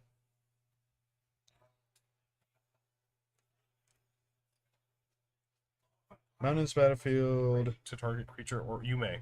You may. Okay, cool. So may. Woof. Yep. Ooh, dodging a bullet there. That would have been real awkward. It's like I'll deal my Titan 3 and I'll deal myself 3. Well, I guess you deal your 3 to your Dryad and then your Titan, and then you're like, well, that felt bad. Yeah. And play another Dryad. Maybe. Using this mana instead. Yeah, this should be. Oh, just Slay Stronghold here. Lose 1. Let's see what we got from Nick on the left. A Dryad, and then a Sanctuary. Yeah. So not super great. I mean, a Volkut here would have been actually pretty sweet. Yeah. But yeah, he's gonna scoop it up here. Yeah, there was nothing really that Nick on the left had with that hand. Yeah. But yeah, the Valkyrie would have been nice. Yeah. Being able to start just hopefully picking away. Yeah, just going Dryad, Valakut, and then ping, ping, ping. Like, yeah. Get rid of the Titan, and then, start going off there. But going into game 2. Yep. Let's see, take a look at some differences here. So Nick on the left, I guess got a Bajuka Bog, a Beseiju, a Cavern, an Engineered Explosives, a Colony Garden, a Radiant Fountain, 2 Terra Sunders, 3 Dismembers, 2 Endurance, and 2 Generous Ents. So probably expecting just some Terra Sunders coming out of the sideboard. A lot of these just don't do a whole lot, but you want those Terra Sunders to hit your opponent's opposing 1 rings plus amulets. Yeah, amulets is big. Yeah, and maybe Engineered Explosives as well to also hit amulets. Yeah. So you can hold off on yours and then blow them up. Yeah, and then the other Nick has Bajuka Bog, Beseiju, Dismember, Emrakul, the Promised End. Yeah, my girl. Yeah. 2 Endurance and Engineer Explosives, 2 Generous Ents and Oblivion Stone, and 2 Terra Sunders. Perfect. So pretty similar. Yeah. I might be tempted to put in the Emrakul. Oh yeah, definitely. yeah, 100%. I mean, in these types of mirror matches, like these ones that can, get big mana really quickly. Yeah. Just being able to just take your opponent's turn, like they get an extra turn after that, but typically they don't have a lot to do after that. Yeah. Like being able to use your opponent's turn to essentially just kill themselves, like. Yeah. Like, oh, I'll play your Dryad. I'll play your Valakut. I'll use your Valakut to play, like, to deal 3 damage to yourself. I'll play Primeval Titan. I'll get a Vesuva and and I'll just deal you 20 damage to yourself. It's like, oh my gosh, like, let's not do that. Yeah, the self-sabotage that could be done. Yeah. With this deck, I think is pretty great. Yeah. You could even pact. Like, you can, like, put them in a situation where, like, they have to pay. Like, you can set them up for a pretty bad turn. Yeah. Yeah, definitely nasty. Yeah, it's like, I'll pack and then I'll bounce my own lands away. Oh, man. Yeah, unfortunately, can't Beseiju your own lands away. Right. That would be pretty brutal. Oh, I'll Beseiju my bounce land, fail to find. Like, oof. Whoa. Still shuffle anyway. Yeah. Might as well. Yeah. Why not? Because your opponent has to. Yeah. I don't feel comfortable shuffling it. Like, we shuffle it. Also, looks like there's 61 cards, potentially. Oh, yeah. 61 pro special. Yeah. He seems spicy enough to do that. Yeah. Why not? Sometimes you just need that good old flex spot. Might as well. Yeah, mix it around. Maybe the single crumbling vestige, maybe. He was playing that last week. Oh yeah. Yeah, that got good last week. Did oh it? Man. Yeah. There was we were here in Jeznik is completely had missed this line. He had played a Dryad. He had Slayer Stronghold on the battlefield, and Boros Garrison he tapped. So we were like, oh man, like what does he do here? Like he can't get the red and or white in order to give his Titan haste. And he was like, oh, he had amulet, so he's like, oh, crumbling vestige, add a red, it untaps, produce white because of dry. And we were like, whoa, amazing, so sweet. good. Yeah. Like essentially a balance land. Amazing. Wow. Drawing Sun home here. Nick, he's gonna ship it. Yeah. Nick on the right, Nick 2 is gonna ship it. Best looks like he's keeping a 7. Yeah. So you can take a little peek. It'd be nice to see what Yeah. he's working with. Can't even say Nick share your hand because it's both of them are Nick.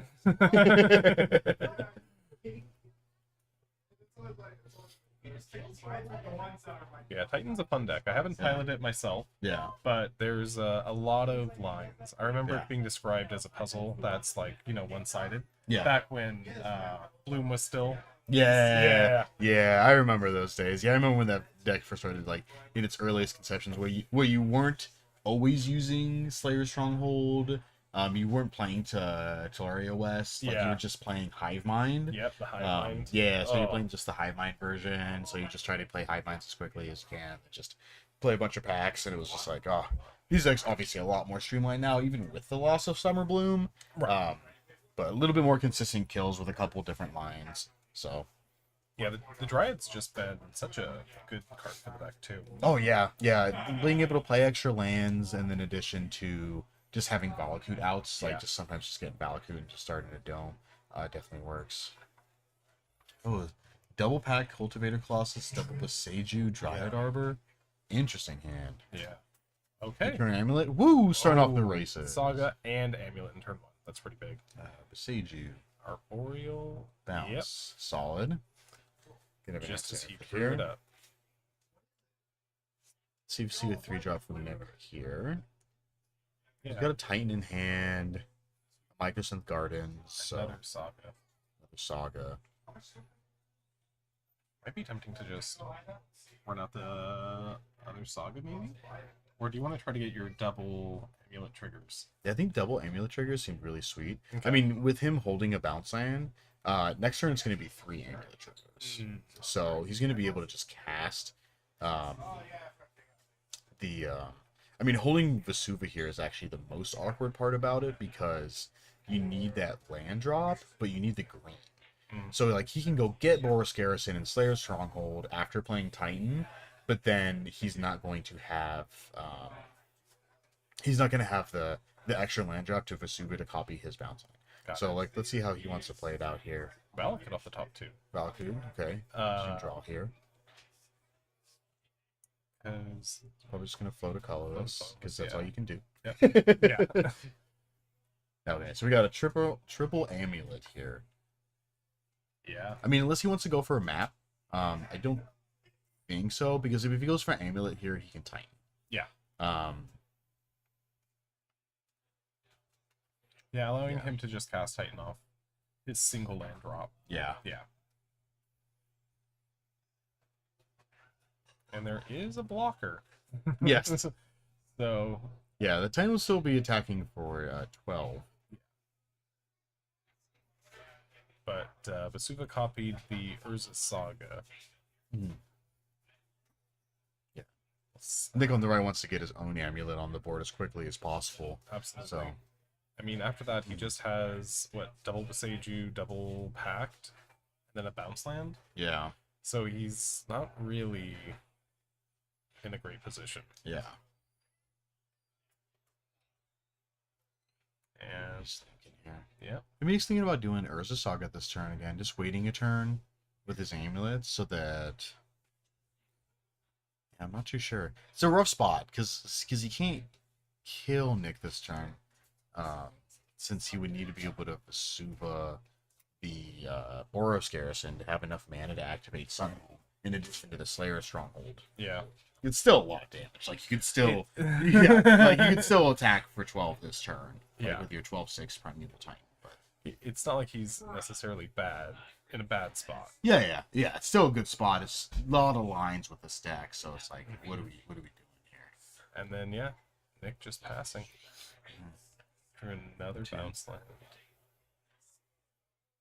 Up to 2. Maybe just looking to get a 1 ring here so that you can get a little bit of extra reach. But then you also have the off chance of drawing your Boros Garrison and or Sunhome with no additional land drops. Yeah. On that turn, So the Seiju going up the land in response to the untap trigger. Okay. So cuts him off Titan for the turn. Yeah, it gives Nick on the right, Nick 2 an extra turn here. Yep. Hopefully find something else. Yeah. If either of them do. Yeah, Nick on the left still has at least one more Cynic Growth Chamber. Yeah. So yeah, definitely another Cynic Growth Chamber in there, so you can still Titan next turn. Yeah. And he'll have either another map or another amulet. So, Forest came back. And he's got to return the Forest because of the bounce trigger. Yeah. Ooh. Oh, man. Savage. Yeah. That is rough. That's good. Contemplating maybe taking back the Urza Saga, but I don't think he would. No, you want to get that popped off so you can get the... Because really, when you have, like... I mean, I guess you'll be able to get map. So you can get Tolaria West or any number of different things out, so... Yeah. It's like, I'm just going to summon this back while I'm in here. Is that okay? Yeah? Yeah, now that Nick 2 has his own amulet. Yeah. There it is. It's no green mana from Nick Vest's side, so... Yeah, in my mind, I was just thinking about having that Urza Saga stick around for another land, just as having more mana, but not necessary. Yeah. He has all his lands in hand.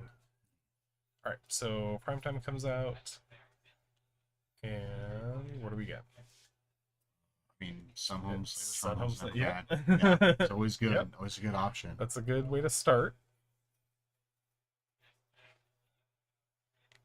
But could he... Like, what do you get with the attack trigger? Do you want to try to get, like, more of a Seiju to potentially, like, start shutting down his lands? Yeah, that might be a good option here. Yeah, because he's got one more Beseiju in hand, so getting Bounce Land plus Beseiju. Yeah. And he's going to bounce Slayer Strong. Okay, I dig. Yeah. So he's thinking that here. I might be. Yeah. I mean, as the playing in the mirror and being able to just strip away your opponent's lands before they untap, that's a pretty big game. Yeah. Oh, yeah. So, yeah, I think just loading up on the removal. Mm-hmm. Yeah, and I think he's fine with getting another Beseiju here. He does have one in hand, but this kind of puts Nick V's, Nick Vast's in a position where, I know you have one Beseiju, so I'm going to play around your one Beseiju, but then get him with the second one. Right. Yeah. Really what Nick wants is a one ring right now. Yeah. Bounce land into one ring. Did not look like he found it. No. It's like tap. Yeah. Going for the map for Tolaria, I think might be a better option because at this point he doesn't need 4 untap triggers, does he? No, but unfortunately he did actually draw the map. So I think getting the 4th amulet is going to be the only option here. Okay. Let's take a quick look. Yeah, he's got 1 map, 4 amulet of vigors, and that's his only one. So he's going to get a 4th amulet here, which is it's obscene. Each of his bounce lands producing 8 mana. Is pretty good. So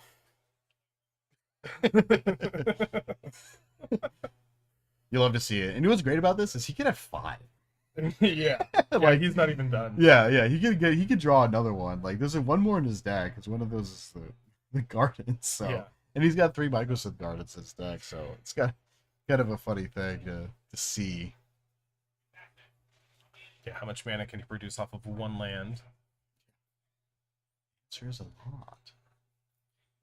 It's still very possible that, like, because Nick now has enough untap for him to win, I believe. No, with the Vesuva, he's the only one. He only has the one Vesuva. Yeah, because he won't be able to keep his mana through the phases.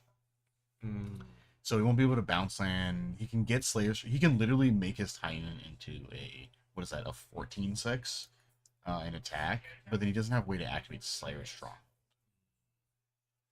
Wow. Yeah, and then also with the Beseiju in Nick's hand, it also puts a big damper on everything. Yeah. I mean,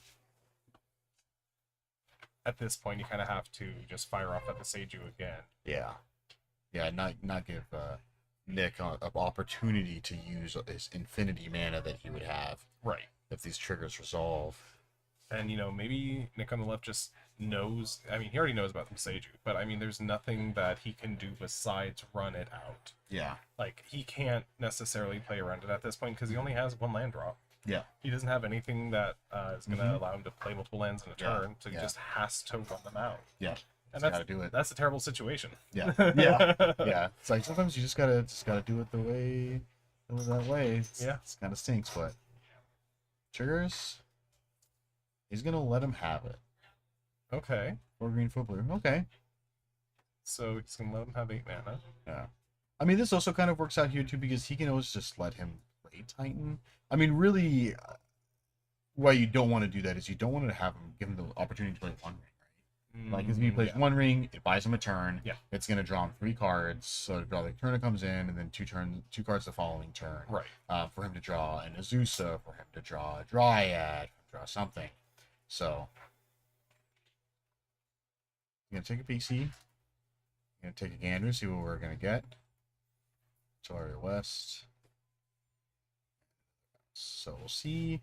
Because Nick does still have Boseiju, so he can do it at some point here, so... Yeah, he could. Maybe you want to do it to Tolaria West? Probably not. Bunch of mana floating. He's gonna bounce Tolaria West. Yeah, bounce trigger resolves. Because I think Nick here is trying to go for the multi-Titan line. Is gonna be able to play a bunch of Titans. Because with this, he'll be able to transmute Tolaria West, go get another Titan, play another Titan, and then do the same thing again, and then get Summoner's Pact. Right. Yeah. And then kind of go in there, but we'll see. I mean, because the weird thing here too is that like Nick could have stopped this a lot earlier. Yeah. But Nick on the right, could have stopped this a lot earlier, but maybe he's waiting to just hit Slayer Stronghold. Like, just letting him do his thing, hit Slayer Stronghold, and then be done with it. Yeah. Like, let him play it out, get everything out of his hand. Yeah. Yeah. I mean, that could work. I'm so hesitant to give my opponent any opportunity to start popping off. Yeah. You know, obviously Nick is a much better Titan player than I am. Yeah. Yes. Yeah. Nick too is a very good Titan player. So. Yeah. It looks like Nick Vass is gonna do the same thing. So get a Growth Chamber plus the transmuting. Yeah. Get that. Because I mean, also too is this also does work out. I think either line is probably okay because in this situation, Nick can do the same thing. He can get the Tolaria West plus the Simic Growth Chamber, and then transmute Summoner's Pact for another Titan, play the last Titan. Yeah. And with the Slayer Stronghold triggers on the stack, you would be able to just Beseiju the Slayer Stronghold. And then Nick Vass has 2. This is already confusing. Or it has 2 Summoner's Pacts on the stack and will not be able to pay 8. Oh, yeah. Yeah. So yeah, if he isn't able to kill Nick 2 this turn, he's going to be left burdened with those, and then he's just going to die. Yes. So, okay, for Nick being able to maybe potentially see that, that's a pretty good line. Yeah, maybe he's just looking to just let his opponent kill himself. Yeah. The issue here is getting this bad boy. Cultivator? Yeah. I think that still ultimately ends up being the same thing. Yeah. He's gonna end up with a bunch of mana, but like he's still not gonna be able to Slayer Stronghold. Yeah. Because Nick Vass is holding his Vesuva. So there's no Vesuva in there, so we won't be able to copy thing. Kind of going back here. Looks like he's rethinking his play here. Yeah, because without the Slayer Stronghold, he's just dead to the path. Yeah. Like, just straight up. Yeah. Yeah, he would have to play another 2 more lands this turn that would both have to be bounce lands in order for him to not die. Right. Yeah, so he needs those search triggers off those Titans. But yeah, I think he's realizing that too at this point. Yeah.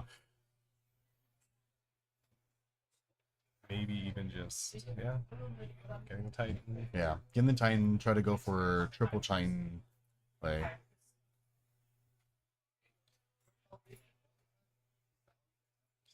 And yeah, now he's saddled with all those pack triggers next turn. And Nick choosing the right time to Beseiju there. Yeah. Yeah, because I mean, he can also still just go just Beseiju your growth chamber and Beseiju your growth chamber. Good luck paying 8. Yeah. Like, yeah. Yeah, because I mean, Nick 2 does have blockers. And a healthy life total. Yeah. So, yeah, I mean, definitely. he might maybe just like soak up some damage. Yeah. That's really interesting. Yeah. Well, it stinks here because, like, yeah, so we brought up too is the Cultivator Colossus would make this a lot better. Because the Cultivator Colossus is going to put a ton of lands on play, be able to allow Nick Vass to pay the 8 next turn, and then he doesn't even need attack. He's just good. Like, he's just all solid. Yeah, and then there's the Seiju. Mm-hmm. And yeah, because I think Nick on the left had at least 2 forests in hand. So it's not like he would have had too many empty, or like, rips off the top. Yeah, he was sitting on a grip of land there. He's got, I believe he still has 2 forests in hand, and a Simic Growth Chamber, and a Vesuva. Yeah. So, like, he definitely has enough mana to pay for both packs next turn if he Cultivator Colossus is there. Yeah, and he's got a map. Yeah. So, like, it would have been fine. I think this is gonna be game over here, unfortunately, for Nick on the left here, Nick V. Yep. Wow. Yeah, a bunch of mana, not a whole lot to do with it. Go fishing with the map. He's got a million mana. Yeah. Nothing to do with it. Yeah. Yeah, because I think he only has 2 Talaria Wests. Yeah, he's only got 2, which he's used both, unfortunately. What is he mapping for here? I don't know if there's anything. Yeah, I don't think so either, which sucks. Maybe he's just looking through his deck to try to see what gets him out of this situation. Yeah, he's definitely got enough mana to do so. I think Cultivator Colossus might have been the better play there. Absolutely, yeah.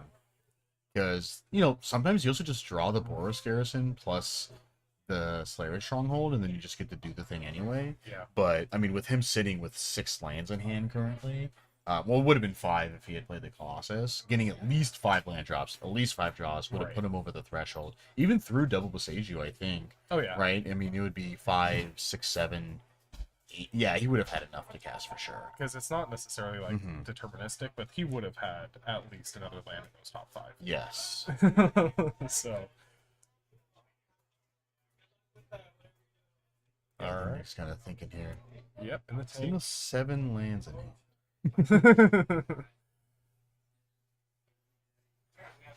Yeah, the other sweet thing here too would have been for Nick on the left to just hit like double Beseiju wouldn't have done it, because he would Nick 2 on the right would have been able to get 2 forests. So stop from his pack, because Nick 2 had packed it last turn. So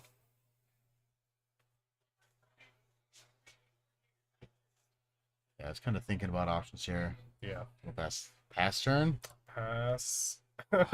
Big woof. And then he has the dice on top to be a reminder. Yeah.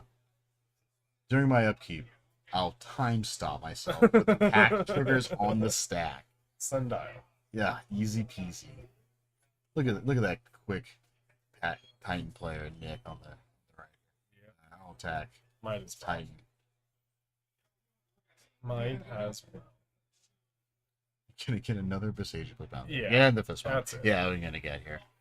Yeah, definitely a lot of interesting lines. Like, yeah, I think that the Cultivator Colossus would have been probably a safer play there. Absolutely. Yeah, definitely a hard line to see though. I mean, with Nick 2 on the right, sitting with what? How do you? He had 3 Besages left in hand still, and then he had used one earlier. It's okay. Oh my gosh! Like I need to get through 4 Besages. You can. Yeah. Such a weird mirror match. Yeah, it's so it was a really weird mirror match to see. But with Nick on the right being such a skilled player, we were able to see the best way to come on top of it. And I think like Besaging with those untapped triggers on the stack, that was great. Yeah. And then being able to let his opponent like just hang himself in his own packs. Yeah. Definitely. Yeah, very smart. Yeah. And luckily, I mean, this is always cool to see too, because both these players are also very good, nice people. So like I'm sure like you can see him talking about it right now. It's like talking about the lines, like especially with how experienced Nick 2 is with the deck. And I've known Nick Vassos for a long time too, and he's a very, very good at information absorption. Yeah. So he does take like input and criticism like very, very well. Absolutely. And just kind of like takes it and makes him a better Magic player. So yeah, even though he lost, it's definitely a good growing experience playing the deck, because this deck is also like very difficult deck to play. Extremely. But it's nuts to see the type of lines that come out of this game. So, but awesome match. Yeah. So very good awesome. demonstration for the mirror match. Yeah, super solid. But that's our last round for our Swiss. So we're gonna get top 8 here soon. Figure out who's in it. Get you guys what decks are in the top 8. Probably have hopefully a pretty good assortment. So we'll see how that works out, and we'll see you hopefully real soon. Yeah, see you soon.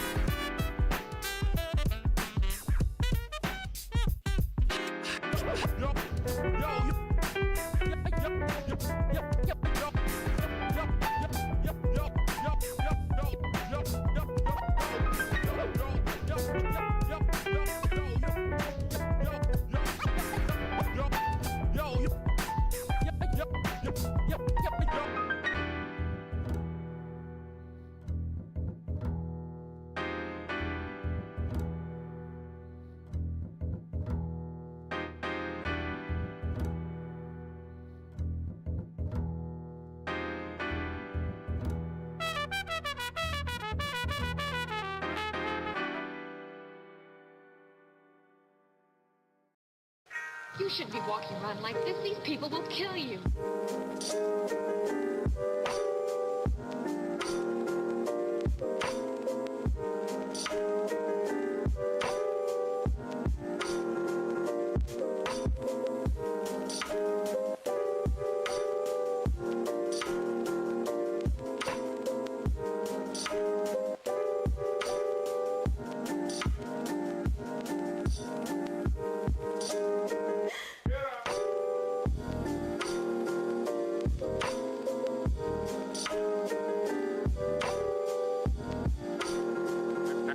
Very good.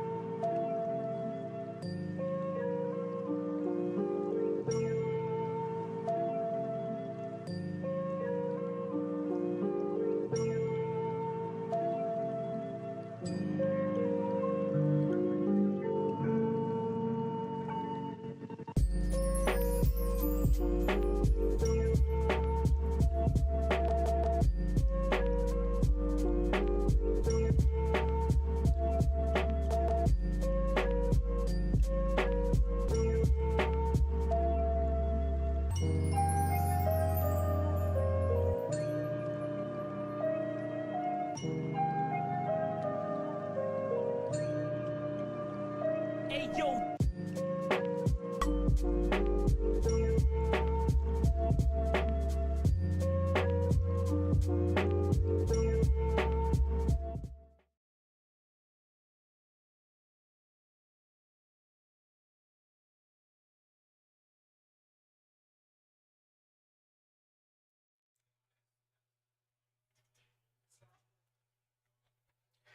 right, everybody, welcome back. We got our top 8 here going on in the TCS Rocket series.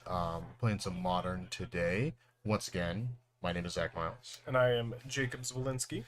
Thanks for tuning in. If you've been with us the whole time, thanks for sticking with us. Yeah. We got our first round of the top 8 here with Damien. We saw a little bit earlier. Earlier he was Damon. His name is actually Damien. He's playing on the Eldrazi Tron. Yep. Then we got Alex over on the left playing some Scam. These are our first and 8th place spots. Let's see if we can figure out who's in top 8 and we can get you guys a little breakdown of that too while this game is going. But gonna start off this game here with Damon being in the first seed. He's going to be choosing whether he's on the play of the draw. Probably going to be on the play. Yep. This part is going to be open decklist, so he does know that Alex is on Scam, and Alex does know that Damien is on Eldrazi Tron. Yep. Yeah. So this is going to be an interesting matchup, just because a lot of times Tron decks don't really have a good matchup against Scam. Yep. They're just not quite fast enough to stop Scam from doing the Scam thing. So we'll see how these play off. I mean, with Damien getting that, essentially getting to go first, to getting that extra turn to get some spells going before the Scam deck gets to do their thing. Yeah, it was a pretty easy ship by Damien there. Yeah. Yeah, hardly any lands, not quite the interaction that he needed. Yeah. How likely are you to keep hands that are better against a Thoughtseize? Against hand disruption? I mean, in this, it depends on what your interaction is going to be, right? Yeah. If it's something that just kind of like straight up negates it, you're probably going to want to look for that.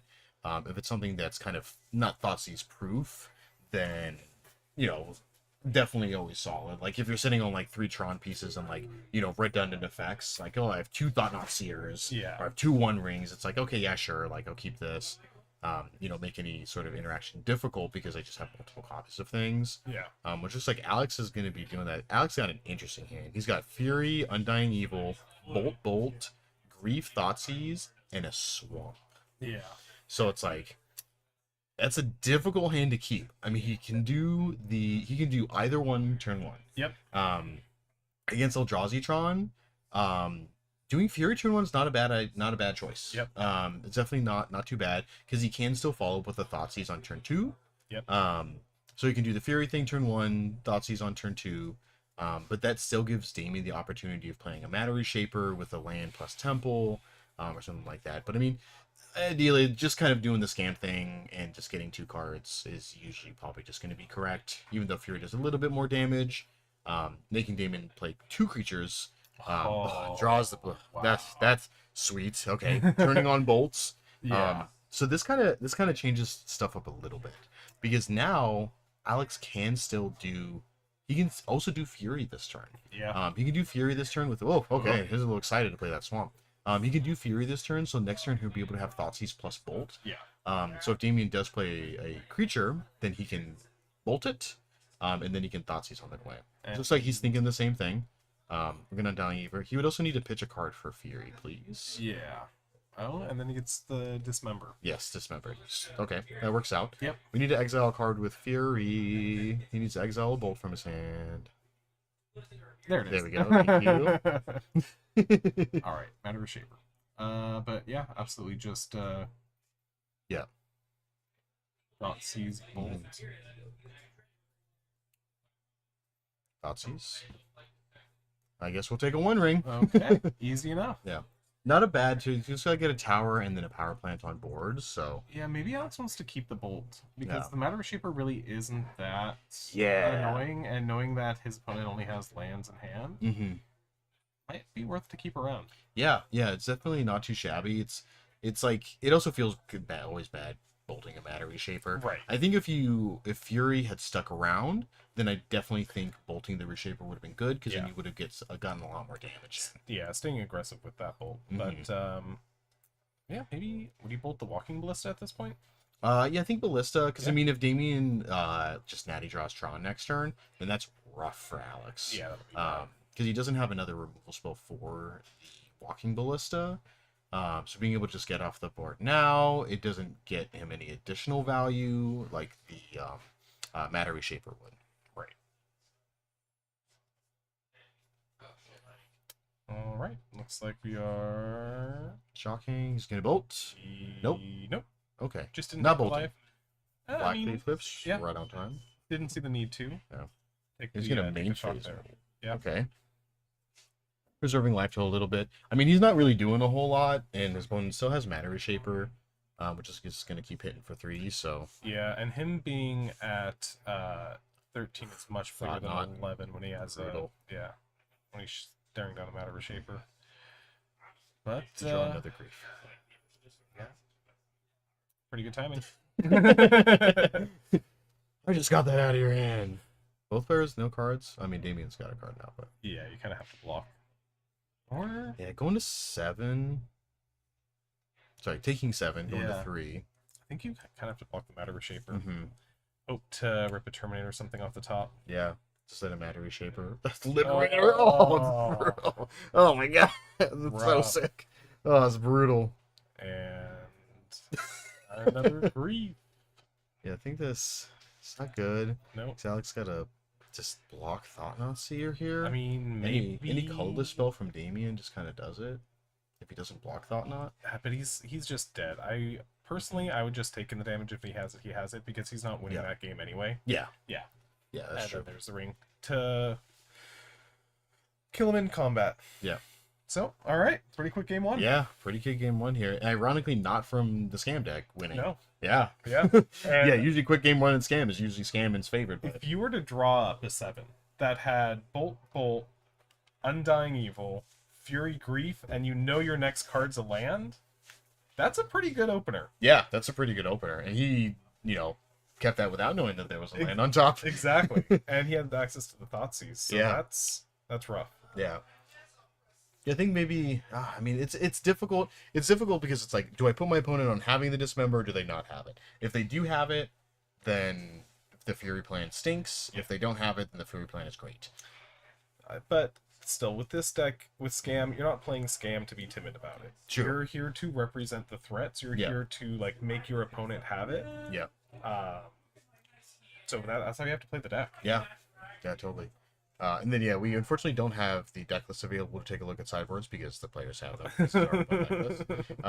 Presuming Alex is probably looking to bring in Blood Moons. Yep. If he doesn't already have some in the main, either that or a couple, switch them up main side. A lot of people do that. He's thinking about taking out Croxa, which I think is totally fine here.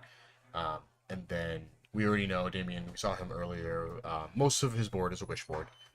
So I mean, he still can put in Metamorphs are totally fine. Yeah. Copying your opponent's Fury for 3 mana and then killing their Fury is great. It's a pretty big game. So. And then the removal suite from Alex. I mean, he's probably going to take out the Fatal Pushes. Yeah. Yeah, because, I mean, it can hit nothing naturally. And then with the... I mean, it hits Ballista. Oh, it hits Ballista. Yeah, it hits Ballista naturally. And a lot of the Scams decks do run a lot of fetch lands now.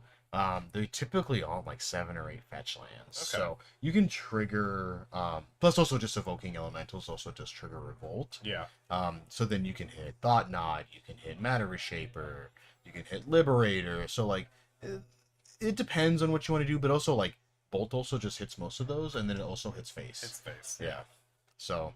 yeah, we don't 100% know what's in Alex's sideboard. But yeah. Plus, I mean, he has Furies to get rid of, like, that's smaller stuff, too. So, yeah. Clear the way a little bit. Yeah. Alright, so let's see how this game 2 is going to shape up.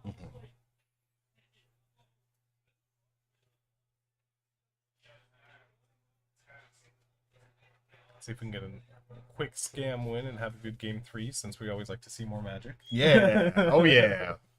Yeah, and since it's top 8, it's untimed, so this could be some really long games, or they should be really fast games. Yep. Yeah, when a player goes in the tank, they need time to think. Yeah. Oh, yeah. All right, Alex on Can't see his hand at all. All is Dust, Liberator, Metaverse Shaper on the right there. Let's see. It looks like Black Cave Cliffs, Takanuma, Hogan's Command, Terminate, Swamp, Polluted Delta Fury. Looks like this is not a keep, unless that other card that we can't really see there, the second from the left, is a spell. It doesn't look like it. No. Yeah, I can't quite make it out. Yeah. Yeah, we know for sure Fury, Polluted Delta, Swamp, Terminate, Kogan's Command. Oh, it's a Blood Moon into Black Cave Cliffs. I think this one's a keep, honestly. Yeah. You got a little bit of early interaction. He's going to pitch it. Okay. That's fair. Yeah, it's really fair. I mean, sometimes you just want to try to do the scam thing. Yeah. Especially in this matchup, because like a turn 1 Grief is just sometimes just unbeatable. Like, I'm just going to hit you for 4. I'm going to hit you for 4. I'm going to hit you for 4. Like, and they just like have 2 less cards in hands at the beginning of the game. It's like, brutal. Yeah. But sometimes those Blood Moon's hands are just so enticing, especially when you already have the swamp plus a fetch land to go get your other swamp. Right. Because they usually only run like 2 or 3 swamps a lot of times nowadays. So, very tempting, and then it will essentially shut down most of Damien's deck. And we know from earlier, Damien only has 1 Wastes and 1 Swamp. Swamp. Yeah. So 1 swamp. So he doesn't have a whole lot of basics, but really the only thing that makes it relevant is just Thought-Knot Seer and Matter Reshaper, and then Tron lands. Yeah. Because obviously with your whole deck, essentially your whole deck being colorless, it doesn't really matter what color your lands are. It's just like slowing your opponent down. Yeah. Yeah, getting the speed bumps there. Yeah. A lot worse from Alex. A Blood Crypt, double Ragavan, Delphi Voidwalker, Terminate Bolt, and then a Not Dead After All. I don't know if you can go to 5, though. Would you go? Because if you are planning on scamming, I mean, if you're planning on scamming, then obviously this is another ship. But I don't know if you can go to 5 and then scam. Like, just going down to only 3 cards. Yeah. That would be kind of rough. Peace out, guys. He's going to keep. He's going to pitch Bolt here.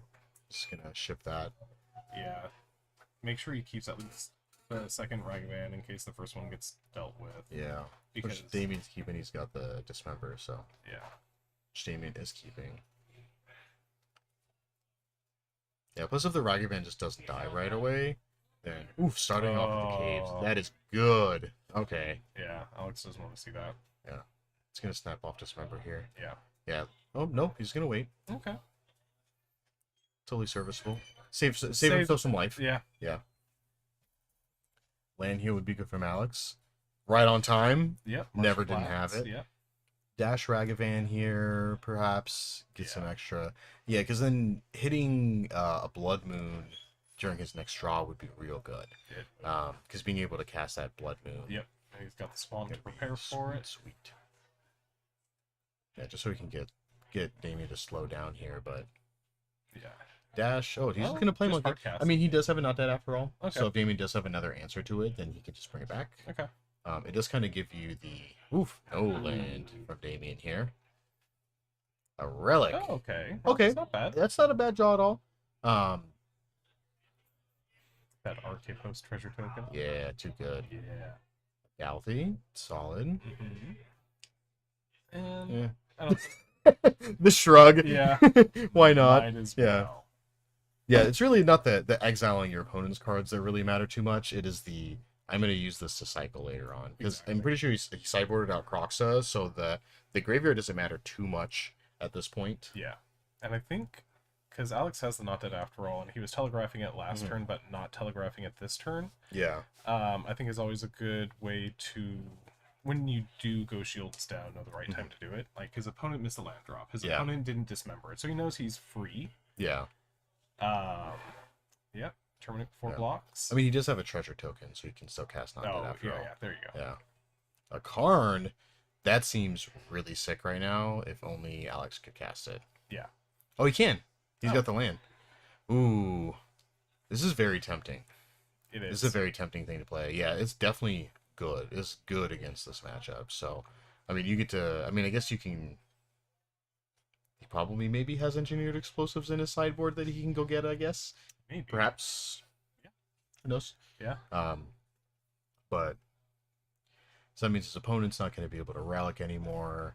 he won't be able to get as much value out of a lot of stuff in the Karn sideboard. Yeah. And he can plus on his relic, so now he gets an extra creature. He gets a 1/1. He gets attack with a 1/1. Yeah. Wow. Playing his opponent's deck. Yeah. Yeah, I think Ragman's like totally fine to not worry about as much anymore. No, Ragman did his job. Yeah. Got the early treasures, got a few card draws. He has a chalice, which probably won't do anything. Yeah, there's not really a good number to name against this deck. You don't really want to hit 1. Because it doesn't help with a lot of your deck. No. He's just going to plus on nothing. Yeah, sure. Just keep him around. Yeah. And, alright. Saga goes up. So there's a Metamorph, it looks like, in Damien's hand. Not sure what he would another want. land here. That's what he wants. Yeah. He's got a 1 ring in hand, so... Yeah. Oh, looks like he has a Karn as well.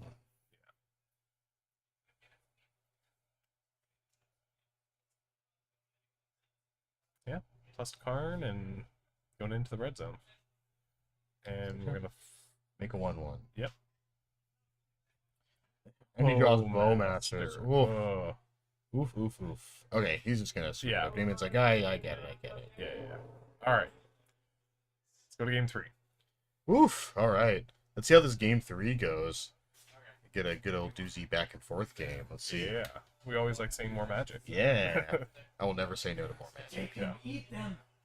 There's always Eat more. them. Alright. Talking about stuff. Talking through stuff. Yeah, talking through lines. Yeah. Yep.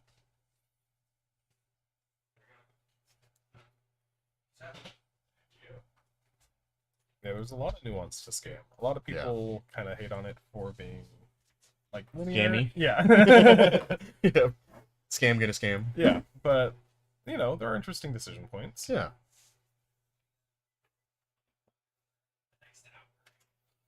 Yeah, I think it's less so scam and more so the elementals. Yeah. Yeah. Because I think everybody complains about all of them. Because, you know, free spells in Modern is always kind of annoying. Yeah, it's a big point of contention. Yeah. Force, they have the forces, force negation. Yeah. But there's just... Curious to see what's going to be in Modern Horizons 3. Yeah, right? Yeah. We're going to get pitchcast lands. Oh. It's going to be, they're going to be lands that have colors, that you have to pitch a card of a other guild type. No, so they're dual lands. So dual lands. Yeah, so you're going to have like a bayou that's both a forest and a swamp, but you can exile a green or black card from your hand. Put it into play. Yeah, there we go. There we go. Yeah, it's pretty much just like everybody gets Gemstone Caverns now. Oh. Yeah. And it doesn't matter when it is. Yeah. Yeah, we'll see. Yeah, right. Somebody's like furiously writing notes at once. Yeah, right. Write this down. Write this down. Let's see. Is there extra live stream over it? No, they're still up. So. Yeah, could have 2 monitors, you know. Yeah, right. Watching the extra live stream and then watching this this top 8 of this Modern tournament.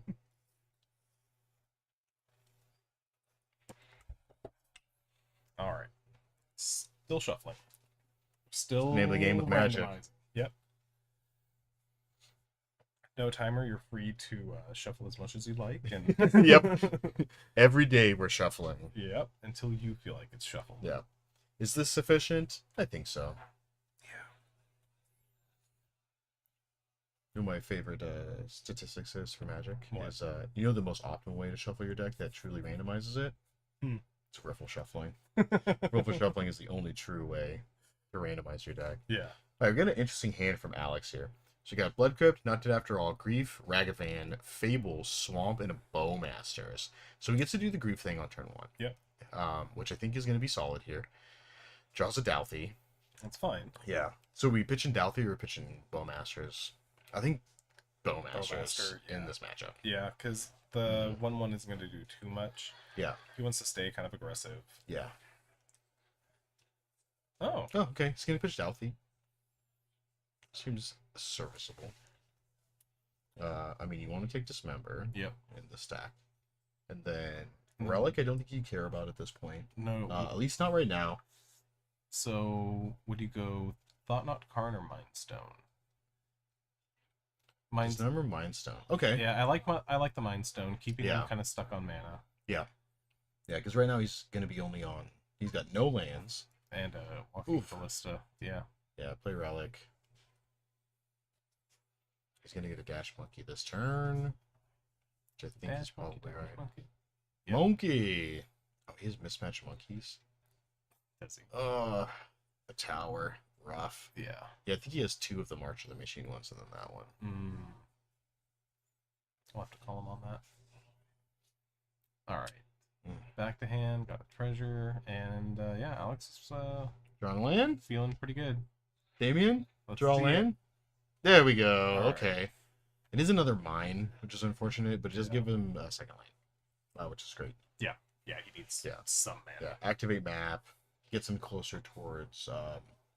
Because he can always map for Temple here, and then he'll be able to cast the Thought Knot, because he's not any closer to Karn. Right. But definitely closer to Thought Knot is definitely going to be solid. Yeah. Get a 4/4, get to see what's going on in Alex's hand. With him dashing Ragavan, it's going to be able to get rid of Ragavan, most likely. Yeah. Yeah, so if Alex draws land, let's see. Oof, land here too. So he could Fable and then hard cast Ragavan. Yeah, he can also dash Ragavan, hit, and play Fable. Oh, yeah. Yeah. Gosh. Yeah. Yeah. Right. Monkey. Yep.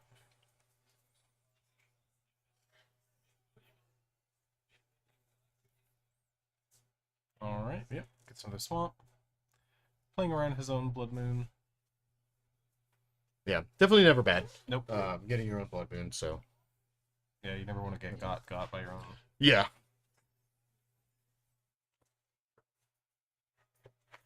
It's just like, no, my Blood Moon. I've definitely done that before. Yeah. Goozled yourself. Oh, flips in all his dust. Oof. It's definitely a card that Damien would want to see in his hand. If he lives that long, obviously. Yeah. Sometimes he just... I think Alex just did him a favor getting it off the top there. Yeah, yeah. I like want to draw some lands here, my man. Yeah.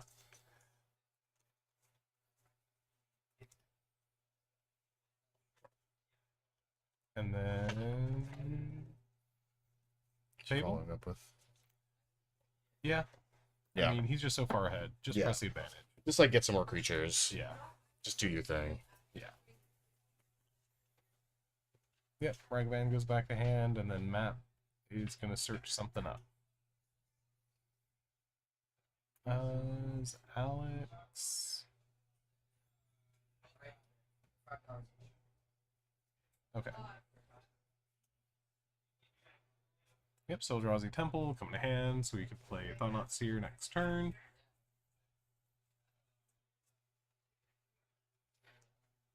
And then, yeah, the Wicked counter. The Wicked, Aura. Going on Grief.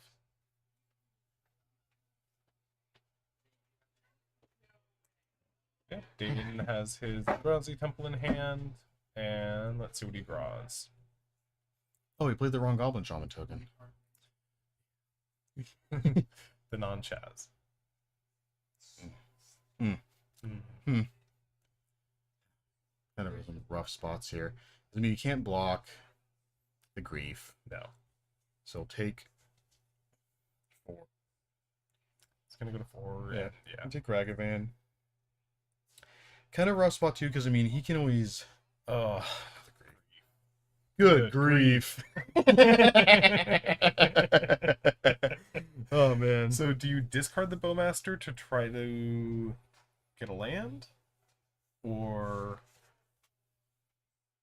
no, No, I mean, because if he attacks with the shaman, he'll have the mana, and he can pitch the grief, or pitch the bowmaster. Mm-hmm.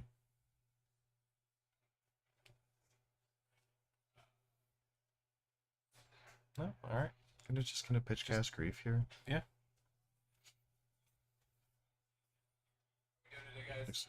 Okay. Shaper Ballista Karn. I mean, what, the Shaper and the Ballista? Yeah. Yeah. Because Karn is totally fine. Yeah.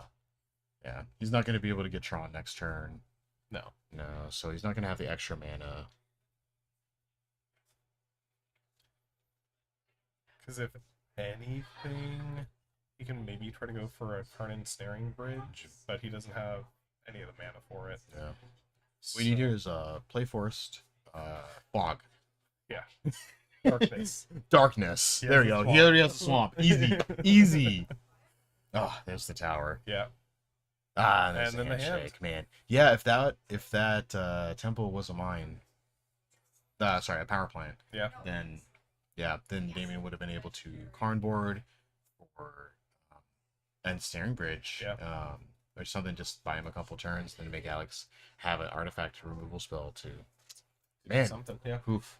But hey, Scam was able to run away with it. Yeah. Yeah. Scamming be scamming. Yep. So no, we got I think 2 in the top 8 right now. So yeah. I mean that's what happens with this quite a bit of them. So they can kind of converge at the top there. Yes. Yeah. They typically do that, but good turn from Damien though, showing powerful Eldrazi Tron here, making this top 8 of these 6 rounds here, and he was going in first seed, going in his first place. So yeah, it's pretty definitely super solid. Yeah.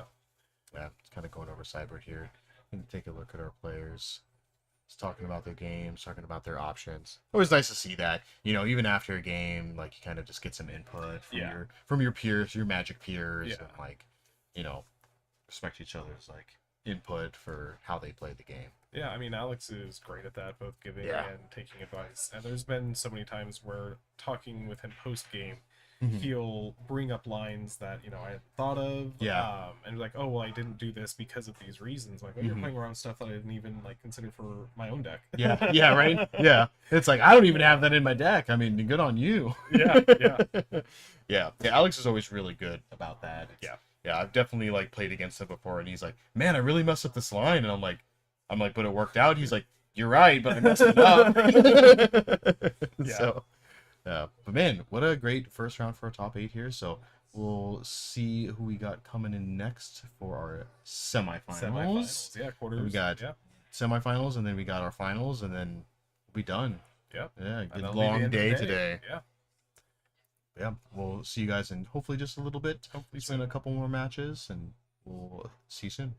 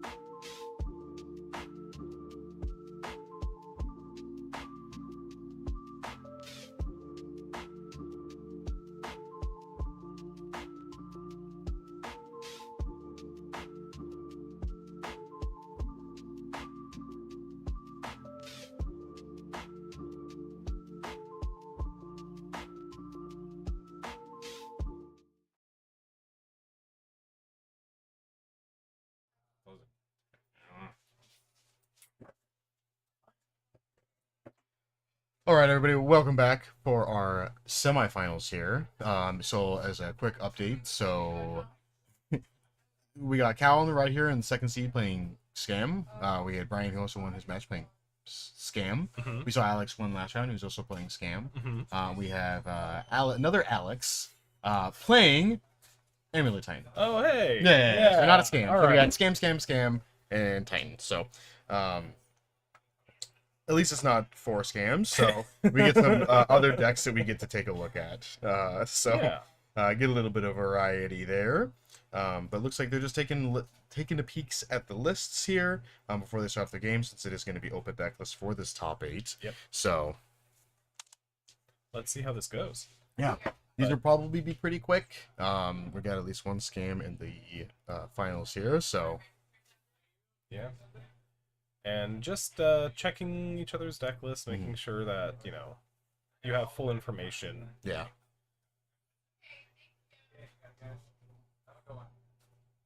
Yeah, talking with Alex after last round, he was saying he knew he had to dismember, his opponent had to dismember the main board, but still went for the Fury. Yeah. Instead of, oh no. Yeah, instead of going for the Grief to clear the way first. Yeah. Yeah. Sometimes, you know, it's what you got to do, but sometimes you just do it in the wrong order. Yeah. So that's okay. Yeah. Yeah. I mean, ultimately, still, I think trying to get ahead of Tron. Yeah. Yeah, definitely. Yeah. But all right, we're shuffling, and hopefully we'll get some decent sevens. Yeah. And yeah, whoever goes first. Yeah. Be a big advantage for Cal. Yeah. Yeah. Yep. Yes. Yeah. Look at these. We know who is going first. It is Cal, since he's going to be the higher seed. So, you know, scam. Looking to do the scam thing on turn 1. So we'll see if Cal gets to do that here on his first turn. I would hope so. Yeah. Somebody's going to get scammed. Someone's going to get scammed. If not both. If not. Yeah. We're getting almost close. We have plenty of games. Yeah.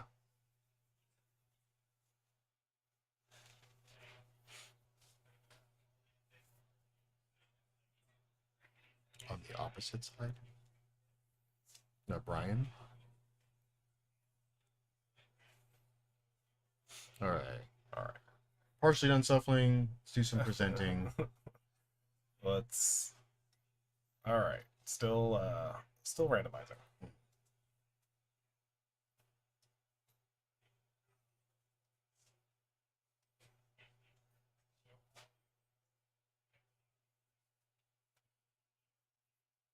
So yeah, in the scam mirror, you know, again, knowing that your opponent's on scam, how do you want to try to craft your opener?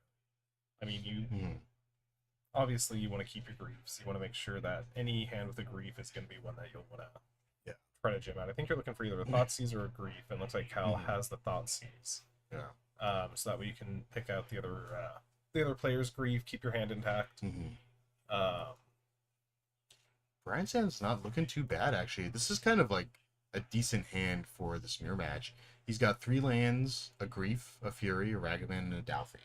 So, I mean, Cal can kind of leverage just like, he could just take Fury, take Grief, or he could take Ragavan, take Dalthy.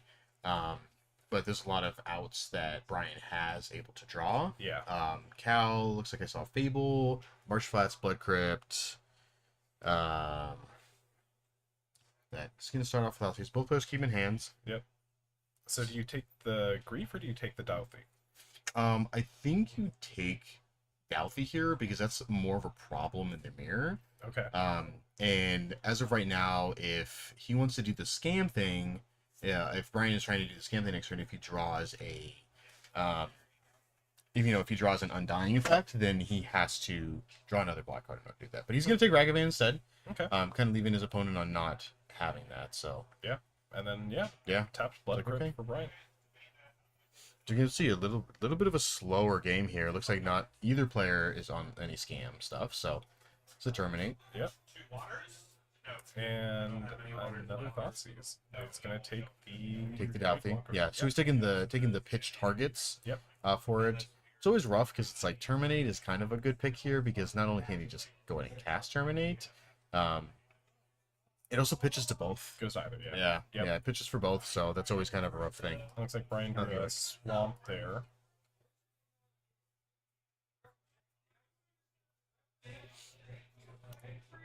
Yeah, both fetching. And he's just going, I'm going to play Fable. I'm going to kill the token. Yep. Okay. Yeah, it's like, we'll sure. move on. Yeah, right. Okie doke. Yeah, and then that Fury is kind of left sitting there. Yeah. Without anything to pitch to it. Yeah. Good. So a Bowmaster's draw for Brian here would actually be pretty sweet. So it'll put Cal on not, he could still draw, discard and draw if he so chooses, but then taking a bunch of extra damage here would be pretty rough. Yeah. So Brian looking for that Bowmaster. Bowmaster and didn't. It's a find it. Ragavan. Yeah. It's not a bad draw here. Dash it in. He can hit Cal's deck and then hit an opposing Bowmasters if he's lucky. Yeah. Let's see what he gets. A Not Dead After All. That is works. What does he have in his hand? That's a swamp. I know. Rough. That's what he wants. Yep. He wanted a black card or a red card. A black card obviously preferred. Right. But.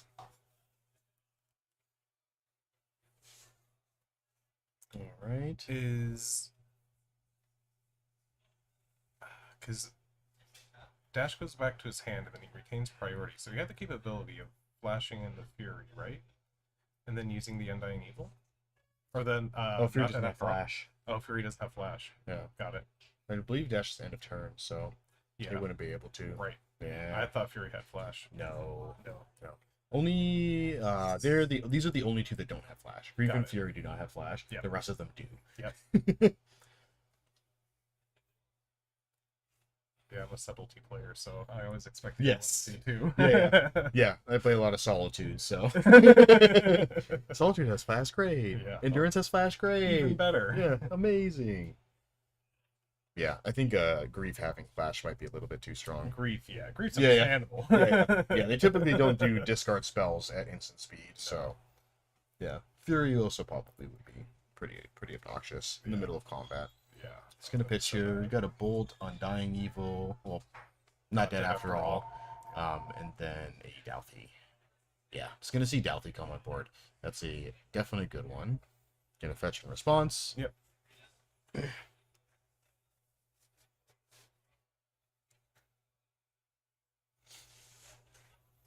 Yeah, Byron, I believe, does have the other swamp in hand, so he'll be able to just hardcast Fury next turn. Yeah, he could just hardcast. Which is a little bit risky, just because then he can always bolt in response and then put an exile with a void counter on it, and then future Douthies will be able to get it. Right. Future Douthies. So I think maybe you wait for the Fable to flip and then you Fury. So if you just hardcast Grief, you might be able to just clear the way and see like what the opponent has in hand. Yeah, and then that's true. Yeah, next turn you're able to hardcast the Grief. Because Ragavan, I don't think you necessarily want to try to trade that with the Douthie. He can't. Oh yeah, Shadow can't block it. Yeah, because it has Shadow. Yeah. Yeah, so I think you probably could just play the stash Ragavan here and jam. And then Cal has a removal spell for it, either a push or a bolt, then that seems totally fine. Okay, just gonna just bolt. Okay, what are we looking at? A Fury and a Not Dead After All. I think just taking Fury here, probably. Yep, I'm gonna take Fury. Even with a Not Dead After All. It's just gonna pitch cast a Fury here. Because we do know that Brian did draw a Not Dead After All. So he's gonna 4 it, and then he's gonna bring it back. Oh sweet. He just get to keep his Fury, which is nice. That's gonna come back even stronger.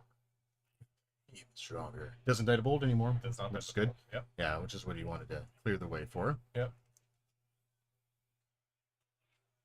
Right, so Cal's going to be drawn here. He's going to be able to flip his Fable now. What is nice here, too, is that he'll be able to block with his Fable and then Not Dead After All his Fable to bring it back as the Saga. That's pretty good. So, get a little bit of, still get a 2-2 back, and then in addition to getting to retrigger all the Saga pieces. Let's see. Yeah. Trying to see what he drew there.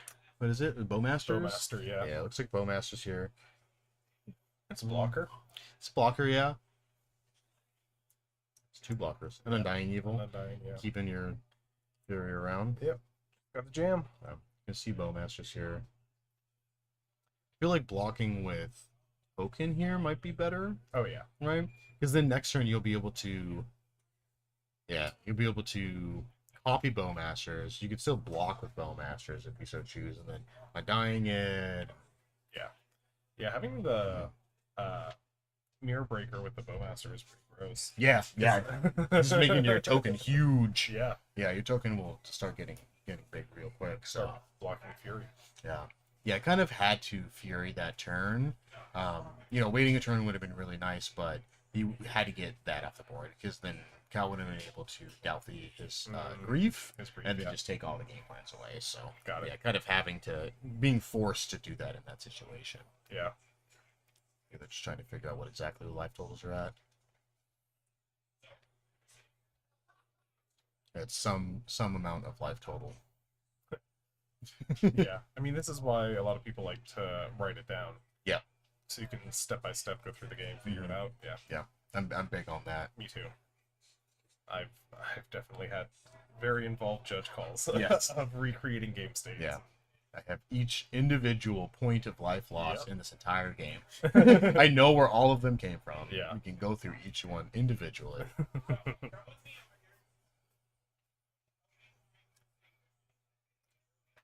Good old classic. Judge! Yep, gotta recreate the game step by step. Who did what?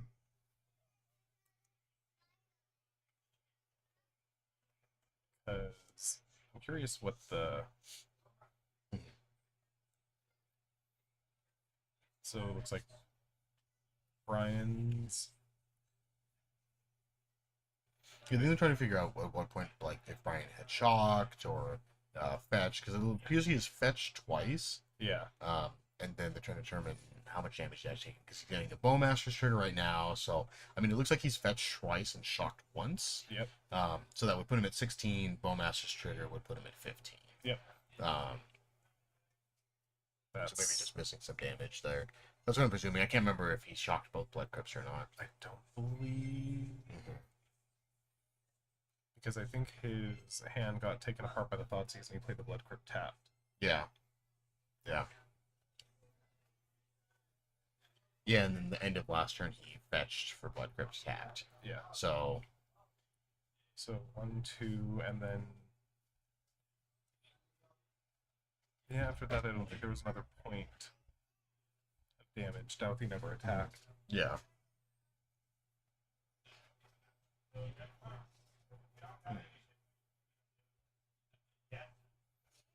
It's difficult when these problems arise because these aren't things that we're looking for. Yeah. Like for us here, like we're looking at spells being played, not Yeah. necessarily did he fetch and did he shock or did he just fetch? Did he shock or did it enter the battlefield tapped? Like Well, I know at least one of those Blood Crypts entered tapped. I'm guessing the other one did too. Yeah. So okay, so that makes sense. Yeah, so he was at 18. Bowmaster's dealing him 1, putting him to 17. Yep. And this had made me get in the habit of constantly announcing life totals as they change. Yes. Yeah. So what was that? Blackcleave? Blackcleave Cliffs. Yeah, sitting still with a not dead after all. Yeah, I mean, I think you wait until the end step to make the Bowmaster. You'll have 2 of them on the attack, or be able to block the token copy. Yeah, I think that's totally fine, just in case, like Brian wants to get Ragavan next turn, or play his own Bowmasters, then you have a Bowmasters kind of Bowmasters in response. Looks like Cal just wants to push some damage here, so he's just going to make the Bowmasters now, deal Brian a damage, amass 1, and then just attack for 1. Attack for 2. Okay. So... Yeah. I mean, Brian's got to find an answer for essentially Reflections right now. Yeah. Because he's not going to be able to keep up. Oh. Okay, that also helps a lot. That helps so much. Yeah, you'll be able to Bowmasters there. Cal's Bowmasters. Yep. Get rid of that. Yeah. So, yep. Just gonna... Or does he go for the blocker? Yeah, this isn't too bad actually here, because this is kind of a little bit of a bait. Yeah. It's, oh, you're gonna play Bowmasters, you're gonna hit my Bowmasters, and then I'm going to Undying Evil my own Bowmasters. And it's also like, does he want to kill Bowmasters right now? Yeah. To possibly have it undie from his opponent's Undying spell? It's like kind of difficult with a lot of these scam cards is, you know, you could just be holding it and then it's, oh, I'm just gonna bring it back even if it dies. So it's like, oof. Yeah, good call.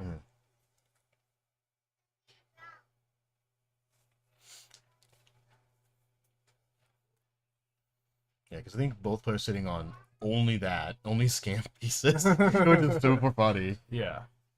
I mean, Brian obviously in a little bit of a better position here. He's just gonna pass. It looks like it. And then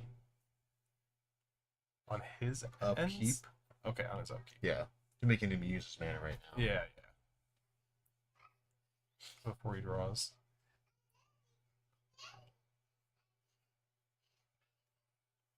And yeah. I think just trying to hit the Bowmasters is probably still just the right play here. I think so too. Yeah, you leave him with no real targets for the reflections. On the next turn. You essentially got to do that. Yeah. I mean, Cal has an Undying effect, so it just depends if he wants his Bowmaster size. Because right now, that's pretty much just putting the game in a standstill here. Because Cal can just keep making a Bowmaster every single turn. Yeah, there we go. Yeah. He can just keep making a Bowmaster every single turn. Block stuff, deal tokens. I mean, this is going to amass 2, so that does not work. Okay, deal 1 damage. Hey, you can't kill anything with that Bowmasters. Yeah. So it'll return with the Wicked Roll. And then deal Brian a damage, because you can't kill anything with the Bowmasters. Yeah. And then amass again. Lots of amass, lots of tokens. And then draw for turn. Land. Both players just land. That Bowmasters enter the battlefield this turn, so cannot attack. Yep. That Bowmasters has Summoning Sickness. I got Undying Evil this turn. Do we want to stop that Bowmaster from attacking? Yeah, I can't. That is not correct. Let's see if we can get a judge. Yep. Yeah, because that Bowmaster should not be in that graveyard now. Let's see if we can get this fixed real quick. Hopefully the players have paused for us to get the judge involved, and then we'll roll it back. Pretty easy fix here.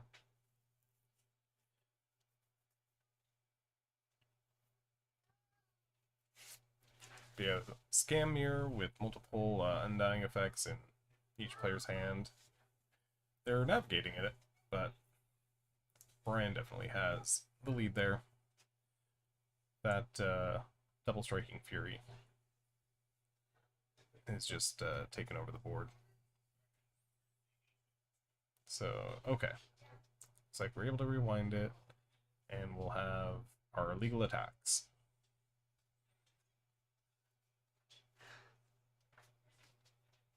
And yeah, right, getting it fixed. Yep. Looks like he's just gonna trade the armies. So okay. Yep. Yeah. Sounds about right. Yep. Easy fix, and let's see if Cal's able to top deck out of this. Is that another Bowmasters? Another Bowmaster? My goodness.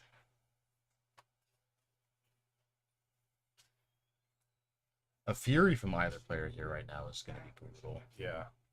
Backbreaking. Yeah. Yeah, that 4/4 Fury is just kind of taking over the game. Yeah. Oh, it looks like it might have been a land. Oof. Oh. So yeah, it's pretty rough. Might be just having to go into defense on this Reflections and Bowmaster. Yeah. I mean, obviously it's quite a few turns, but you know, Cal does have inevitability right now. Because he'll be able to just continually just make Bowmasters every single turn. Yeah. Deal a damage, make a token. Deal a damage, make a token. So yeah. And then just essentially infinite blockers. So yeah. Oh, Dalthy. Okay. All right. That's solid here. Cal doesn't have an answer to killing Dalthy, and that deals 3 damage on attack. So people forget that they got a shadow and cannot be blocked. Yep. Oh, the shadow. And then, yeah, holding back the Bowmasters this time because you can't lose those. Yeah. Chump block. Alright, let's see what we draw. Hit. A Fury. Ooh. That's a draw here. So do you split it on the Bowmaster Voidwalker? I think that's probably correct, because then you'll be able to block Fury and trade with it. Yeah. And then the next turn, well, actually, you probably might even not want to do that. You might just want to just chump block it with the Orc Army. Yeah, it's going to do 2 and 2 here. Yep. Yeah, chump block with the army, and then on the next turn have reflections to make another Fury. Yeah, and then get Yeah. in there. Woof. Yep. Yeah. Yeah, that was a pretty good draw. Yeah. Yeah. Yeah. Top deck of the Fury there. Yep. Attack for 2. Yeah. Might as well. Some damage. See if Brian can draw something other than a land. Cal Fable? also not playing his Blackleaf Cliff last turn allowed him to not activate the Fury this turn. Yeah. Which is rough. Yeah. Hindsight. Yeah. I mean, like, sometimes you just don't know that you're going to draw Fury. Yeah. Yeah, there's the right Goblin token. Goblin Shaman. Yeah, this is a rough one for Brian now to come out from underneath. Yeah. Yeah, because now it's going to be copy Fury, kill your Golem and Shaman, attack you for lethal. Yeah. Unless Brian has exactly Bolt, which we know that he doesn't. Hal doesn't know that he doesn't. Yeah, but I think you still have to go for it.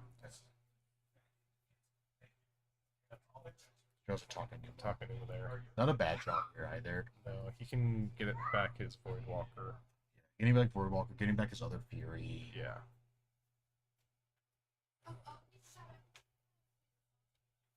Yeah. But yeah. Like you risk it for the biscuit and you try to go for the make a Fury and then kill you play. I think you have to. Yeah.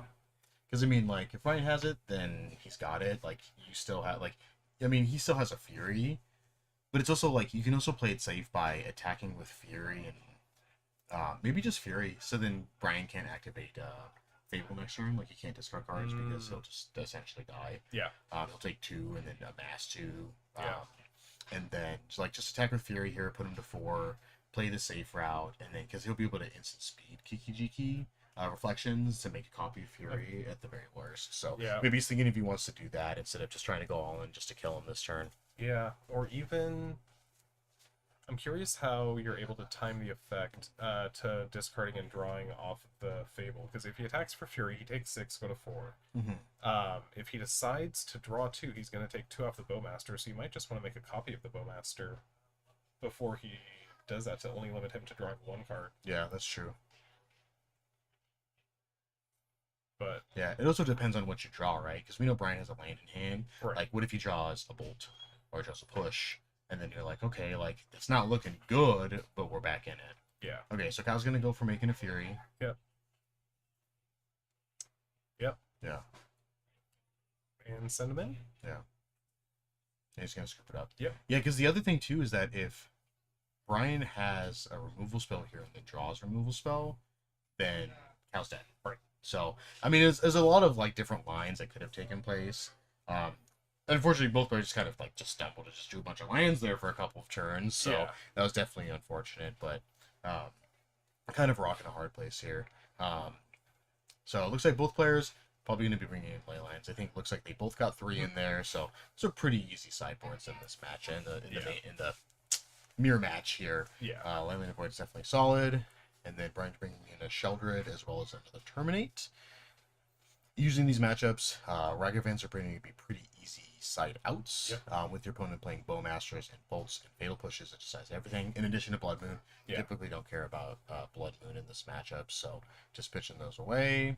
Looks like getting some hand disruption. Looks like Brian might be keeping his Ragavans in. I see that. I don't mind that too much. I mean, it's not exactly like 100% optimal in the matchup, but it's also I'm expecting my opponent to take out their Ragavans. Yeah. So it's like, I'm taking out my Ragavans, and then if your opponent leaves it in, you're like, oh, I got. I was not expecting my opponent to play a turn with Ragavan. Yeah. This might also be like on the play versus on the draw. Yeah. For Brian. I mean, on the play, having Ragavans isn't going to be terrible. Yeah. So not too shabby. Let's see how he decides he wants to sideboard out here. It's just taking another peek. Yeah. So it's got 5 cards currently, and a grip of stuff you might want to take out. Yeah, it looks 2 Blood Moons seem pretty easy to me. Cal took out some Not Dead After All. Yeah, they might be doing that here because of the mirror match and you sighting in ley lines. Yeah. Both of them are expecting their opponent to be putting in ley lines, so you don't need to do the scam thing quite as much. And just kind of like get towards at least a little bit later so that you can just hard cast them. I mean, those creatures do still cost mana, even though they're typically spent for free in this deck. So just hard casting a Fury sometimes just fine. It's totally good. Yeah, especially when you either have like a Fable, like you make a Fable token, and then you get to make a treasure, or you get some early Ragavan beats, and then you're casting Fury on turns 4 or 3 even sometimes. Like, that's also serviceable. It's totally fine. It's respectable. Yeah. Let's see. Let go here. Yeah, boiled down, it's just getting those ley lines in. It just becomes a control deck, just like black, red control, and like you're totally fine waiting until you have 5 mana. yeah. It's like that card is just strong enough where if it's totally fine to cast for 5. Yeah. It's just good. I mean, killing a creatures, and then having a 3/3 double striking is just definitely solid. Yeah, the double strike. Yeah, the other abilities just like make total sense, and then red is just like, I have double strike. It's like, oh gosh, why do you have double strike? You're just like, I have reach. Cool. Neat. You're just like menace. It's like, okay, that's pretty good. Yeah. Solitude is lifelink. You're like, oh, that's cool. That's nice. Yeah, that's subtlety is flying. You're like, oh, that's sweet. Oh, yeah. Fury's like anger. It's anger. He's furious. Yeah. Fury did not come to play. Fury came to destroy. Yeah, to win games. Yeah, to win games. Fury says about your win record. Yes. Yeah, so we got both players done sideboarding, shuffling up, scam up. Scam is up this game. Cal on Scam is up this game. There we go. So we'll see. Yeah, let's see how this game 2 plays out. Let's see if we have any pregame actions to announce. Right? Yeah. Yeah, the best part about this mirror match sometimes is when both of you just go, I have a pregame action. And you both put in Leyline in the Voids, and it's like, we're in for the slog. Yep. We in for the long haul. Oh, yeah. All right, we're shuffling.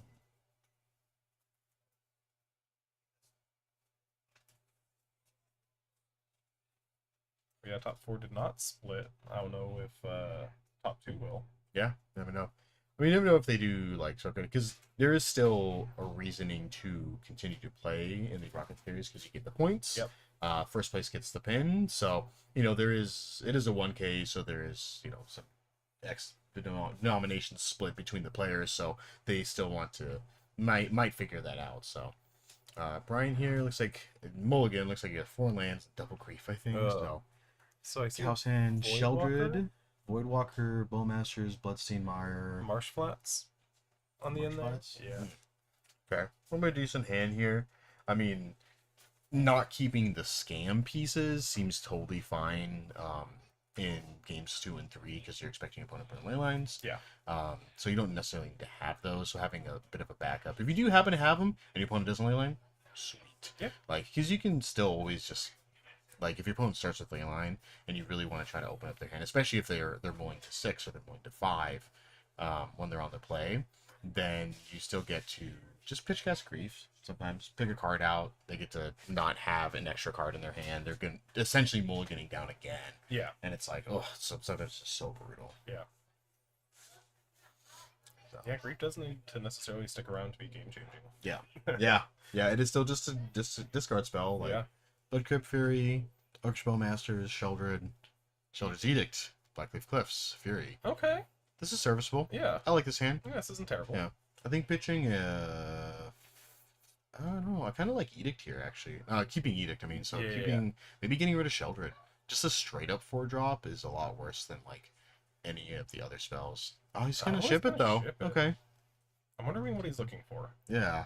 Maybe he's just looking to just keep a leyline hand.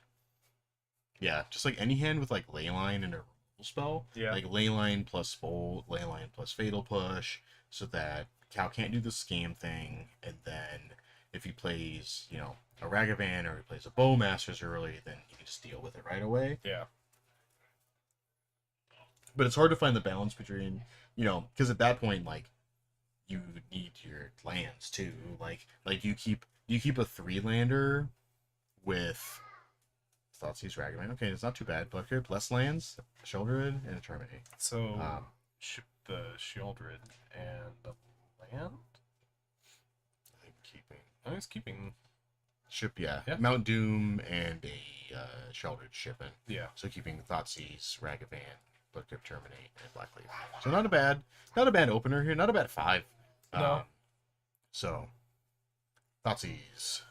So then this way he gets to kind of take a peek and see, is there a interaction spell? There was a not dead after all as well. Yeah. I think you still take grief here. Yeah, just get it out of there. Yeah. Yeah, not dead after all feels like it could be good, but you want to just have them, especially when you mull down that far, you don't want to still have them just grief you. Yep. Any hand attack becomes exponentially much more powerful when you only have 3 cards in hand. Yes. Yeah. Yeah, especially because, like, if Cal draws Thoughtseize here, then it's like, pitch cast grief, discard a card. Oh, you have another spell? Now Thoughtseize you too. Why not? Yeah. Nah. It's like, gross. So I'm just going to write it down real quick. I'm going to write it down on a little notepad. Yeah. Always a good idea. Yeah. Never bad.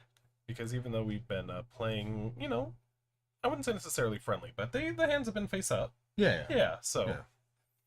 Sometimes you just got to get those shuffles in. Like, you got to shuffle your hand compulsively. Yeah. I do that all the time. All the time. I can't not. Yeah. And then I play, Yeah, I play with a normal deck of cards. Yeah. Like with friends and family, and I start doing the shuffling, thing. yeah. Yeah. Ash Ragavan. Yeah, Cal's like, what? I was expecting those to come out, but that's okay. Yeah. I think I might have kept at least one in. Yeah. I thought I'd seen the shuffling. See, Thoughtseize? That's Swamp. Okay. Stays in exile. That always feels the best. When you, like, you hit with Ragavan, then you hit Thoughtseize, and you're like, chef's kiss. Beautiful. Hit a 1-drop, amazing. Yeah, getting a Bloodbraid Elf into a Lightning. You have your creature, you have your discard. Yeah, I remember those days. Those were the best. So spicy. Miss those days. Yeah. And then, like, you attack your opponent's Chase the Mind Sculptor for free, activate Brainstorm, and you're like, Slash Panther. Yeah, Slash Panther.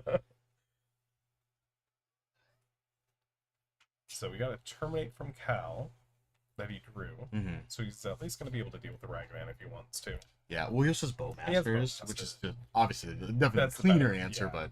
Ooh, and a push. I think just a pass here for Brian is fine. Make Cal use the Bowmasters at end of turn if he really wants to do that. Yeah. Which he's not. Which he's not going to. He is not tempted. Maybe he wants... Don't tempt me, Frodo. I'm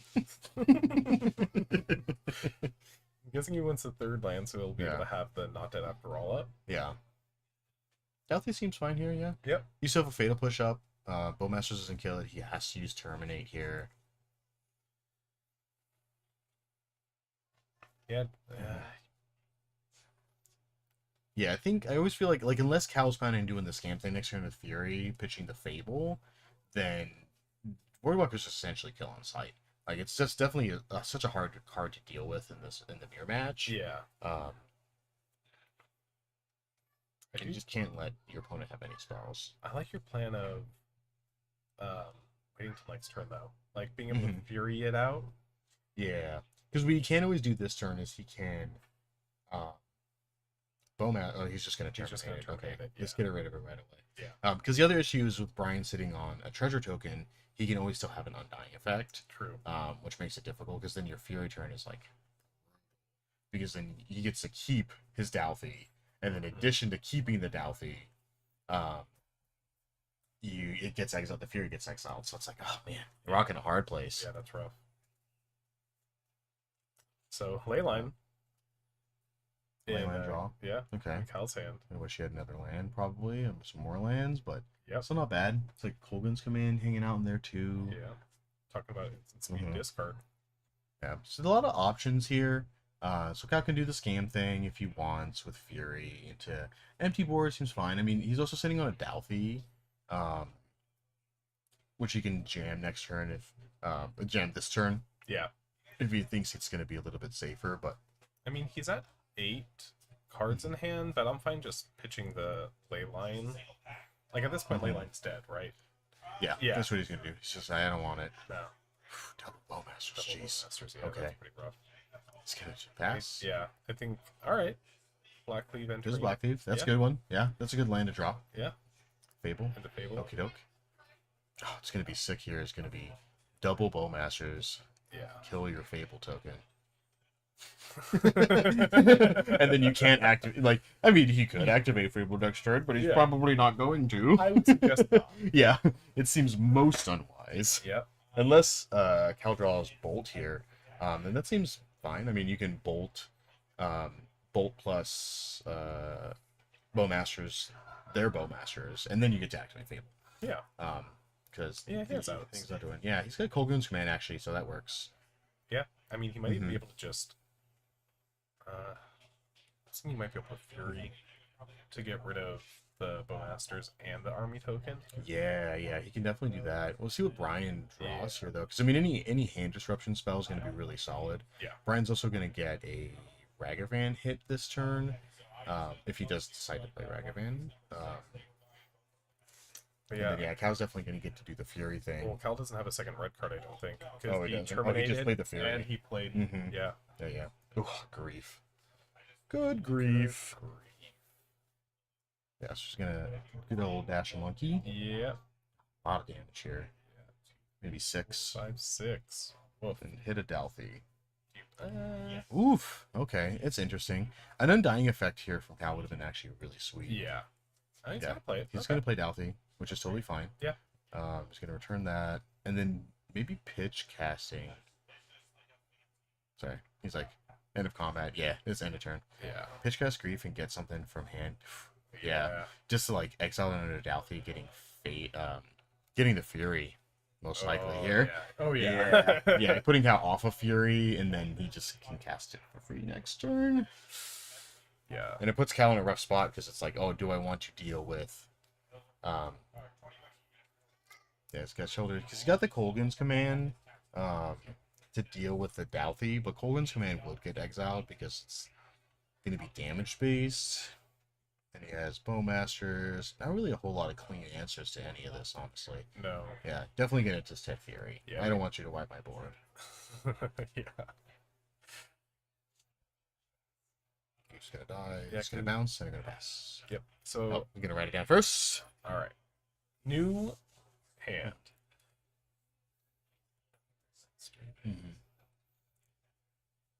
Yeah, and it's difficult too because like you can just kind of jam Shoulder next turn if you really want to do that. Yeah. You can, like, it doesn't die to Fury, but then you just can't block anything. Yeah, so then you're just gonna take you're gonna take 4 at least again. Yeah, I was trying to think like what would he want out of this draw step. I'm thinking it's just gonna be a land. Yeah, no, definitely. But like getting the Sheoldred down, like I think Sheoldred is what he has to do. Yeah, you'll start helping him stabilize. Yeah. Future Fables will be a lot better too because you'll be able to actually activate them and draw cards off of them. Yeah. Because not being able to do that this turn was. Yeah. Yeah, the double Dalthy pitch. Yeah. It might be because he's gonna be able to use the Kolgan command to get rid of it. Yeah. On the turn after. So yeah. And then take 4. That's pretty rough. Yeah. Gonna pass 4 as well. Yeah.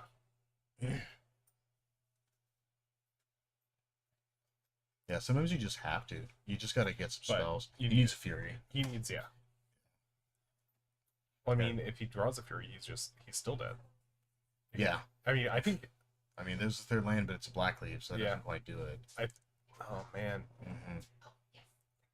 Rough spot. It's essentially like any creature that you play just dies. Yeah. I mean, he can Bowmasters. He has to Bowmaster to kill one of the Bowmasters, chump the army, but he's still going to have 4 damage, or 3 damage coming in with the Dalthy. Is he going to main phase? I do like holding...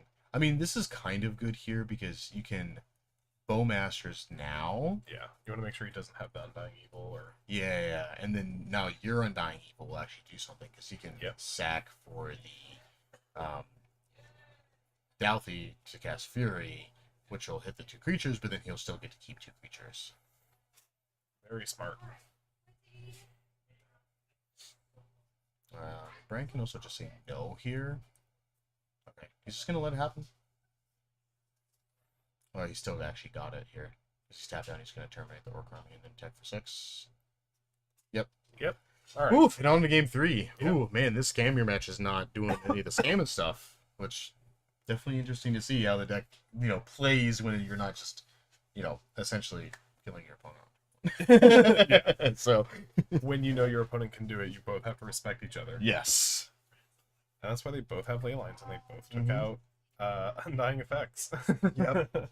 Yeah, not super many, just switching over to that good old mid-range plan. Yep, but maybe Cal is changing his mind. I think maybe he took out a Thought Season of Bowmaster? Yeah, maybe putting more in. Oh no, Thought Season, not dead after all. Yeah. Alright, well, game 3 of our Yeah. semifinals here. That's good, good, good. Yeah. Oh, okay. Cool. We got up to the top 4. So Titan ended up winning the scam versus Titan matchup. Oh, okay. So, yeah, so it'll be Alex Soderbergh versus another scam. Skimmity scam. So at least we won't have a double scam finals. Yes. Yeah, no double scam finals. Not double scam on camera to double scam on camera. Okay, that's good. That's good. Because I know everybody loves watching scam mirror matches. Oh, yeah. That's like everybody's favorite thing. Yeah, you get to learn the deck tech. Yeah. Yeah. Yeah. I was gonna say the Titan mirror match was actually pretty good. Yeah. Yeah. Yeah. Titan mirror match was fun. Getting the Beseiju to blow up the growth chamber. Oh, that was sweet. It's like, ooh. Yeah. Spicy. Yeah, going into this game 3 with Cal on the play. I mean, yeah, maybe that's why he decided. But he took out the Not Dead after all if he's on the play. Yeah. I mean, it's kind of better in this situation because if Brian does start on the ley line, then since Cal is going first, he can switch his game plan around a little bit better. So definitely it's a little bit beneficial. Cards popping out.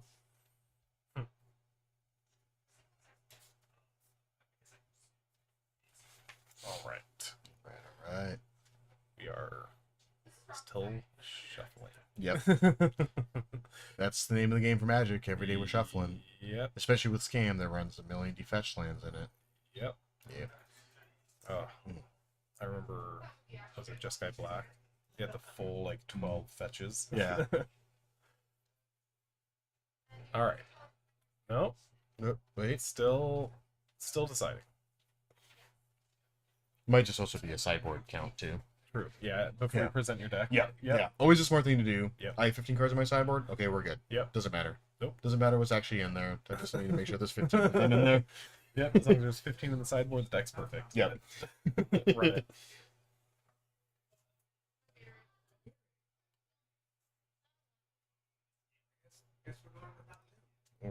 Alright, let's see what we got.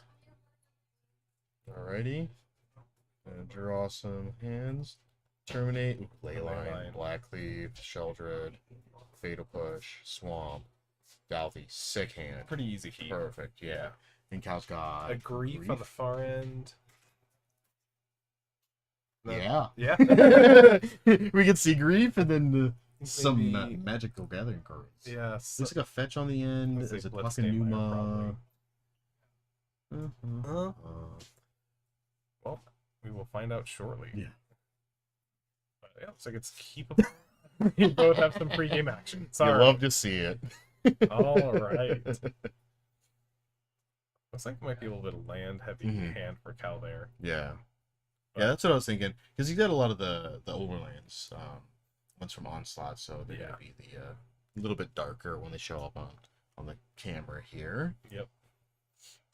Yeah. Vern's got a good follow-up here. Drawing that third land, definitely solid. It's going to put him closer to just casting Sheldred. Right. So it looks like Grief, another Bloodstained, Dalthy, Not Dead After All, which is dead now.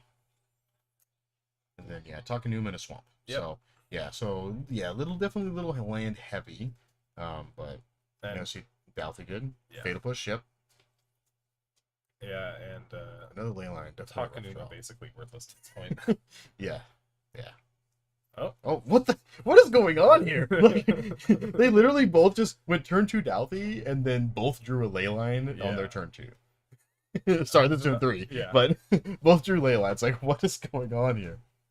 All right, just gonna attack here. It is the mirror after all. Yeah. We get to see those Doughty beats. Get in. Yeah, land here from Brian would be sweet. Because obviously, so Cal is not sitting on a terminate, otherwise that Doughty would have been terminated. Right. Save some damage. I mean, he could also leave it, because Doughty's essentially just a 3/3/2 with Shadow at this point, because he's never getting anything with void counters on it. No. Void counters are just non-existent in this game with double A lines, so Cal hitting his 4th land. Yeah, Takanuma is just a glorified swamp. Just gonna grief here. Yeah, hardcast grief. Yeah. And probably terminate it. Yeah, it's terminating response. He's just Sheldred, not dead after all, and a Leyline. You want the Leyline, right? Yeah, taking the Sheldred. Easy piece of Sheldred here. Yep. Untap a Rooney. And draw. Ooh, Sheldred's Edict. That's good. Yeah, That's a bad. good draw here. Keep the board clear. Mm-hmm. Alright, Cal, what do we got? Black Cleave. Just pass. Then, yeah. Oof. Sometimes this is how the matchup goes. Like, jam stuff, just jam. When your opponent's got nothing on board, just Doughty him over and over again. Yep. Hard to interact with. Oof. Another land draw from Cal. Yeah. Definitely rough. It's even a lot of mana open here. Oh, yeah, Ragavan dashing in. Yeah. No, it's kind of like free game here. I mean, you could be sitting on a Bowmasters in theory. Yeah. But I feel like that might have come off and just tried to race a little bit. Oh. Can't cast it, but oof. Neither can Cal. Neither can Cal. Yeah. Big woof. Yep. That is exiled. That isn't in the same file.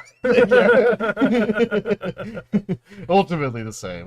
This is my Ragavan Another exile. land. Jeez. Yeah. And there's the handshake. Rough draws for Cal there. Yeah. Man. That was... Yeah, it started off really strong. Like good draws, good early draws with the Doughty, and then just trying to land and then land and land. It's like, man, definitely super rough. Yeah, disappointing game, I'm sure, for Cal. Yeah. You want to have that third one at least be a little bit back and forth there. Oh, but... yeah, for sure. Yep, that was it. Yeah.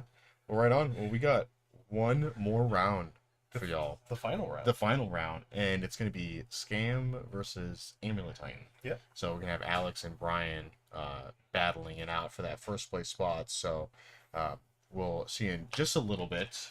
Just need to do a couple less quick checks, and we'll be all set for our final round. So we'll see you real soon. We'll see you soon.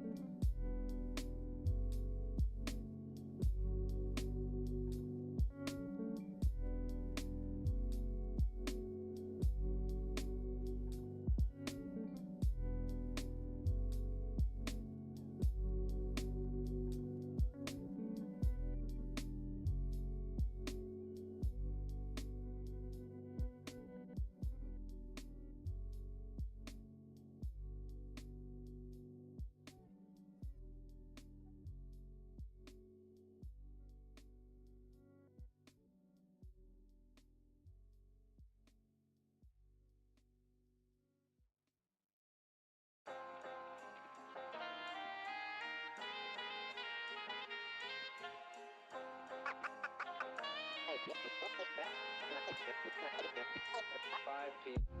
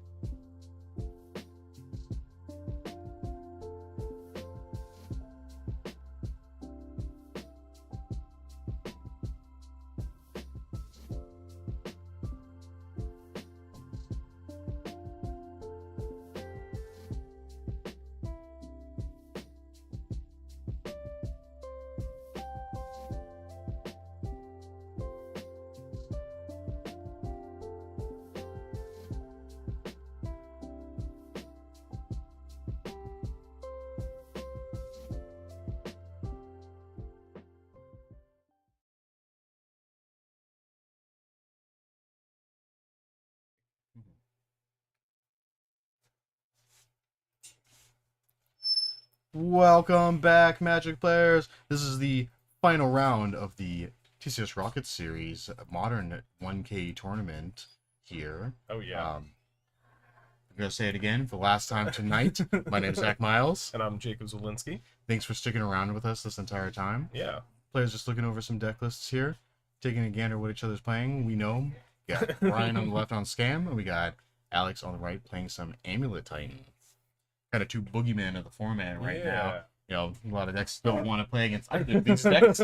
So, yeah, I mean, Scam... Scam, for obvious reasons, just being so oppressive in that first turn, being able to just tear apart your hand, literally called Scam because it just runs away with games. But Titan also has some like surprising resiliency. When you start messing with lands and land drops, not too many decks are able to like... oh yes, and if you got a Twitch, if you have Amazon Prime, you actually get a free Twitch sub. So consider using it with us. It's free. Doesn't cost you any money. And I'd go so far as to say don't even just consider it, but do it. Do it. Yeah. Do it. Let's go. Support us. Local game store in San Diego. Let's go. Yep, and a great game store. Like, I've been coming here for the past, like, 6 years. As long as they were at the other store out in La Mesa, I've been coming to Rockets. Yeah. So. Yeah, bunch of cool people here. Oh, yeah. Good time. Good Magic singles selection, too. Oh, yeah. Obviously, presuming you guys like Magic. We do toys.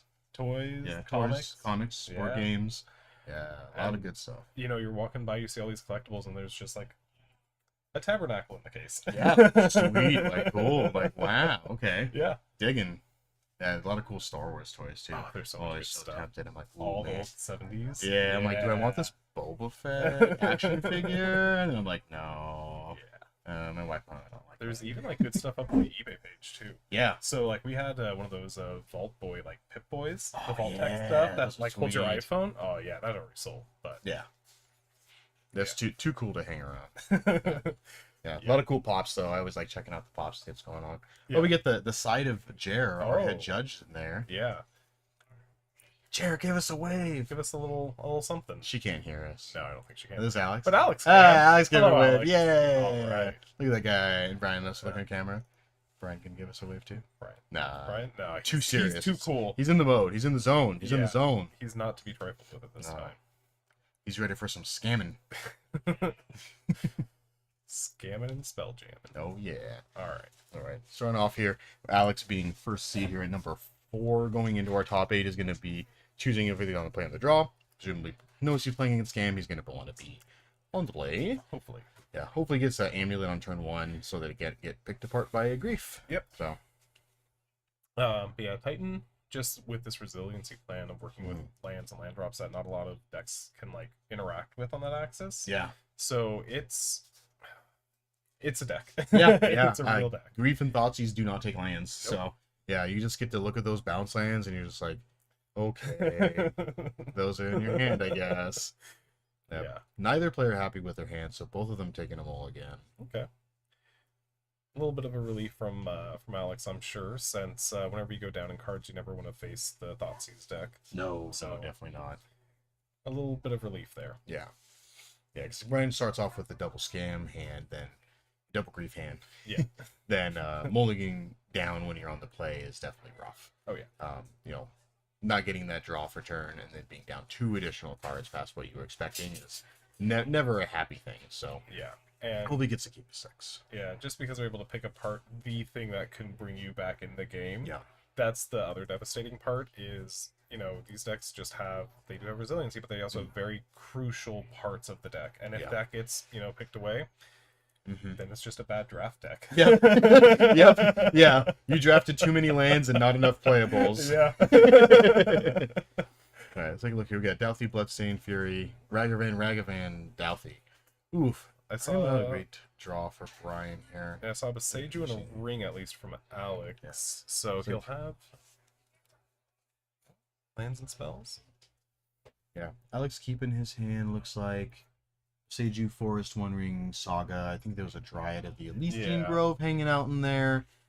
He's got the Secret Lair ones with the very provocative art. Yes. Yeah. Cool art. It's very good art. It was just like, wow, you were very shirtless, but okay. Yeah. Definitely looking sweet though. Yeah. It is funny that the amulet decks we have seen have pretty much just all been foil.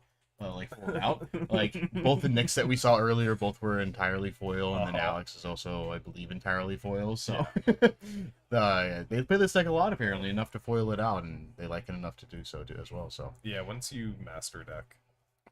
So okay, scam getting some good pieces there. Yeah. A grief here would have been sweet. Yeah. Being able to double grief, put Alex back on Brian's level, but he's gonna keep Ragavan, Takanuma, Not Dead After All, Thoughtseize, and a Blood Crypt. Looks like pretty solid keep. Yeah, pitching that extra Ragavan definitely is good. It's not the best in this matchup, just because there's not a whole lot of stuff that you are taking from them that you really care about. You know, there's always going to be just pitching Ragavan, but I mean, there's also just Ragavan just hitting over and over again, and sometimes you just like attack them and then you hit Slayer Stronghold and you're just like, yeah, we got him. Yeah, you got the crucial piece. Yeah. No, he's good. Looks like he's going with his original keep that he was thinking. Yeah. Starting off with Saga. Yep. Yeah, this is also going to make Blood Moons real good in this matchup too. Sagas. Ooh, a Bowmaster's draw. That's good with Alex sitting on a one ring, so later on he's going to get some little bit of a bigger Bowmaster org army. So drawing a second one ring. I'm surprised Brian didn't start off with the Thoughtseize, but well, there's not a whole lot they're doing. Like, because if Alex had an amulet, he would have cast it on turn 1. He would have cast it. Yeah. So this gives him an extra draw or two to kind of deal with get a couple more spells in Alex's hand before he does anything. So I mean, now would be a good time to pop it off. Yeah, there we go. Just in case he has a Dryad, he has an Azusa, because he's not casting any of those that early. I mean, just taking Dryad here seems sweet. Yeah. Because Dryad's going to get rid of the Volakut option for Alex later on, and then it won't expedite Alex into that being able to cast a one ring. Not next turn, but so, I mean, I guess it would still be the following turn. Yeah. But getting that Volakut value. And even just having multiple land drops beyond the first turn that it enters the battlefield. Yes. Yeah. So he'll find something off of those one rings eventually, and then the Dryad can put in the real work. Oh, yeah. So. Yeah, no value coot? Value coots, no. Yeah, just doing a quick write down here. Yeah. Taking little pixies. Yeah, definitely taking Dryad is good. Oh, yeah. Because Alex probably looking to get a amulet this turn. Drawing another miscellaneous Magic the Gathering card. Yep. Loading a colorless. Shadow of Doubt. No! Yeah, there we go. Get an amulet. That's another one of the sweet secret layer cards. Yeah. Yeah, that's a good one. Yeah. I mean, Alex, I think, really at this point is like, can I please draw a bounce land so this amulet will do a lot of good work? I mean, Ragavan put one away. Yeah. Big Valakut's gonna untap. Flash into Bowmasters. Just try to start pushing some damage. Yeah. Yeah, just try to see if you can get him dead nice and quick. Yep, needs to accelerate. Yeah. But let's see what he's got. Okay. Interesting draw. That's super good. And once again, this matchup is kind of awkward. Yeah. I mean, sometimes like you can Douthie and then snipe a Primeval Tine, and then you get your own Primeval Tine. Hitting Crumbling Vestige, that's a good one. That leaves a couple of lines out. So I mean, if there's, he draws a Stronghold or he draws a Boros Garrison, then the Crumbling Vestige is kind of a replacement for those a lot of times, so that he doesn't have that out anymore. Yeah. And especially with Brian having one more turn of Alex not having a one ring. Yeah, the one ring coming down is going to be impressive. Yes. Another Dryad. It's definitely going to be good here with Alex being... A bounce land here would be sweet for Alex. Because he'd be able to bounce land. Well, I guess actually it's not super relevant because he just has rings to follow up with it. But I mean, the ring can draw him something. That's true. Yeah, the Douthie at least, unblockable. Getting in. So tired. And was that an Odawara? Let's see. One rings. Yeah, I mean, you kind of have to one ring. Yeah, got to start drawing some cards. Give yourself protection for a turn. Yeah. Yeah, because now none of the hand disruption works for this next turn for Brian. Right. And he's just going to ping, make his Orc army bigger. Drawing another one ring and a Golgari Rot Farm. Looks like Golgari Rot Farm has maybe been for turn. Draw one ring off the one ring. Yeah, Return to the Beseiju. Yeah. I like that. Yeah, for sure. I was considering maybe like Talaria West, Mm-hmm. but I don't think he quite wants to pay for it and get a prime time in on the same. Yeah. Yeah, it doesn't have a mana to do it, but I mean, he could still activate Talaria West, which is nice with Dryad. So he'd still be able to produce blue. Yeah. Yeah, it's definitely an option. Brian just doing a little bit of deck thinning here. The awkward thing too with having multiple One Rings for Alex right now is that like if he's One Ringing and bombing his own One Rings, then he's able to just Dalthy one of his One Rings back. It's like, oh, thanks for the One Ring. Don't mind if I do. So he's kind of got to deal with that first, or he just kind of has to do it all in one turn. Yeah. Like it's got to be a catch-all. So it's gonna be like all or nothing. Right. The draw, Grief, not doing a whole lot this turn. I mean, the One Ring active, so. Yeah, the One Ring also like just might be good time walks until he's able to like kind of stabilize. Yeah. Yeah. So I'm fine if you just. Did you have another One Ring? Do you have all four? Yeah. Okay. He's just gonna cast this one, and he's just gonna keep the new one, just so he can get a return. Yeah. Yeah, he's gonna ping here. Okay. Okay. So. Done a Valakut and another land. Yeah. Valakut's a good draw here. Having double Valakut on board, he can play Valakut plus a land this turn. He's got a Saga, so he'll be able to trigger Valakut and deal 6, so deal 3 and 3.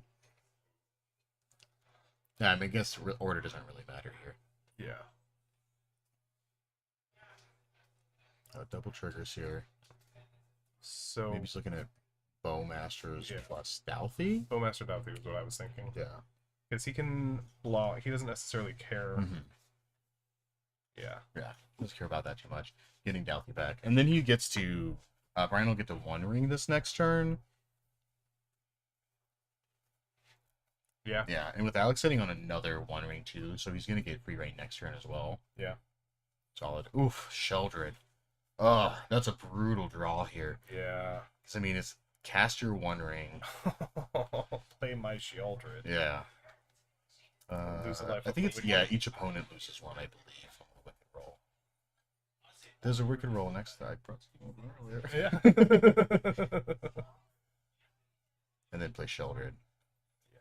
Good draws here. Oh, man. Sheldred is sweet. Yeah, that's such a good draw for him. Yeah. I mean, nothing goes with Sheldred like the One Ring. Yeah. Match made in heaven. It's absurd. Yeah. Gain 2. Oof. And with another Bowmaster too. So he's just totally shut down Alex's One Ring. Yeah. And then Alex is kind of in expedite mode. So, I mean, a land here kills Sheldred. So that's not bad. Alex has another One Ring, so he can give himself protection from another turn. Yeah. So he's going to take the 2 here. So lose 2 life from the Sheldred. He can't activate One Ring until he deals with Sheldred. Right. I mean, we know that he's Beseiju in hand. He bounced it back earlier, so I don't think there's anything he's too worried about. You draw a different land for turn, though. You'd love to see it. Hopefully. I wanted to keep my Beseiju, so I will. Was he double Beseiju? The 2 Beseijus. No. Oh, it's a Summoner's Pact. Okay. Summoner's Pact, double ring, and then Beseiju. Yeah. So.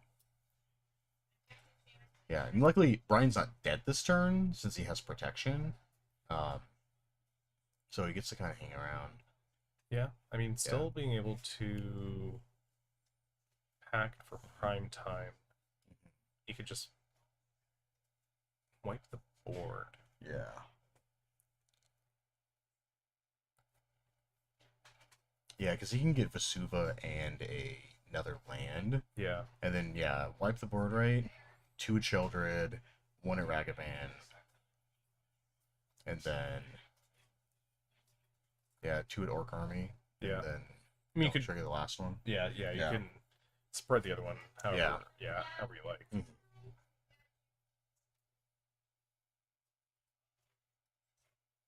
Yeah, Valakut?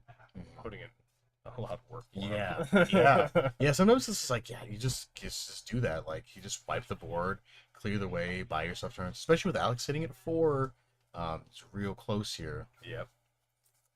Yeah, I mean, there is a little bit of a risk here too, because with Alex being at 4, Ryan, we saw his list earlier. He does have bolts in his list. So he can always bolt here if Alex doesn't play an additional One Ring. He can also do it possibly during upkeep after Alex loses 2 life. Like there's still a lot of outs. Like still a lot of stuff going on. But we'll just see how they play it. Brian does have the Bowmaster. So yes, if he plays, he has to play the One Ring. And then let the triggers resolve before he draws. Yeah, because you have to kill Shelter here for sure. Oh yeah, Shelter has to go away.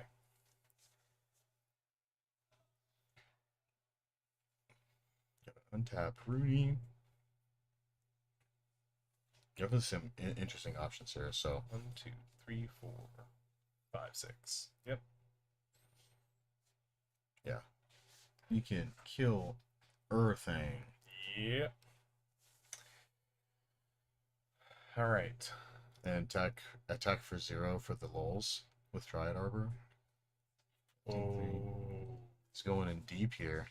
I mean, he can play another One Ring this turn and bomb his One Ring. So, true. Okay. Yeah, he's pretty safe here. Okay. I mean, unless Brian draws exactly Bolt. Like, if Brian draws exactly Bolt, then Alex could still die because he just passes turn, lets Alex's One Ring protection go away, and then he just Bowmasters plus bolts you. Yep. But I mean, that's kind of a stretch. I believe he only has like 1 or 2 in his deck, so it's like it's a big ask, but it's not 0. Yeah. So Alex needs to be wary to not tap his One Ring if he plays a new one. If he decides to Legend Bomb him, because even if he goes to 1, then he could just die to the straight Bolt. Yeah. So he did review deck list, so he does know Bolt is in the main board. Yeah, he's just gonna play this in float green red. It's not gonna do anything. Oh, he's targeting his thing. I think he just forgets that it's just a May. I believe his are not in English, so does Brian just speak French? Oh, that's the English one. Okay, there's an English one and then a French one. Yeah, I don't know why he pointed as Dryad. I think maybe it was just like, oh, it's a May. Yeah. It's like, okay, cool. We don't have to worry Or about maybe that. saying he could like play another land. Yeah. Who knows? Yeah. That's what's going on. Either way, we are playing a One Ring. Yeah. Okay. One Ring, gain protection. Yep. Hit the pass. So let's see. I mean, Brian does have draw for turn plus 2 draws from a ring. So he does still have some options here. So let's see. As a Thoughtseize, can't cast that. You can target yourself. Draw. Bolt. That ain't it. No. That ain't it. I mean, this kind of just points at, I mean, Brian is just dead next turn. With 3 Valakutes on the board, it's that's a lot of damage. Yeah. It's like, no. Sorry, I need red mana for this. Yeah. Play Monkey. All right. Well, he has something. Pass. Something to block, but the 1 toughness isn't going to do much. Draw. Saga Trigger. Saga Trigger. There we go. All right, there it is. What are we doing? Making a construct? I don't think it matters. I think Alex has got this one. Yeah. I mean, he just needs to attack with Primeval Titan, right? Yeah. Yeah. I mean, even getting a map here for Alex is fine. Just get another land, play another land. I mean, and also, like, it's also kind of telegraphed because, I mean, Brian wouldn't have a removal spell at this point because Dryad would have been gone a long time ago. Yeah. With the Valakutes going on, so unless he drew it like exactly this turn, but then it's like it's still a rock and a hard place. Like, what are we killing here? Oh, he's gonna go ahead and just pay for us back now. Oh, cool. Oh yeah. Yeah. Yeah. We are able to do that now. Yeah. Yes. Yeah. He's allowed to continue playing Magic.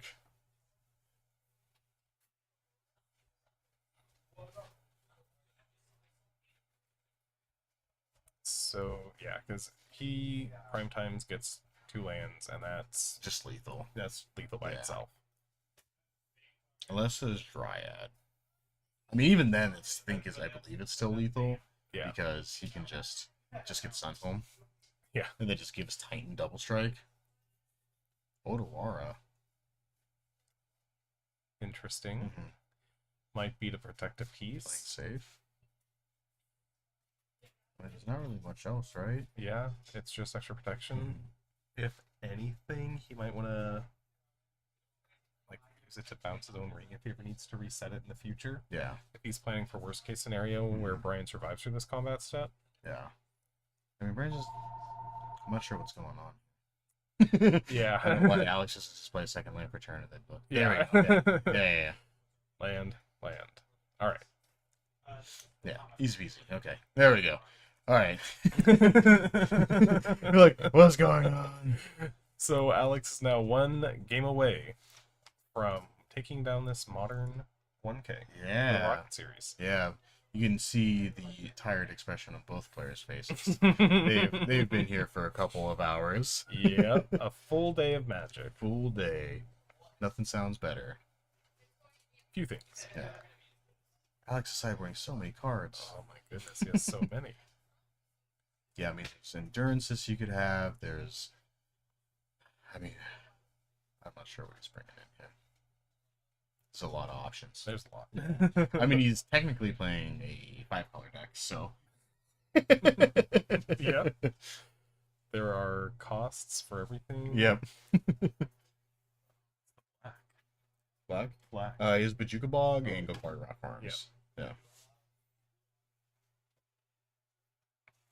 I was thinking he had white for Sunhome, blue for Claria West, and then French Commander is the next in our Rocket Series. Yeah. Isn't that true? Coming up on December 9th. December 9th. And a good old heart from Jared. Jared's favorite format. Oh, man. Yep. If you don't come and play French, she will be sad. Very sad. I made a Athreos French Commander deck. Just nice. Yeah. Do you know Balance is legal in French Commander? Yes, it is. Yeah. I was thinking about playing a Balance deck, but then I realized I could play Saskia, and I was like, yes, please. Yeah. But yeah, Balance being legal in that format is nuts. So it's pretty sweet. Yeah. Like, you can't play any of your fast mana, so no Mana Bolt, Mana Crypt, but you do have some pretty big hitters. Yeah. Just not playing any creatures and then wiping your opponent's board for 2 mana. It's pretty good. Maybe you'll have to discard a card. Yeah, but yeah, that's right. fine. Yeah, that's fine. I'm okay with that. I'll go 70-year creatures for the Constitution. Yeah, that's fine. That's fine. I'll allow it. How many lands you got over there? Well, that's a shame. Yeah, man. I've got 3. You got 5. Oh, ouchie. Rough, buddy. Oh, man. Balance too good. Balance is so good. Yeah. Unfortunately, no legacy in the series. Only solely. I am also very sad about that. I would have loved to jam some good old legacy. I want to try out those Legolas's quick reflexes and depths. So split second. Yeah, split second. Yeah. Yeah, it definitely makes the Death and Taxes matchup better because you get to make your Mirror Age and it just doesn't automatically die to Caracas and or Swords of Plowshares and or Solitude and or Filing and Flicker Wisp and or like there's a lot of stuff in that deck just like I don't care about Mirror Age, good luck. Yeah. So and split second like ooh yeah. Just make sure you activate before. Or no, you respond to the vial activation. Because, right, you tap the vial and then that ability goes on the stack? Yeah, I mean, they can still put in the creature, though. Yeah. And then they target it, and you're like, fair. Give it hexproof, split second. Fair. Yeah, too good. It's also not too bad with, like, Minx and Boo, where you can put counters on your Minx token. If they have a Caracas, they're like, Caracas, your Minx, your Boo. And you're like, no, I'm going to give it hexproof and... You know, untapping it is essentially irrelevant. Yeah. But then giving it the hexproof, and then giving it the +1/+1, and then when it attacks, it donks on something. Then it gives it an extra power, so when you can sack it to Minx, and then it's like awesome. Jeez. You love to see it. Which will continue until morale improves. Yeah. There will, in Jur's mind, always be a home for French here. Yes. Yes. Yeah. Yeah, definitely good over the last. I mean, they had the normal dual commander last time, and that was a little awkward. Their ban list is a little bit different than the French ban list, so a lot of cards that should have been banned on the dual commander is just not legal in French because it's too good. Yeah. Yeah, French is interesting the more I'm looking into the format. Just having the capability of switching commanders too, I think is pretty cool. Yeah. Obviously, as long as they keep the same color identity. Yeah. But, you know, switching to something that's a little bit more oppressive for, you know, instants and sorceries with Kamal. If, you know, for my Athreos deck, you know, you have options. Yeah. Definitely helps out a lot. It's like sideboarding in a way, right? Yeah. Like you just throw a couple legendary creatures. Fortunately with Saskia, I don't have any other options. I'm just kind of stuck with playing Saskia. Because I think, I'm pretty sure Vial Smasher is banned in that format, so I can't switch over to like Vial Smasher and stuff. Vial Smasher and like Serdar Kondo or these other good green white, so I'm stuck. Just fine. Yeah. We gotta respect my girl. Alright. We're starting off here. Looks like Alex got Tolari West, Celestia, Sanctuary. Ring at the end. There's a ring. There's a forest in there. And we got Grief, not dead after all. No lands. No lands. Yeah, the hand would have been gas if they had, like, land. A single land. A single land. Yeah, just like Alex had. Double Grief you, like, oof. Yep. It's rough. Yeah. Alex probably keeping that hand. I mean, starting off with an amulet is always good. I mean, Brian being on the play here does help his scamming potential for turn 1. Yeah. So then Alex doesn't get a chance to play that turn 1 amulet. I know a lot of these scam decks will also run Hidetsugu consumes all out of the sideboard. It's not too bad of an option in this matchup just because it does hit Urza Saga tokens if they switch over to the Urza Saga plan. And then also, obviously, holds amulets, so you can just get those out of here too. Yeah, interesting deck building decision to add that. Yeah, and it's red black, so it pitches to both Fury and Green. Exactly. Yeah, so it's not a bad option. Not a good one here too. Bloodgriff, Grief, Fury, Bolt, Ragavan. I mean, I think this hand might be fine, but it's risky. Yeah, I think he's just looking for. He has to have more lands. Yes. Being stuck on that one lander there, that would have been the death of him. Yeah, because essentially you just you jam Ragavan, hope you draw a land, and then hope Ragavan doesn't die, and then you can play a turn 2 Blood Moon, and then Titan's on hard mode. Yeah. I mean, we know that Alex has the Forest in his hand, so it's less hard mode for Alex at that point, but that's what ideal playing for scam in these lands types matchups are going to be. Yeah. And it's a little bit easier in this matchup versus say Tron, because they'll have Warping Whales, they'll have Dismember, sometimes the times you still have Dismember as well, but not as many. Well, he got his lands. And honestly, sometimes you are happy to see extra lands when you have to mulligan to 5 because it makes your decisions a lot easier. Yeah, I think this might be a keep here. Yeah. I mean, pitch a fetch land. I mean, you could probably keep a fetch land here, because if you're planning on blood mooning, then you want to be able to get your swamps. So I mean, pitching Takanuma here. Yeah. Because Takanuma, I feel like sometimes is a little bit slow in this matchup. Yeah. Because they can go pretty fast, so you want to not use all your mana just to get a creature back from your graveyard. Yeah, it's mostly just a swamp in this. Matchup. Yeah, and with Blood Moon, it's just a mountain. Yeah. Brian's going down to 4. Oh, man. I'm curious. Risky.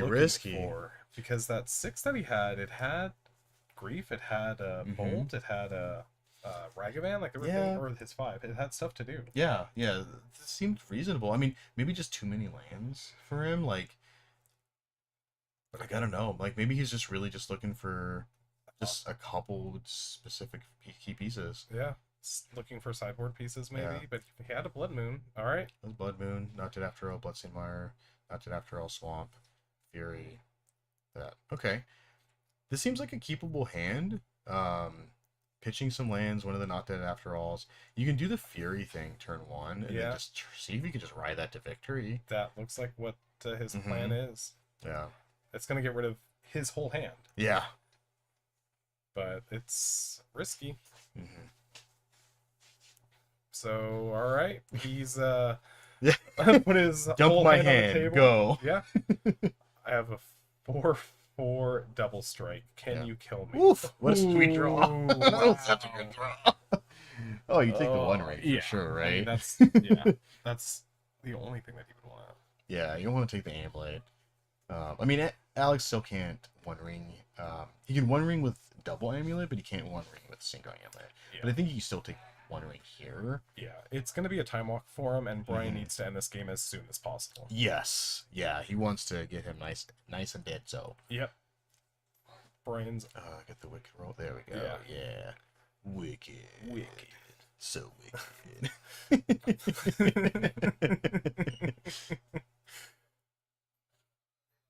Yeah, Brian's main concern is just attacking, and the One Ring is the only card in that hand that stops that him from prevents that, attacking. yes. Where's Glacial Chasm when you need it? Oh, God. Woo! That'd be so brutal. That'd be so... As a lands / depths player for Legacy, well, mostly depths, not so much lands. I can't afford a Tabernacle. Yeah, the Tabernacle. I do love me some Glacial Chasm. Oof. Oh yeah. Yeah. I was eyeing it the other day. That draw here. That was endurance. Okay. Doesn't match up well against the 4/4. He can still play it this turn. Main phase, which definitely stinks. Yeah.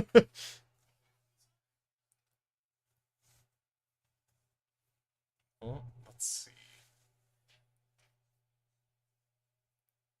Because I mean, yeah, he has nothing else. Yeah. Like he just has to play the endurance.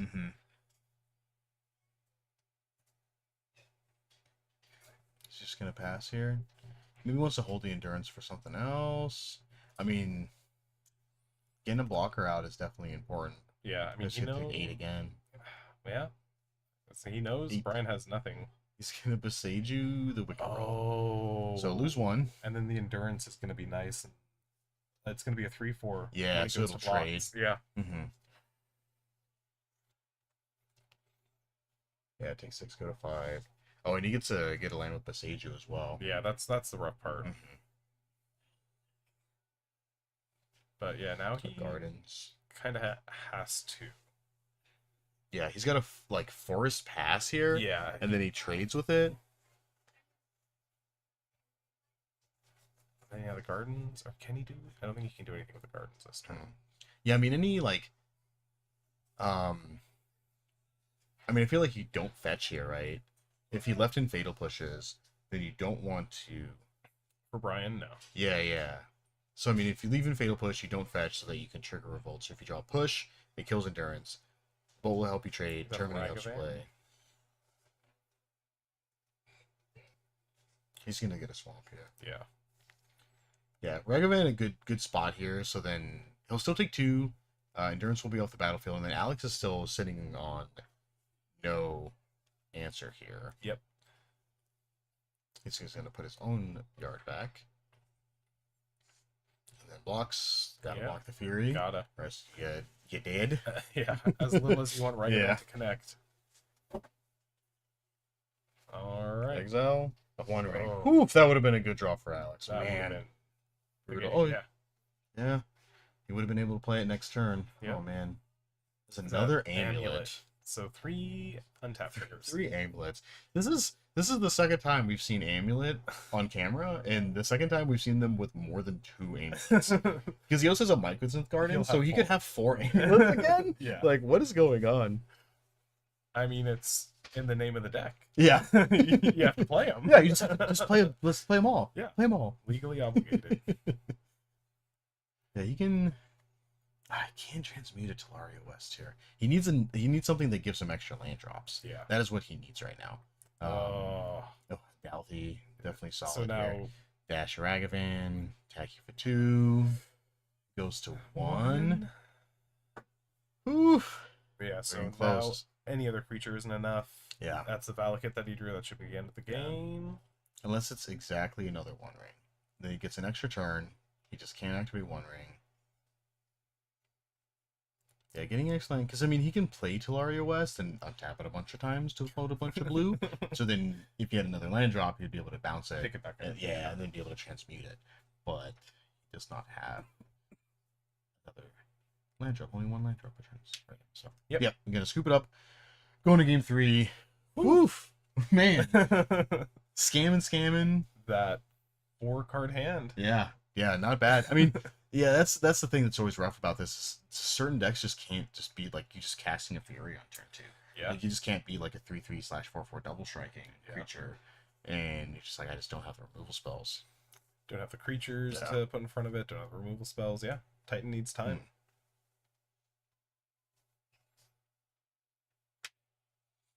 Gonna do a little hanging out here. Yeah.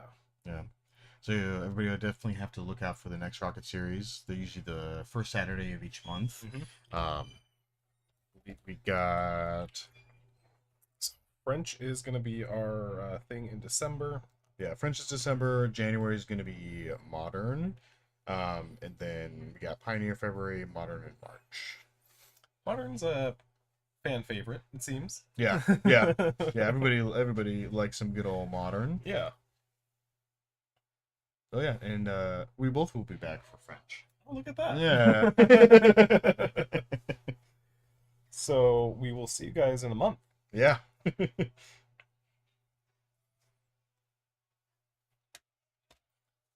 French commander to grow longer hair and nails. Thank you, Jared. Thank you, Jared. Yeah. What if I want shorter hair and nails? But what if I want shorter hair and longer nails? Yeah. Is that the German commander? German.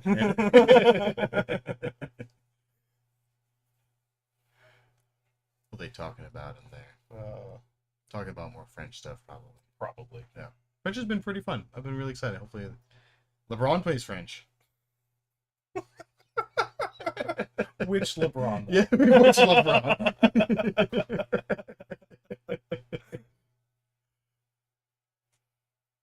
MJ hates French. Oh. Wow. Oh man, really putting people in a difficult spot. Yeah. This is where we take sides. You see, I don't like LeBron, so I think I hate French. Yeah, I guess we hate French. Yeah, I'm definitely on Team MJ. So. Wow, sorry to tell you, Jer. Yeah, sorry, Jer. Yeah, we've decided the two people commentating on the French commander don't like French. Yeah, both standing by MJ. So. Oh man, this is too good. All right, we got Brian coming back here. All right, getting some good old classic Magic shuffling as Magic players do. Randomizing his magical cards. Yes. Gotta do the riffle shuffle. Most often. Yeah, it looks like took out 2 Ragavans, and Dying Evil, a Dalthy, and a Fatal Push. So I think he was on 2 push when we looked at his list a little bit earlier. Yeah. So he still got 1 in there. So yeah, definitely wanting to bring in Blood Moons. See if we can peeks at what he's got in there. Let's see. He's so fast. Okay, he's taking out the other push, and then putting in a Phyrexian Metamorph. I can get behind that. Yeah. Copy your opponent's 1 rings. And then also copy their Titans too. Yep. Yeah. So definitely not too bad. 3 mana when you're paying 6 or 4, and I'm getting a little bit of extra value here. Yeah. And Alex switching up his sideboard here for our final game.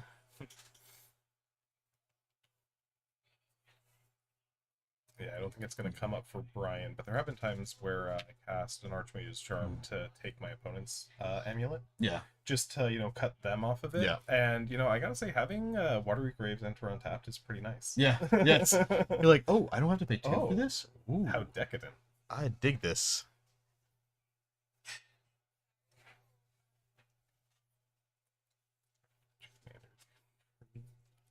Your grades? Your grades? Joke's on you, Jer. Yeah. Yeah, right?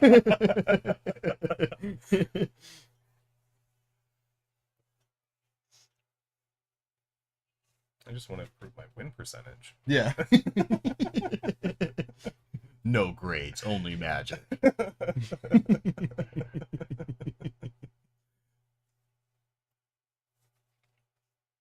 Alright, Alex shuffling. Brian continuing to shuffle. You gotta weed out all those land pockets. Yeah. Yeah. Those statistical anomalies. Yes. Yeah. Yeah. Shuffle away the statistical anomalies. Random. Yes. Riffle shuffle. Yeah. How you get that true random. Man, I've watched people play like Canadian Highlander, and when they two-handed just shuffle like black bordered Volks, and just like they're like, oh man. But you know what? Oh, it's the best. Yeah. It is a little freeing. It's a mind game. Yeah. Yeah. Which Because is- I rival shuffle all my decks, and just some people are just like, oh no. I'm like, oh, okay. I'm gonna get a little bit of a bonus here too. Like, I was just shuffling my deck, but it's actually like kind of putting you off kilter. Okay. Yeah, little tilt. It's like putting your lands in front. Yeah. That's like the one taboo. Yeah. I always love when people do that because I just like push their lands off to the side. I'm like, excuse me, I need to see through these, please. It's like parting the ocean. Excuse me, I need to see. I think it's more apropos if you were like attacking with a creature and then you spread their lands out. Yeah. All right. Amulet starting with the Alex starting with the turn 1 amulet. And- Ooh, and Brian's getting to do the scam thing this round. Yeah. Wow. Okay. Yeah, get rid of the thought Take a peek. Ooh, okay. Oh. I think you just take summoners packs here, right? Yeah, just pack. Leave Yeah. them with lands. Yeah. Leave them with nothing but lands. Map gets a land. Yeah, and Sagu. Play Pauper and Legacy. Both great formats. Yeah. Pauper's actually like Pauper's super surprisingly deep. Yeah. Recently it's been a little rough. Yeah. But typically, like when there's not like as dominant of some decks as there are right now, then it's a lot more fun. Yeah. All right. So I'm just playing Screen Fairies. yeah. Yeah. I was gonna be able to follow it up with He's the map. Yep. You follow up with a Ragavan Dash here too. And 6. Ooh, Terminate's a good draw as well. Yeah. Yeah, Brian seems to be definitely in the driver's seat in this game. Oh yeah. Yeah. And he has Fury to pitch to Fury if it ever Yep. comes to it. Mm-hmm. Yeah, just like getting out of the way a Grazer or getting out of the way a Dryad or Zeus. It's like he's not gonna dash the Ragavan. Looks like he might just be looking to play it this turn. Just jam it or just leave and terminate up. Yeah, maybe just leave Terminate up. Yeah. I mean, this is the time to leave terminate up because if Alex goes Green Source plus Dryad / Azusa, then you just stop. Terminate it. Get it out of here. Right. Let's get a sec. Get That's pretty good. another Another amulet. Yeah. So we got the map on board, so. Yep. He's just gonna sack this while he's in there. Might as well. It's the polite thing to do. Yeah. Yeah. I'm gonna shuffle my deck. Please cut. I'm gonna sacrifice my map. I'm gonna shuffle my deck. Please cut. Yeah, Alex has a pretty good amount of mana this turn too. He can one ring this turn. I don't think he drew one though. So I didn't see one in his opener. Yeah, when he got griefed, he only had the lands. Yeah. Yeah. And That's land. land. Is that a Dryad at the end there? Yeah, it was Dryad. Yeah. Yep, that resolves. Land, go. And Kill Dryad. Terminate? Or No? just might Fury it. Yeah. Oof. That Ragavan last turn would have been really good. He would have been able to Blood Moon here. Yeah. But I mean, he's not sitting on any black mana though, so that's kind of awkward. I think I would rather cut my black though. Because I mean, he has a Ragavan to at least make a treasure token. He would, assuming. Yeah. But I mean, if Alex goes like forest plus another, like land plus another Dryad, then your Blood Moon is useless and it's only hitting you. Yeah, true. Yeah, just rough. Timestamp order. Yeah. But versus Saga down from Alex, and then and now Brian can go get his swamp, so he'll still have one black. He won't be able to cast Althys, or hard cast Griefs, but like at this point, it's looking like a pretty good, pretty good chance for Brian here to take this down. Yeah. He's gonna play Ragavan. Now that he's got that third land, he can play Ragavan and leave Terminate up. Yeah. Yeah. I mean, Alex essentially just needs Ring here, which I think he just drew another land. Yeah. Yep. Don't see the ring, and that. Bounce, bounce, bounce. Yep. Make a token. Yep. A 3/3. Take 4, 6. Yeah, but he's got that Terminate, so put him to 2 if he wants to terminate the Construct token away. I mean, definitely rough spot. Yeah, I think I'd terminate it. It is really tempting to terminate this and then just slam a Blood Moon. Yeah. Yeah, but I mean, like, if essentially, like, right now he's just dead, right?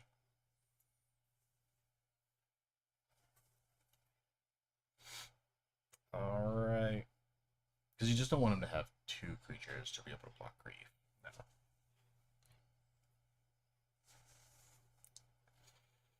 definitely interesting here. Yeah, I mean, with the Blood Moon, Urza wouldn't be able to make another creature anyway on the next turn. He does have the forest up, but attacking here I think is nice. Yeah. To fish out whatever he might have. Ooh, Dismember. Dismember. It's a solid one. Yeah. Yeah, to buy some a turn. It still takes 4 this turn, but he's not going to take 4 next turn. Yeah. Yeah, not having a Dryad kills him a land. Yeah, I mean, Sin here, it's rough because he could have terminated during this combat, killed the Construct, attacked the Ragavan and the thing, still dealt 2 damage to him, puts him to 1, and then he could have fetched, got his swamps, and then Blood Moon. Yeah. All in that same turn. So it would have really put Alex back a turn, and then Construct would be gone. Yep. He would have had an extra Ragavan hit. And then he wouldn't be able to make another one because of Saga. Yeah. Saga being dead, so. But here we are. Yeah. And I don't think Alex has much in a way of coming out from underneath this. Yeah, I mean, he still has the 3/3 for now. I mean, if he draws... I mean, there's not much. No. He at least has the basic forest. That's the only thing he has going for him. Yeah, so I mean, a Boseiju draw is sweet. Yeah. Wait, he has a Boseiju still, right? Yeah, I thought he did have a Boseiju in his hand, so... Yeah, I think... Ooh, has a Fury, too. Does Termina get some damage in? Yeah, the problem with Ragavan in this matchup is it's really just... Yeah, there's the Boseiju. Yeah. Problem with Ragavan is it really just deals 2 damage. Like, it doesn't do much else. Right. Yeah, like, he's not casting any of his cards. No. Yeah, unless you want to get that amulet, and then your Blood Crypt's coming to play untapped. There it is. Spicy. Yeah. Follow us for more amulet type tricks.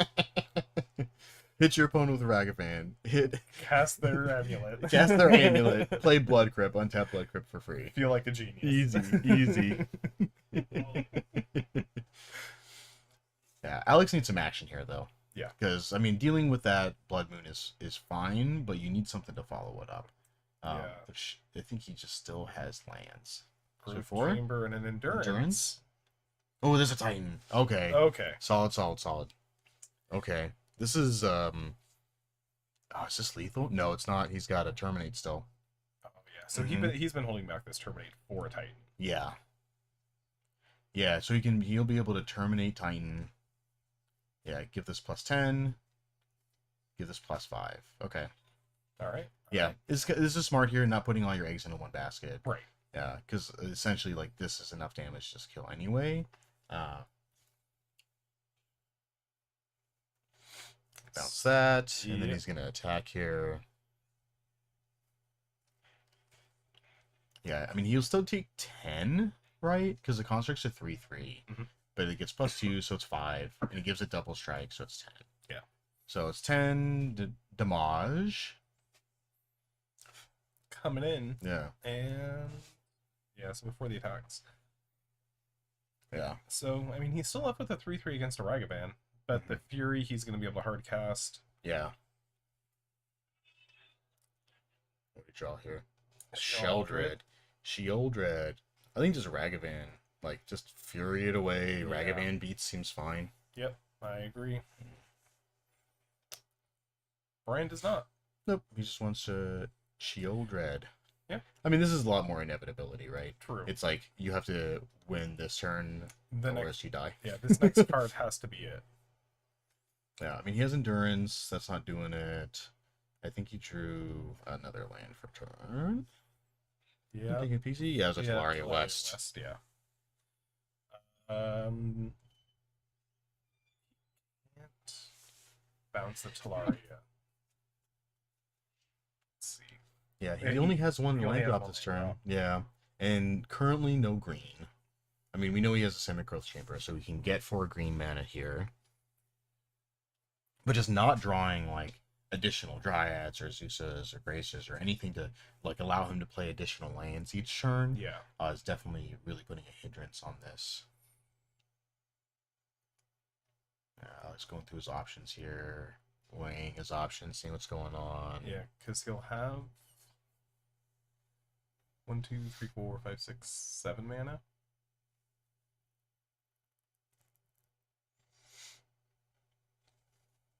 Two. 2 blue, 2 green. All right. Sweet. Because he can still Talaria West here. He could still West for Pact, and then he can't cast the Prime Time. No, he's 1 mana short for Prime Time. Yeah. I mean, you can Talaria West for Dryad, but that doesn't really do a whole lot here, unfortunately. I mean, Dryad, yeah, because the Valakut's not going to be turned on. Yeah. Oh, that's a rough spot.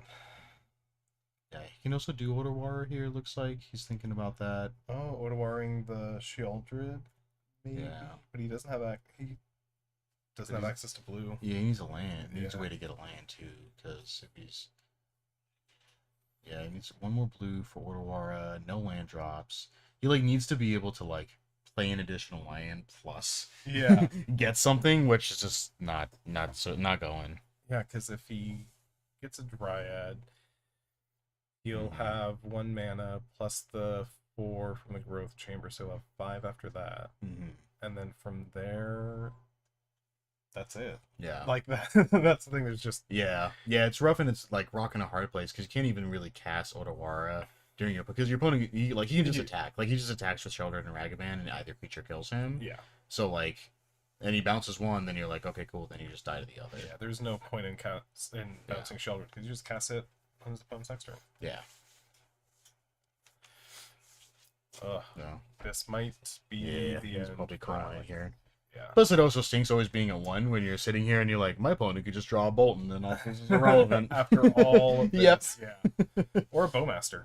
Yeah, Bowmaster's also done it. The salt in the wound. Yeah. It's gonna get this. Okay. Pact. It should just get, like, I don't know. Get a Cultivator Colossus for the lulz and then pass.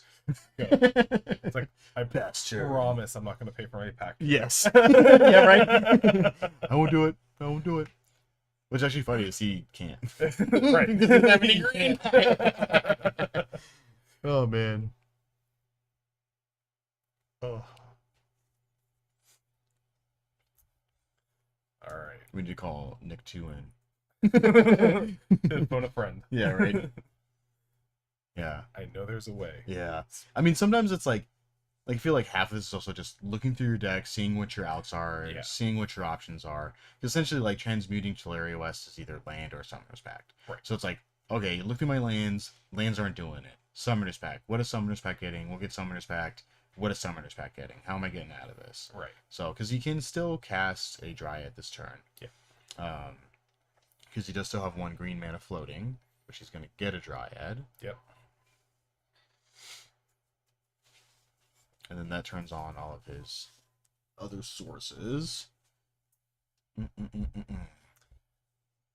again, he has the Endurance as another blocker, but he's still going to be dead to Sheoldred. Yeah, I mean, because it's also here too, because I mean, Brian is incentivized to attack, right? Just because his opponent just might be dead. Yeah.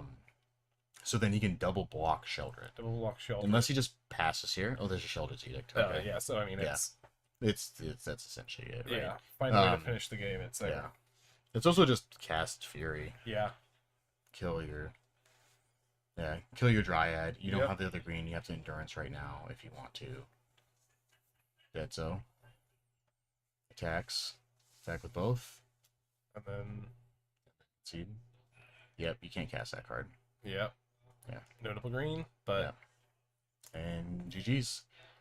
Woof, man. All right. Scam. Scam. Yeah. Been caught scamming. Getting caught scamming. But dang. Took down our Rocket Series Modern 1K tournament today. Yeah. Congrats to Brian on his win. Congratulations. Yeah. Alex and all around. Yeah. Fought hard.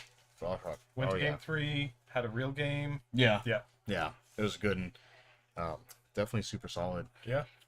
But that's going to call us for tonight. I Thanks for believe everybody so. tuning in. Yeah. Thanks for sticking with us for these 9 hours of Magic. We've been talking about and watching. Been some great games. Full day. Full day. Nothing could be better. Nope. But we'll see you guys on the 9th for some French Commander. Yeah. I'm stoked for that. So thank you, everybody, and have a great night. And don't forget, you want to use that Twitch Prime sub to spread us TCS Rockets here. Thanks, Absolutely. See ya.